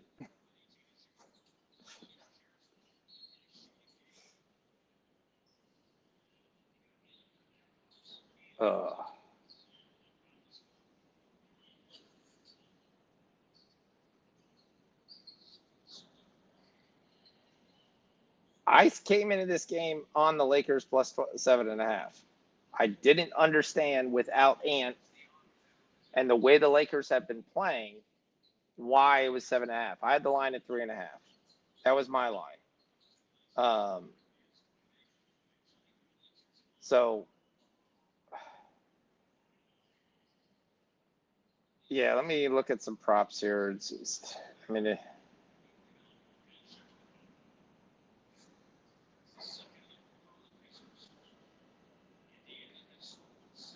So Gobert has 2 fouls. Shannon's got 3. DiVincenzo's got 2. Lakers foul trouble. Rui's got 3. Vanderbilt's got 2. Aiden's got 2. And Hayes has got 2. Both teams, you look at irregularity shooting-wise. Lakers are shooting 58% from the field. That probably doesn't continue. Shooting 30% from 3. Wolves are shooting 47%, 46%. Probably goes a little bit towards the mean here. Yep, largest cocktail party is what that Florida Gator game is. Yep, every year. I mean, like I said, it's right where I had the game. I had the game plus 3.5 for the Lakers.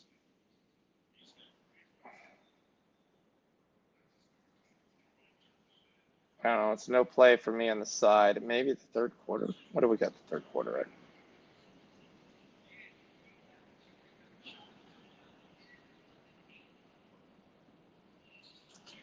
Randall is having much better game than I thought. Like I said, I didn't want to take the 24.5, and boy, I should have took the 24.5. He's got 22 in the first half. We already talked about McDaniels is on his way. Most guys you can bet to get 6 points each game at minus 110. So they're projecting it to be able to get 6 and 8. Not a big fan of that. Dalton Knecht is actually showing he knows where the basket is. That's probably an irregularity.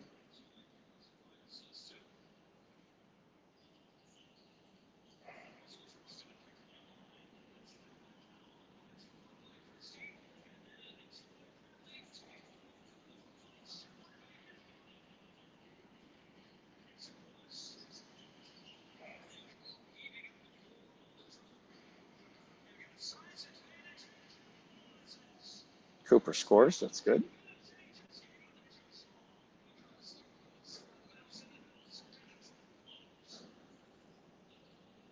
I like Tennessee to win this game. I don't think they're going to fire their coach if they lose this game like LSU did. But yeah, I like Tennessee to win this game. Austin Reeves to get 13.5 assists is kind of what's staring at me right now. He's got 9 right now. Continues to push the basketball. Looking for other options, which makes sense since he's been scoring so many. Yep. I'm crazy for liking Tennessee to win the game. Is that what I'm getting? I mean, we're all entitled to opinion. Anything can happen. I like Tennessee. John Mateer has been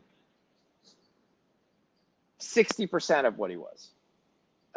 If he was a full healthy John Mateer, maybe. But you watch him run around, you watch him move. He can't really move laterally. He's not the same guy. Ole Miss was able to score on this team. Tennessee's got a very good offense with a more seasoned quarterback than there. Yes, he's not as doesn't scramble as much, but there Oklahoma does have a very good defense. But I think there's too many weapons in Tennessee. One of them will break loose. I like their offense against their defense than the other, vice versa. So your ability to run the game, yes. OU is tremendous in being able to stop that. But on the opposite side, OU can't run the ball to save their damn life. Haven't been able to as well. 53rd in the country in passing. Yes, you have a slight advantage there versus Tennessee, but I think some of that's inflated by the teams they played. Yeah. No, I'm not taking the team total. Like I said, I do like Oklahoma's defense. I do think they're a very solid unit. But in Knoxville, I like Tennessee to win this game.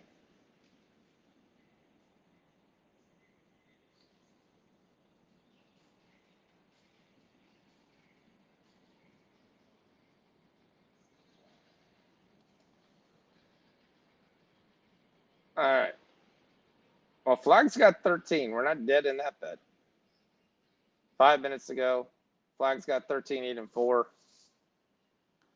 85-95. Dallas looks like they're trying to bring home this Atlanta-Dallas win. Oh, did we cover the 8 points for Atlanta? We didn't? Damn it.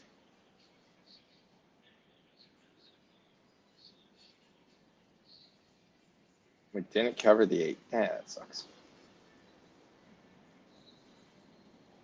30 points for New Orleans and Denver. Did Derek Queen get hurt? He only played 4 minutes this game.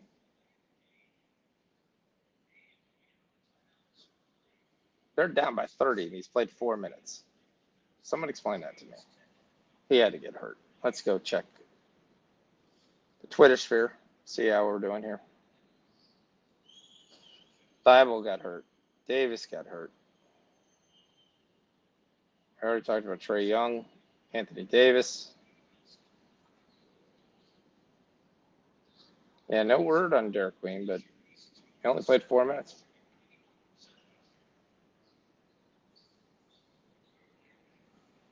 Got Jalen Pickett now playing against Jeremiah Fears, so this is a great game to watch. Do need 3 more points from Sikpe. Well, Derek Queen is now in the game. And that's good. They're down 32, so that's apparently when Derek Queen can come back in the game. Denny Avdia with another basket. There we go. We get 16 before the end of the quarter. Still 2 minutes to go.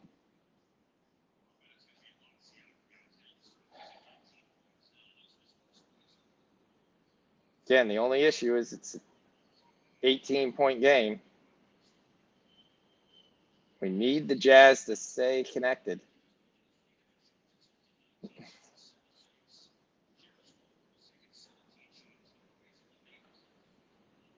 Holiday for 3. There goes the PRA for Holiday. 18 and 6. Gets his points by himself. PRA of 24.5 for Holiday cashes. 18.5, 21.5 points and assists cash. Points were, I think, at 18, at 15.5. That's already cash. We've already talked about Jeremy Grant. But again, that 3 makes it 19. Not what we want from a parlay perspective. 4 points for Denny. 2 assists for Keontae George. That's what we need. We need the bench players to play. Oh, we get Flag inside. There we go. Another 2 for Flag. Let's go. Flag's got 15. Let's go. We need 16. At least if we can go 1-on-1 in that game, we'll be fine. Naismith is 1 of 8 for 3, by the way. PJ pushes. It's going to be a layup by Christie.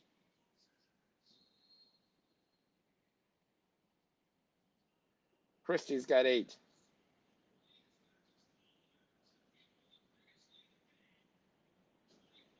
And the Nuggets are still winning with their backup guys.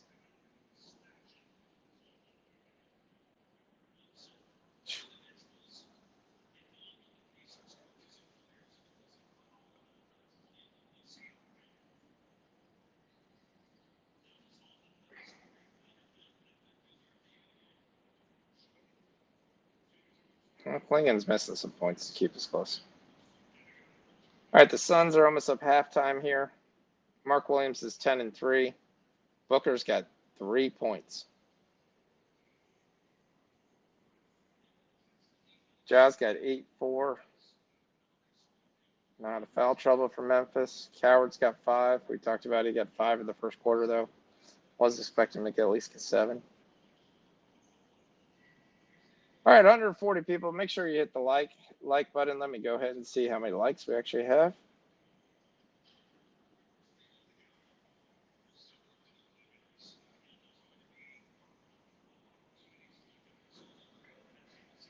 Sir, your shape is incredible. How many? Why does it do that? Might have missed you talking about Vandy, Texas. It was essentially a nothing to talk about. I didn't really go into it that much because I like Texas' defense.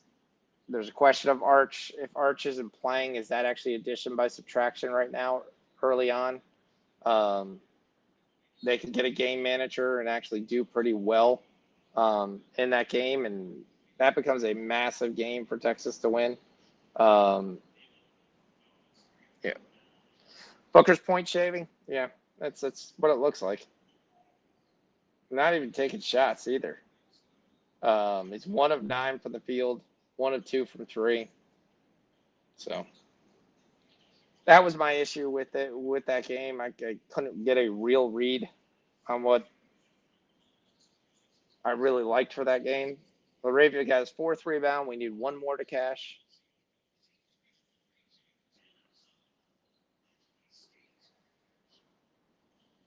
Laravia with another big 3. Like I said, 3.5 points. I like the Lakers. Sad to say. I almost feel like I got to throw up every time I say it. But, yeah. Do like the way that they've been playing lately.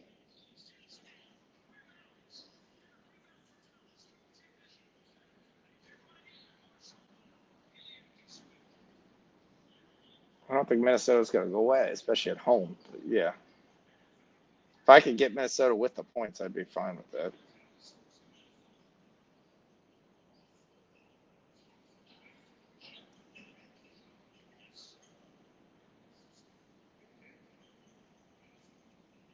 Come on. Don't replace flag. Let him get one more point.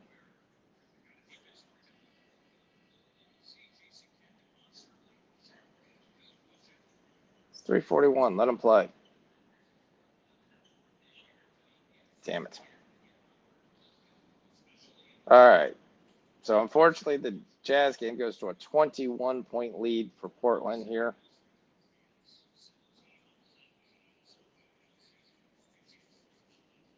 Need Utah to come in here alive here early on the fourth quarter. So guys stay in the game.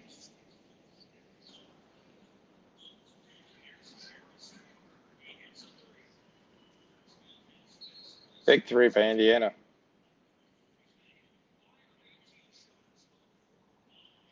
Cooper Flagg's got a double-double. He's got 15 and 10 tonight. That's primary because AD got hurt, if you weren't aware. All right, we got 139 people watching, and we've got 39 likes. We definitely need guys to hit the like button. If we won some money to you, everything's gone well.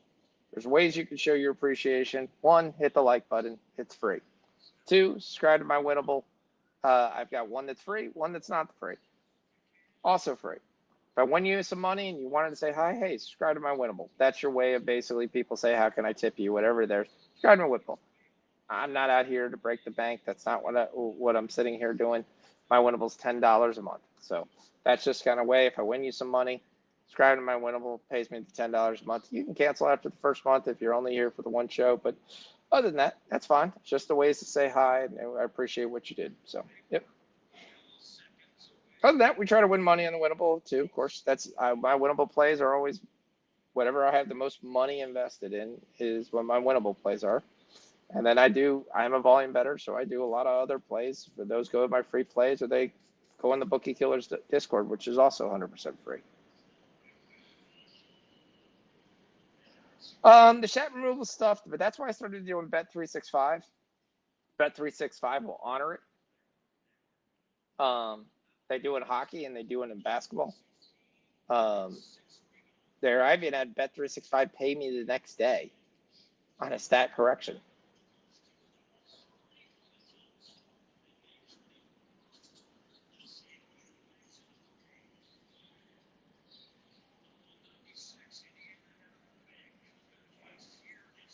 Five-point game here for Dallas.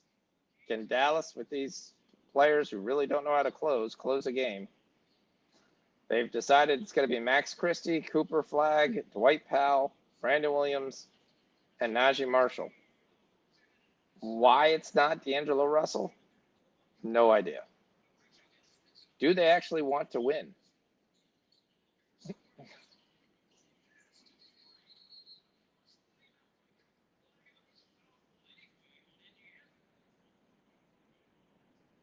We got a flag, a foul on the rebound.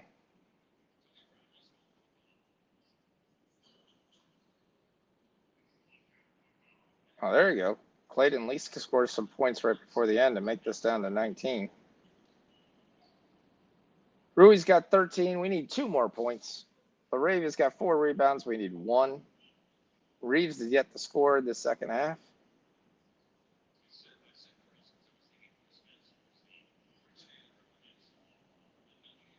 Yeah, it is, especially rebounds. Rebounds is one of those things where it just gets tipped away and the one guy touches it.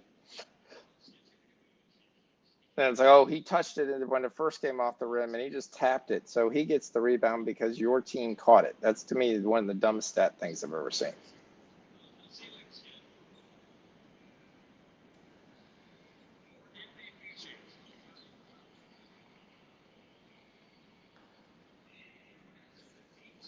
Seven-point game, but Siakam drills a 3.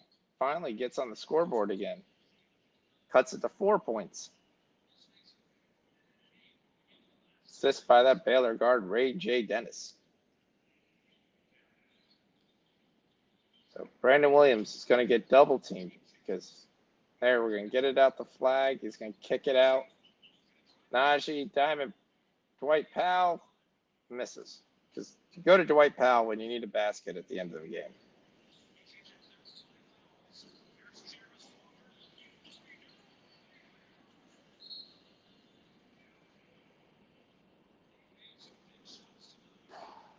Dallas is trying to just hang on here.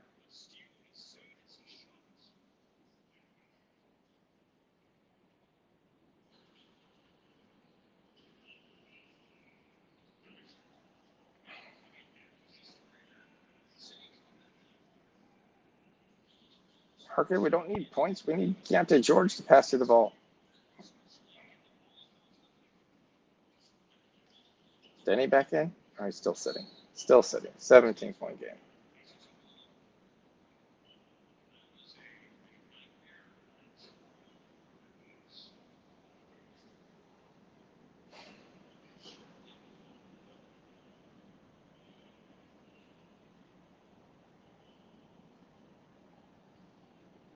Yeah, that's probably not a bad look.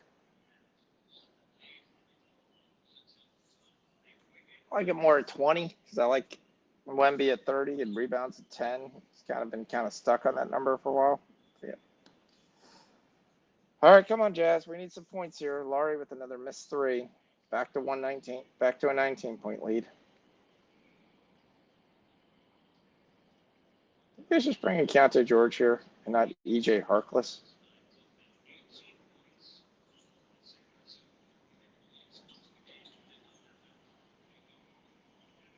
Holiday, 21 points. Love him, and he has moved back to Portland.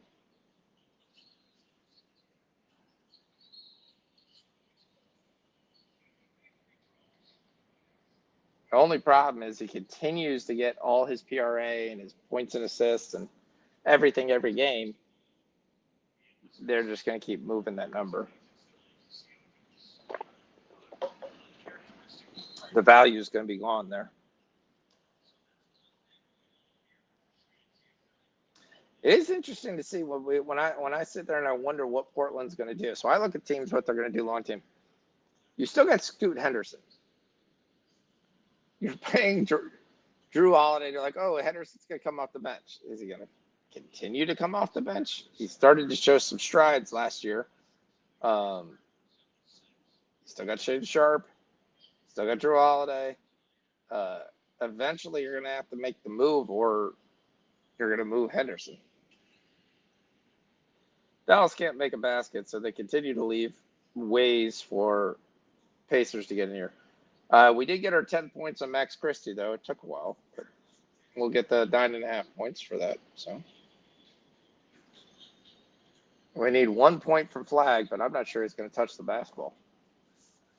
It's a minute to go. It's basically been all Brandon Williams.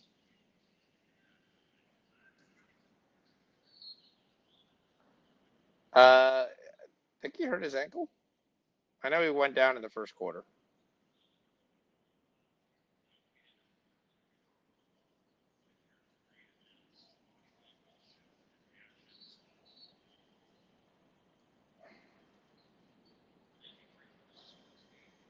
Every single guy in the Laker game is twirling their fingers to review this. Got a Walker Kessler 3. That's not something you see every day.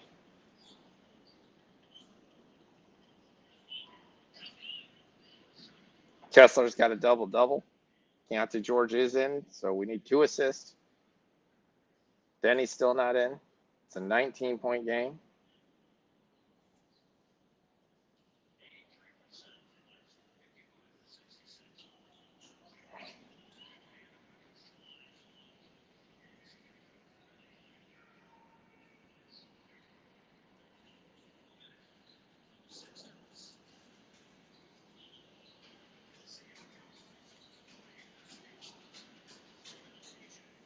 Can we get the ball to Flag?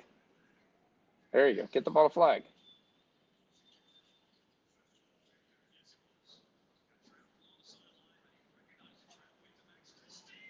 And they throw it away.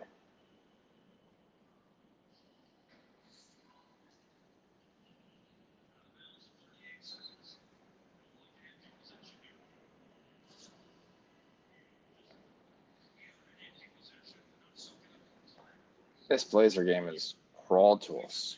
Crawl.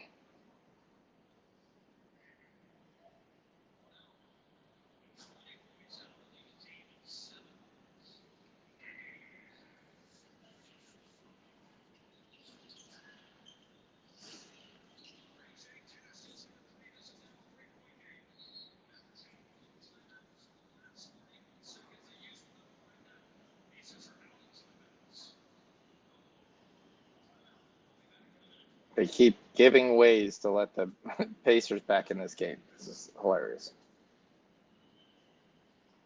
Lakers are up 14, 7.5 looks pretty good right now.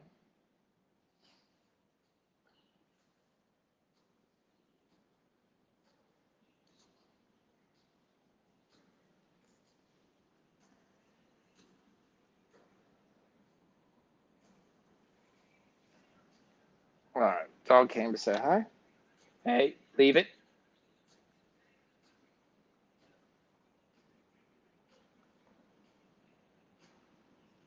$59, $53. What does that mean? This game is terrible.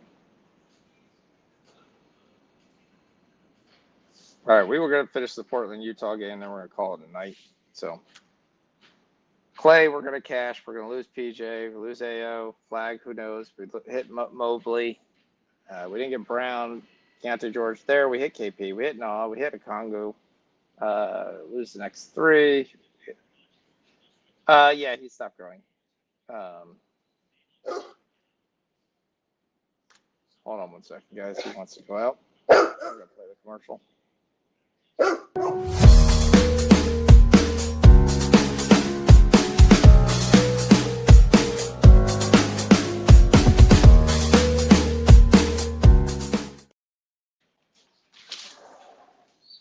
All right. Quickly, it's raining.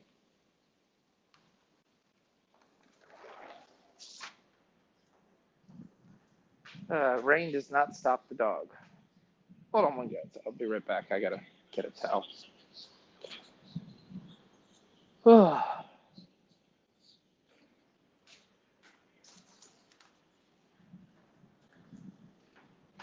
Don't forget to like and subscribe.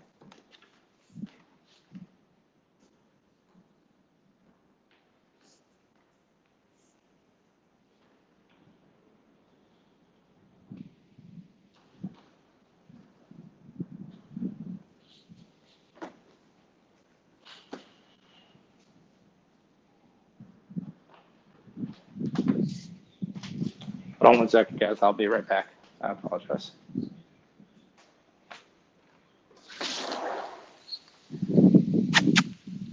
Go, Milo. Milo, inside.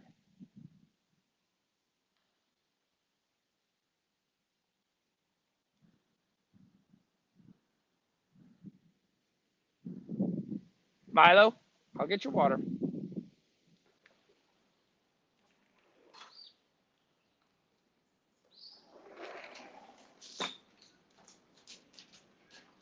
Sorry, it's raining there, and I've got a wet dog here. Come here.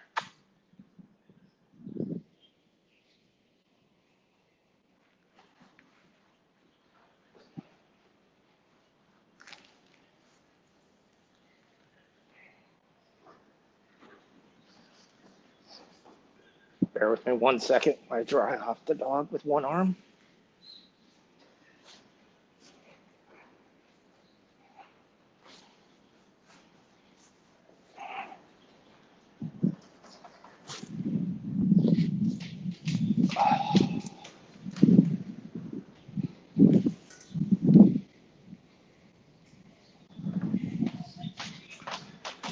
Oh.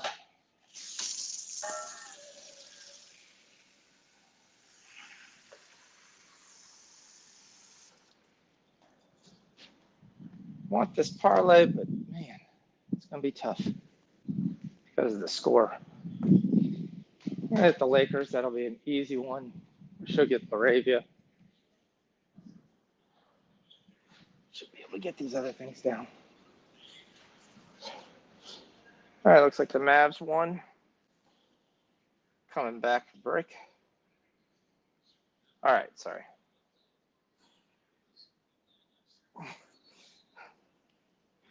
He did. He did listen to me. He came to running. He's a good dog. No idea what's rain living in Cali. Okay. All right, we go back. 7 minutes to go. Avdia still at 16. That's not good. George still at 5. That's not good. They did cut it to 14, though. They did make it a game, so that part is good. Georgia's scoring, not passing.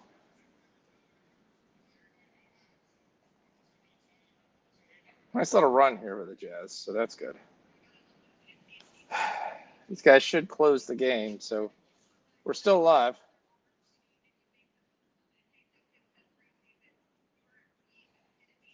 Check it in on the Lakers. We left.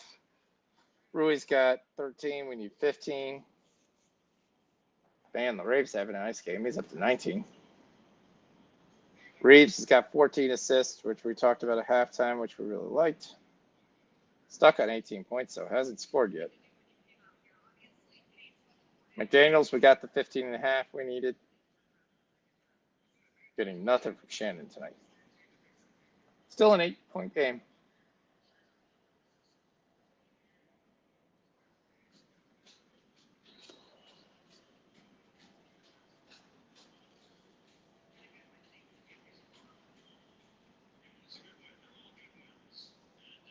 Marketing shooting 1 here. Chance to cut it to 13 points. There you go. Pittman over 52.5 receiving yards. Yeah, I mean, that's not surprising. I mean,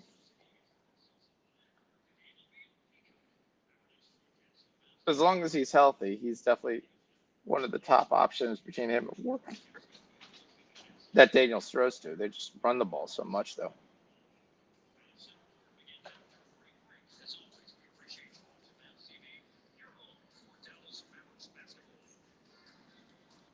All right.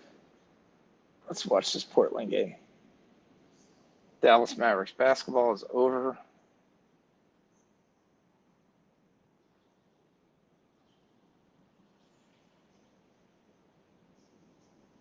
Vlad continues to have that ceiling that he can't get past.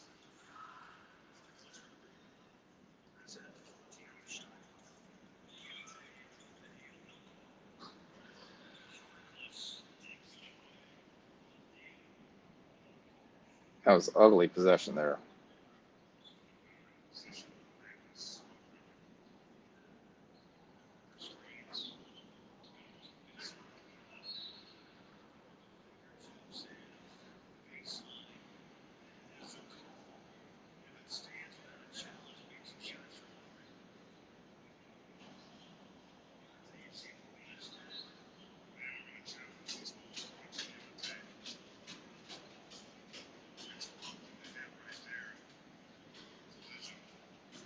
Great. Keontae's left holding his head. Stay in the game, kid. Stay in the game, kid. Come on. You got 21 points.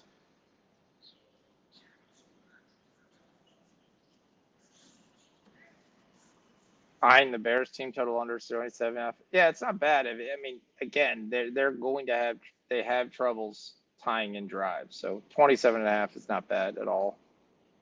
Taking the under on that. It's not a bad look.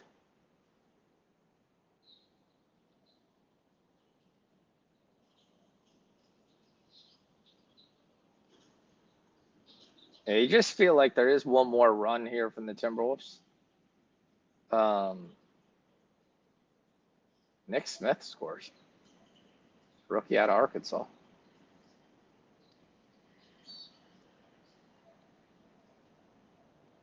He looks better than Ronnie.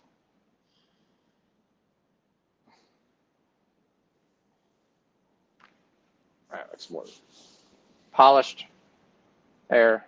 And Smith, obviously. Top scorer in Arkansas. Tiro out. It is kind of surprising with Tiro still on this team. He's a guy who's got some interesting upside.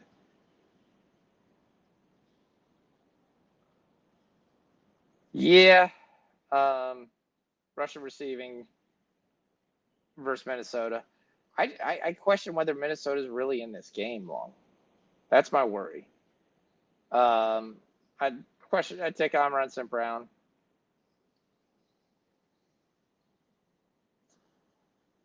JMO has been such an afterthought. He's just almost a lottery play. You can't really take him.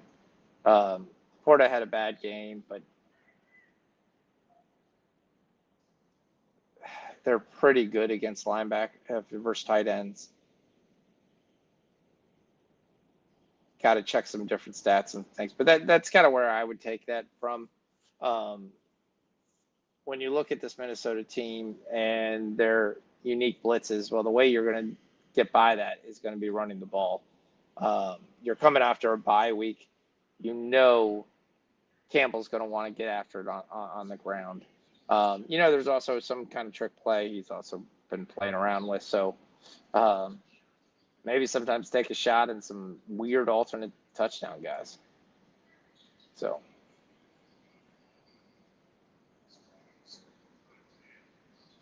I think Detroit wins that game. I just struggle to see how J.J. McCarthy has got miles better than what we saw to start the season. Now, you eventually think he's going to get better, but yeah. I think running into halfback screens, quick passes, Amon St. Brown, it's kind of what we're looking at. Fuck, they took George out. We're going to lose this because George got hit in the head.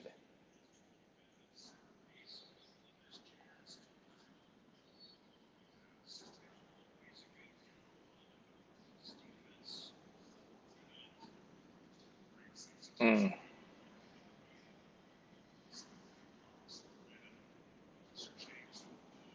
he's got 16, 9, and 4.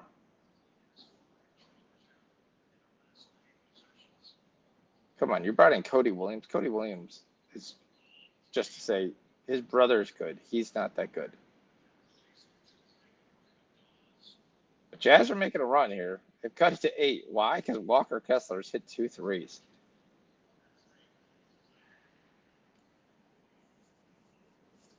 Yeah, I mean, it's tough to sit there and look at that. But yeah, I like, we talked about it. I like Detroit as a teaser. I think everyone's going to kind of do the Rams as a teaser, but I'm not a big fan of going to 7. And I think that's at 7 for a reason.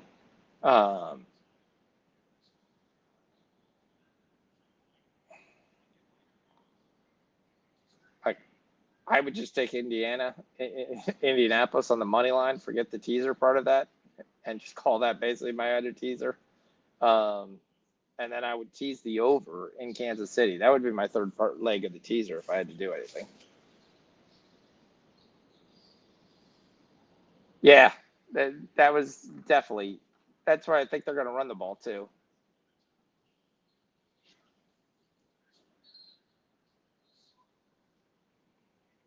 But we talked about that with Minnesota, like who was going to score. Randall came out, had a great first half. He had 22.5 points, came back, he got 5. McDaniels had 12, he's got 18, that's it. And then once you went after that, no one else has scored. And the Lakers have scored. They continue to find their Cash Laravia's rebounds, so we'll take that home. We're not going to get this big parlay. That sucks.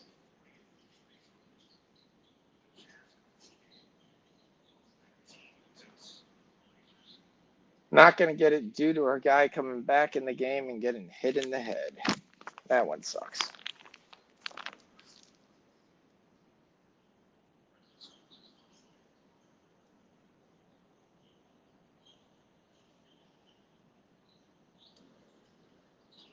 I will say, like I said, I've been very impressed with the way the Lakers have played games.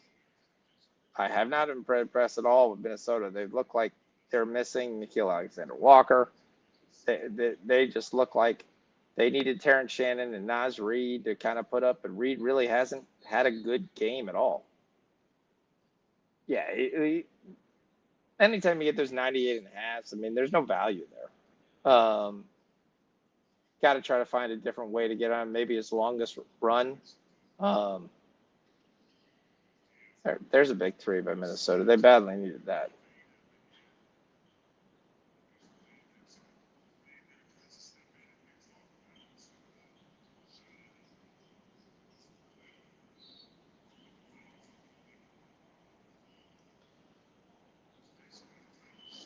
Yeah, that's what Avia does best. Just goes at the guy, Fouls through the guys. Damn, I can't believe we lose this from the Keontae George. Oh, George is back in. There we go. We're still live. 4 minutes to go. And if you're wondering at home, Avdia's got 18. We need 2 points. We need 2 assists from Keontae George. That's going to be the key thing. Him passing and not scoring. I do like the Ravens. I think the Ravens win. Yeah. Ravens to the Colts isn't a bad look.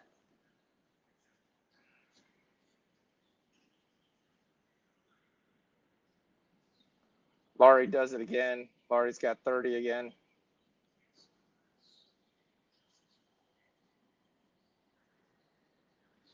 Here come Minnesota. Bones Highland. Big 3. I'm just taking the over in that game. Every Bills KC game is an over. There's 2 explosive offenses, 2 issues on defense. Neither team really gets after the quarterback.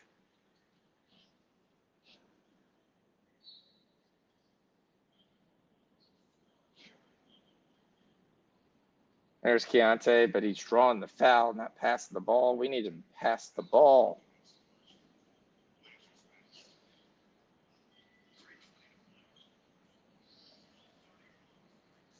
Jazz have cut it to 12. Once again, another game with no defense, 150 points.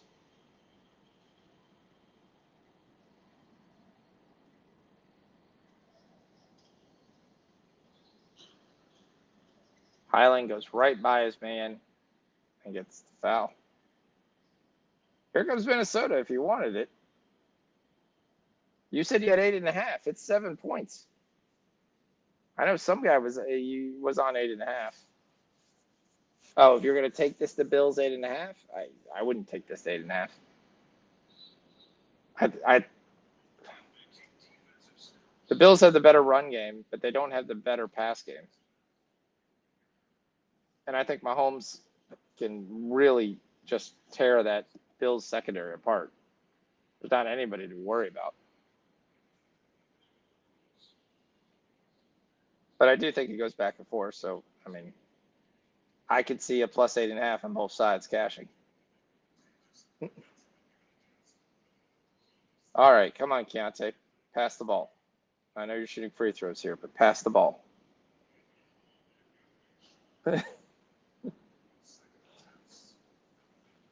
Well, there is 3 seconds left. There is 3 seconds left. But Bones Highlands is at the free throw line, so you're going to get a little bit of extra things as well. Oh, it'd be so nice if we could just get this parlay home.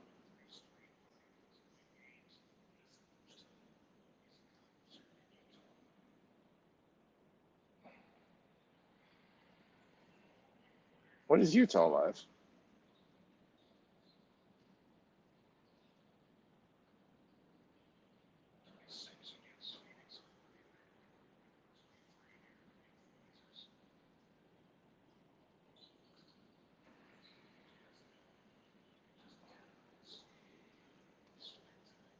What is Utah live? 10.5? Interesting.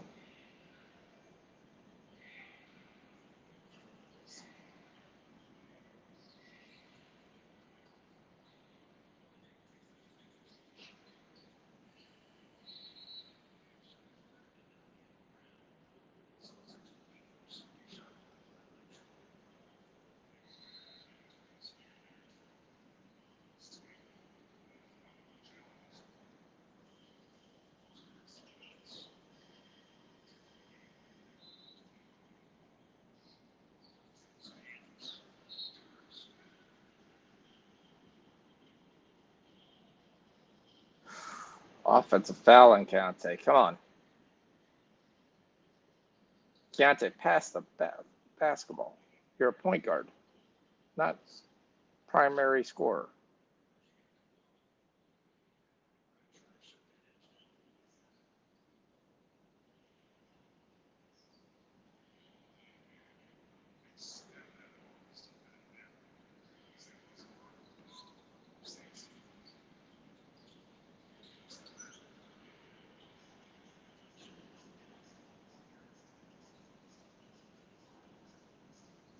Down to an 8-point game. Here come the Jazz. That's 1 assist by Keontae. We're 1 assist away and 2 points from Danny Avdia. That's all we need.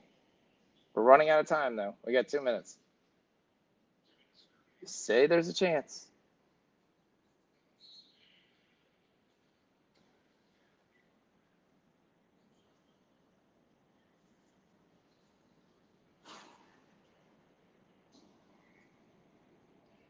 Somehow, the fact that this is an assist is hilarious.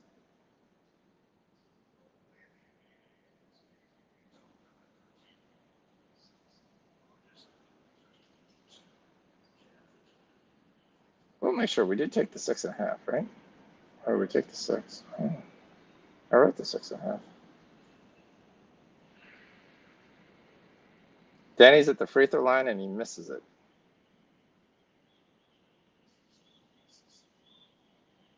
Yeah, it's 6.5. That's the only thing live. Should have took the 6. There's Denny with 19. And Keontae George scores. We need him to pass.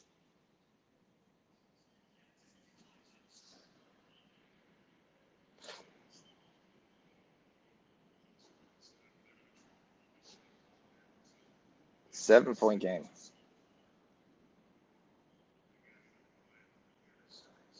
I will say, Denny's not a great free throw shooter. It's not a bad idea to just foul him.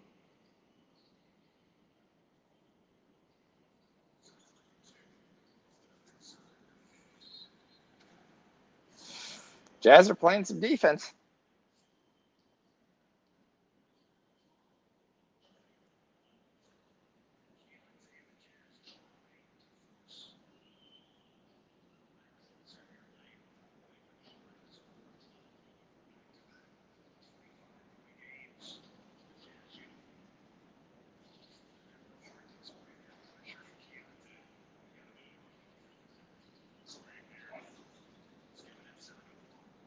George kicks it out.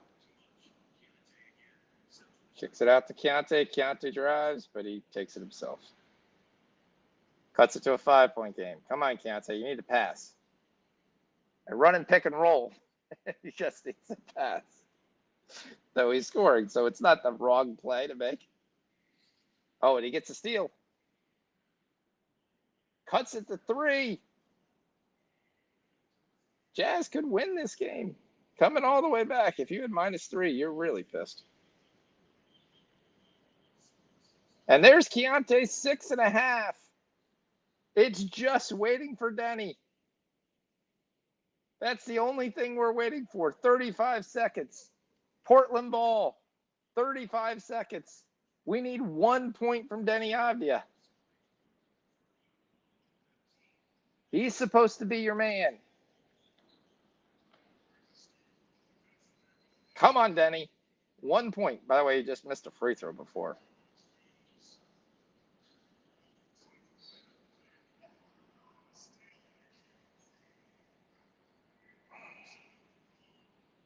Dalton Connect celebrating a basket. Should never happen.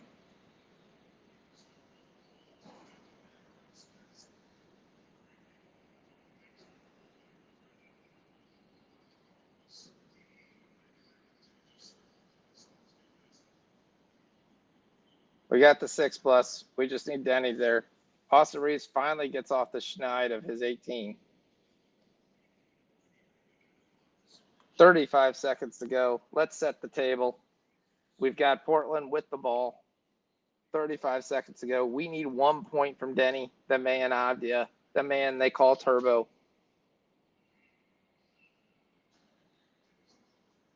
But the issue is this is why you brought in Drew Holiday, to close out games here.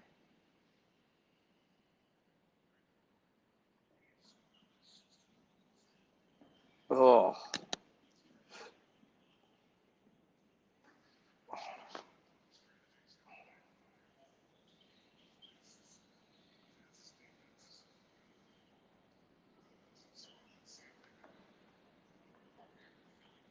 Holiday brings it up. They run pick and roll with Denny. They kick it to the corner of Jeremy Grant. Grant's going to take him one-on-one. Denny's going to go inside. He's got a man on the corner in the wing. The size-wise. Jazz, make the stop.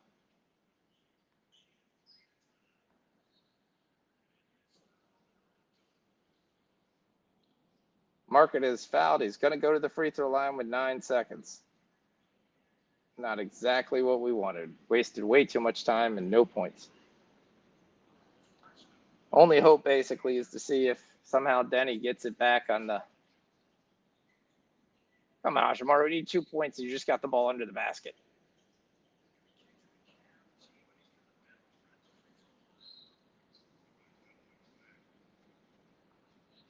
So 9 seconds. Only hope basically is here that Portland passes it into Denny Avdia instead of Drew Holiday.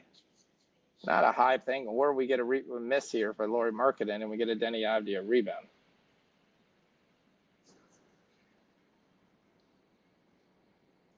It's a 2-point game with 9 seconds. It makes them both.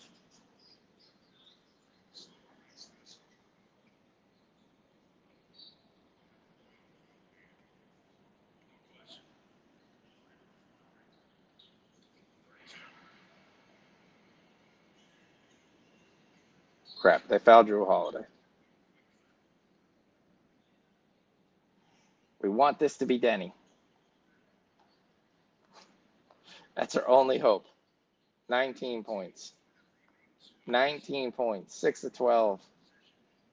Oh, this is going to be a gut punch.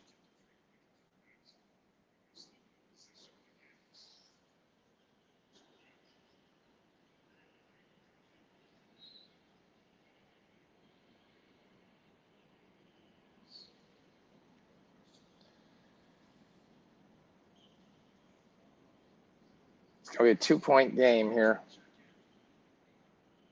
Holiday makes them both. 8 seconds for the Jazz.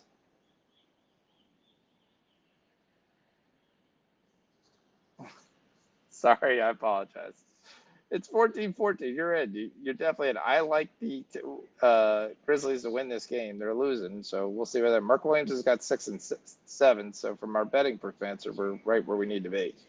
8 seconds, Jazz ball. Maybe we can get overtime. It's a 3-point game. 8 seconds, or we can get a quick shot, quick rebound by Denny, and a foul.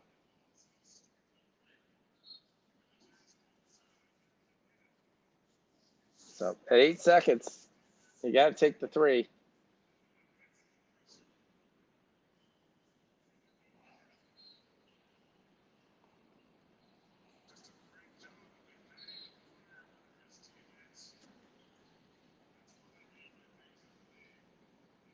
DJ Harkless definitely played really well in this game. We got LaRavia just blowing up in this game. He can't miss. He said, I was a pretty good player. Got over 20 tonight. Got his rebounds, 27 for LaRavia. I mean, can you play defense anymore in this league?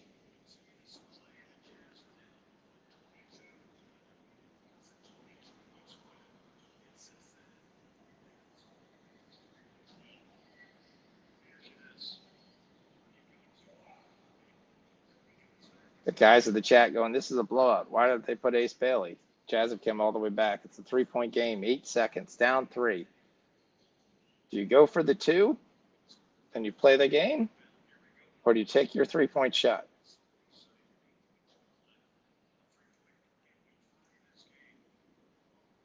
And the Blazers play the foul game. They're not going to let him get off the 3.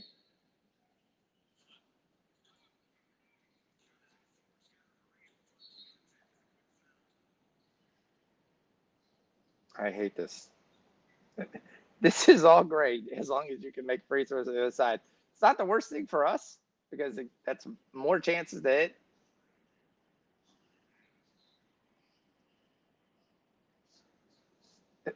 You get a foul on. You don't let the guy take the 3. It was going to be Keontae George. Keontae's going to get some more extra points here.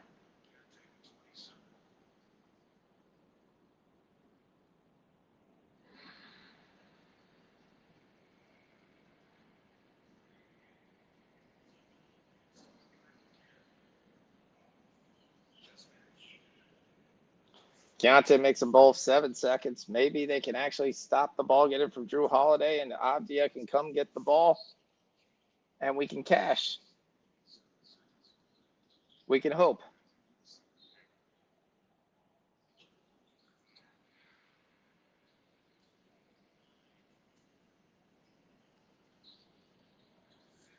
Avdia is the one they're double teaming, and then they call foul. Really? You were going to throw it right to Avdia. He was the one right next to the ball. He definitely wanted the ball. Yes, hit the like button for Sean Fox. We talked about we got 39 and 150 people watching. That's a lot of missing like buttons. And we did pretty well. So, another good night. Hit a button plus 200s. So,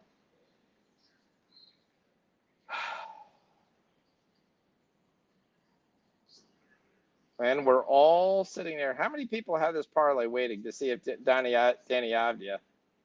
Put a 1 in the chat if you're waiting for Avdia to get 20 points here to cash this parlay. Or some version of this parlay with Danny Avdia to get 20 points. That's all we need.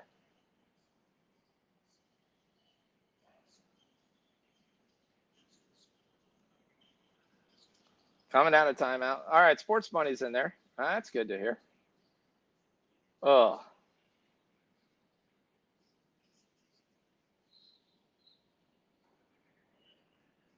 I said we're going to go to the end of the Jazz game, and the Jazz game may go longer than the Laker game. Oh.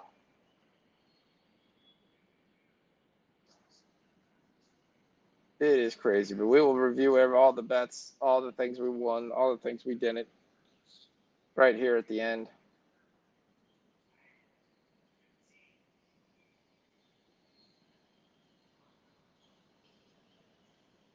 All right, who they foul? That's the question here. Come on, Denny, come get the ball.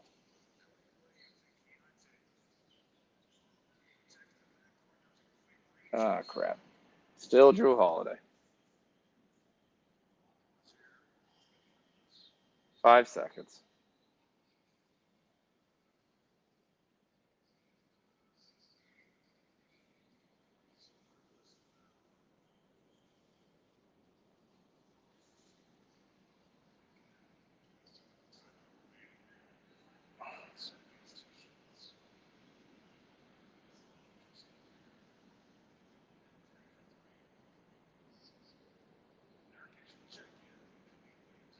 Holiday makes them both. 3-point game. 5 seconds left now. And we already know that Blazers have already showed they're not going to let them get a foul 3-point off. They're just going to foul. That's the part that sucks at this. So we can't even look for a miss. It's just going to be a foul.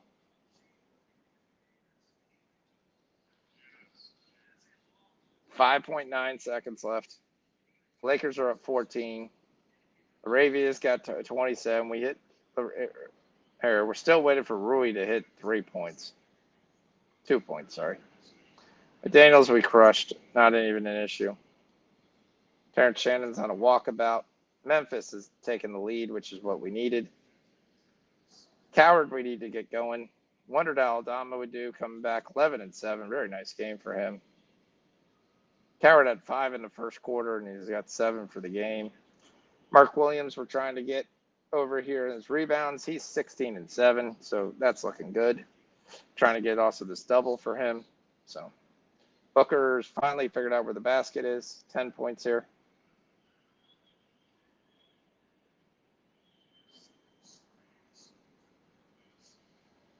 Yeah, it's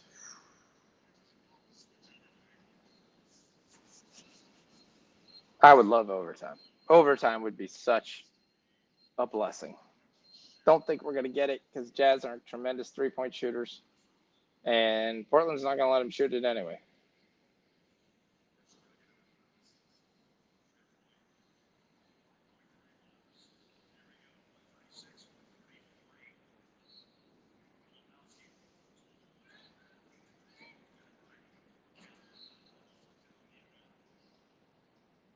And we got Jeremy Grant knock away the inbound.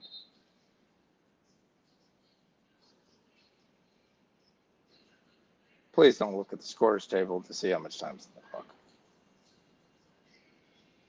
Somehow, the ball was passed in, knocked out, but not any time went off the clock. Now they did. They took 3 seconds, 3/10.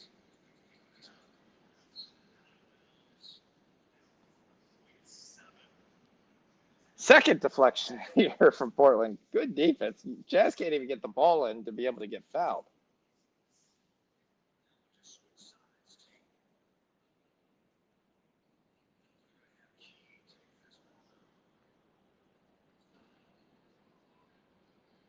And here's another foul. The only good news is all these fouls are coming from Drew Holiday.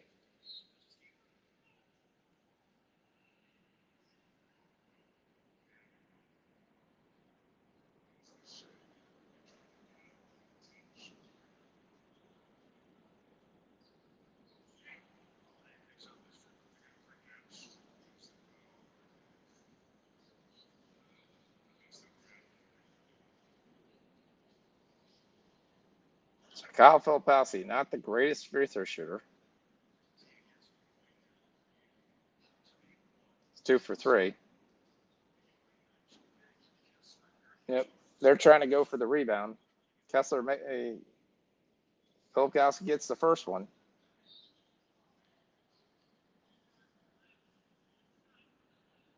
All right. Only hope is a missed offensive rebound. And Denny Avdia somehow to get the ball and get fouled. That's our only hope.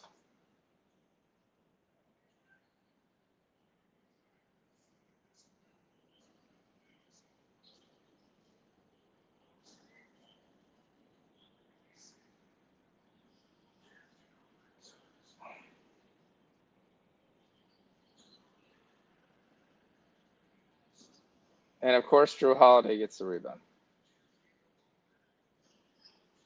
Shit.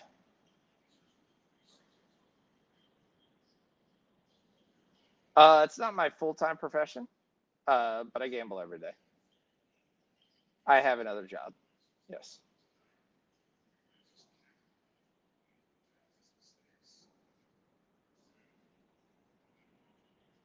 We'll say. All right, we missed our same game parlay by 1 point from Denny Avdia. 1 point. That's it. Everything else cashes without any issue. But Denny can't get it through for us. Damn it.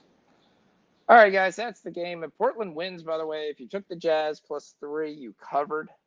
So let's break it down for the night.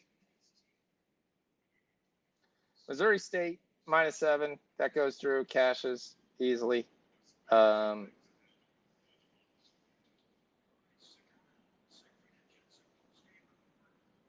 First game of the night, we go to Colin Morrow-Burrows, 10 points. That cashes. We're able to get that. Scotty Barnes live at 23. That cashes. And that ends the Toronto game. Cleveland, we talked about. I was off Cleveland. We lose that. We hit Evan Mobley's double. We hit Evan Mobley's rebounds.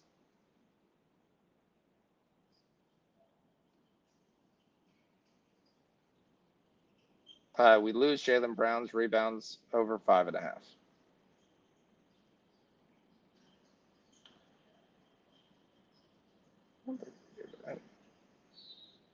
Nothing in the Detroit game. We were just surprised. We lose the Atlanta -8. We hit Jalen Johnson's points at 18.5. We hit his points at the alt number with plus money at 20 points. We hit Nickeil Alexander-Walker at 12.5 points. We hit a Congo rebounds, and then we've hit a Congo again on the double. Nothing on the net side. We lose Levine's threes. He actually was 2 for 8. It's kind of a heartbreak, but yeah. Giddey, we don't get the 2 threes. He just gets 1. He only attempts 2 shots, which is odd for him. But didn't really need to, really, in this game, too. They had there, and we lose Io. So that was probably one of our worst games. Dallas, Cooper Flag goes down, so we don't get to 16, and PJ just goes on a walkabout, so we don't get that. Naismith was 1 for 9 from 3. It's a game barely made over on 210 points. Denver, we hit the assist. We hit the treble on small, both of those small, which we talked about. And we lose the Derek Queen PRA we get hooked on it.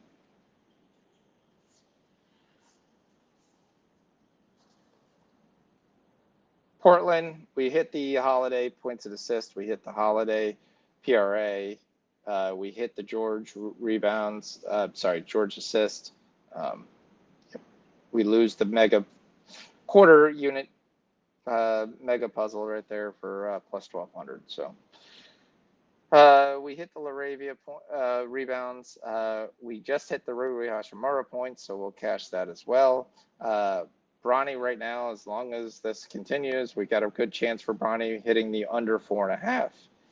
Told you I didn't understand that line. We're going to lose to Terrence Shannon. We hit the Jaden McDaniels.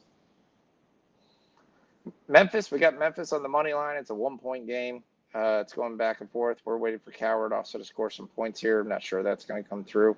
We're trying to get Mark Williams on the double and Mark Williams on the rebounds. So we've got some time for that.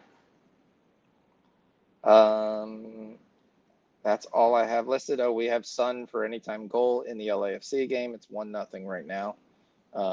Still some time in that game. So 53 minutes in. So that should be everything I have.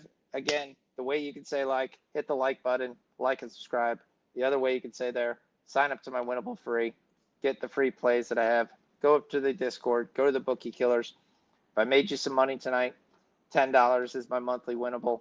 That is my biggest plays. Whatever I have the most money on is my winnable plays. But I am a volume better, as you can see. I like to get. Oh, we also hit Clay under 11.5. Sorry, I missed that one. So I'm a volume better, as you can see. The way you can say thank you, if I made you some money, sign up for my winnable for $10. Don't care if you stay. If you stay, that's great. We're going to try to win. We're going to continue to win. I'm going to give you the biggest plays that I have the most invested in. So other than that, I'll see you guys next Tuesday or Wednesday, or I'll see you guys on Sunday night for the NFL broadcast. Other than that, thanks, everyone. Have a good night.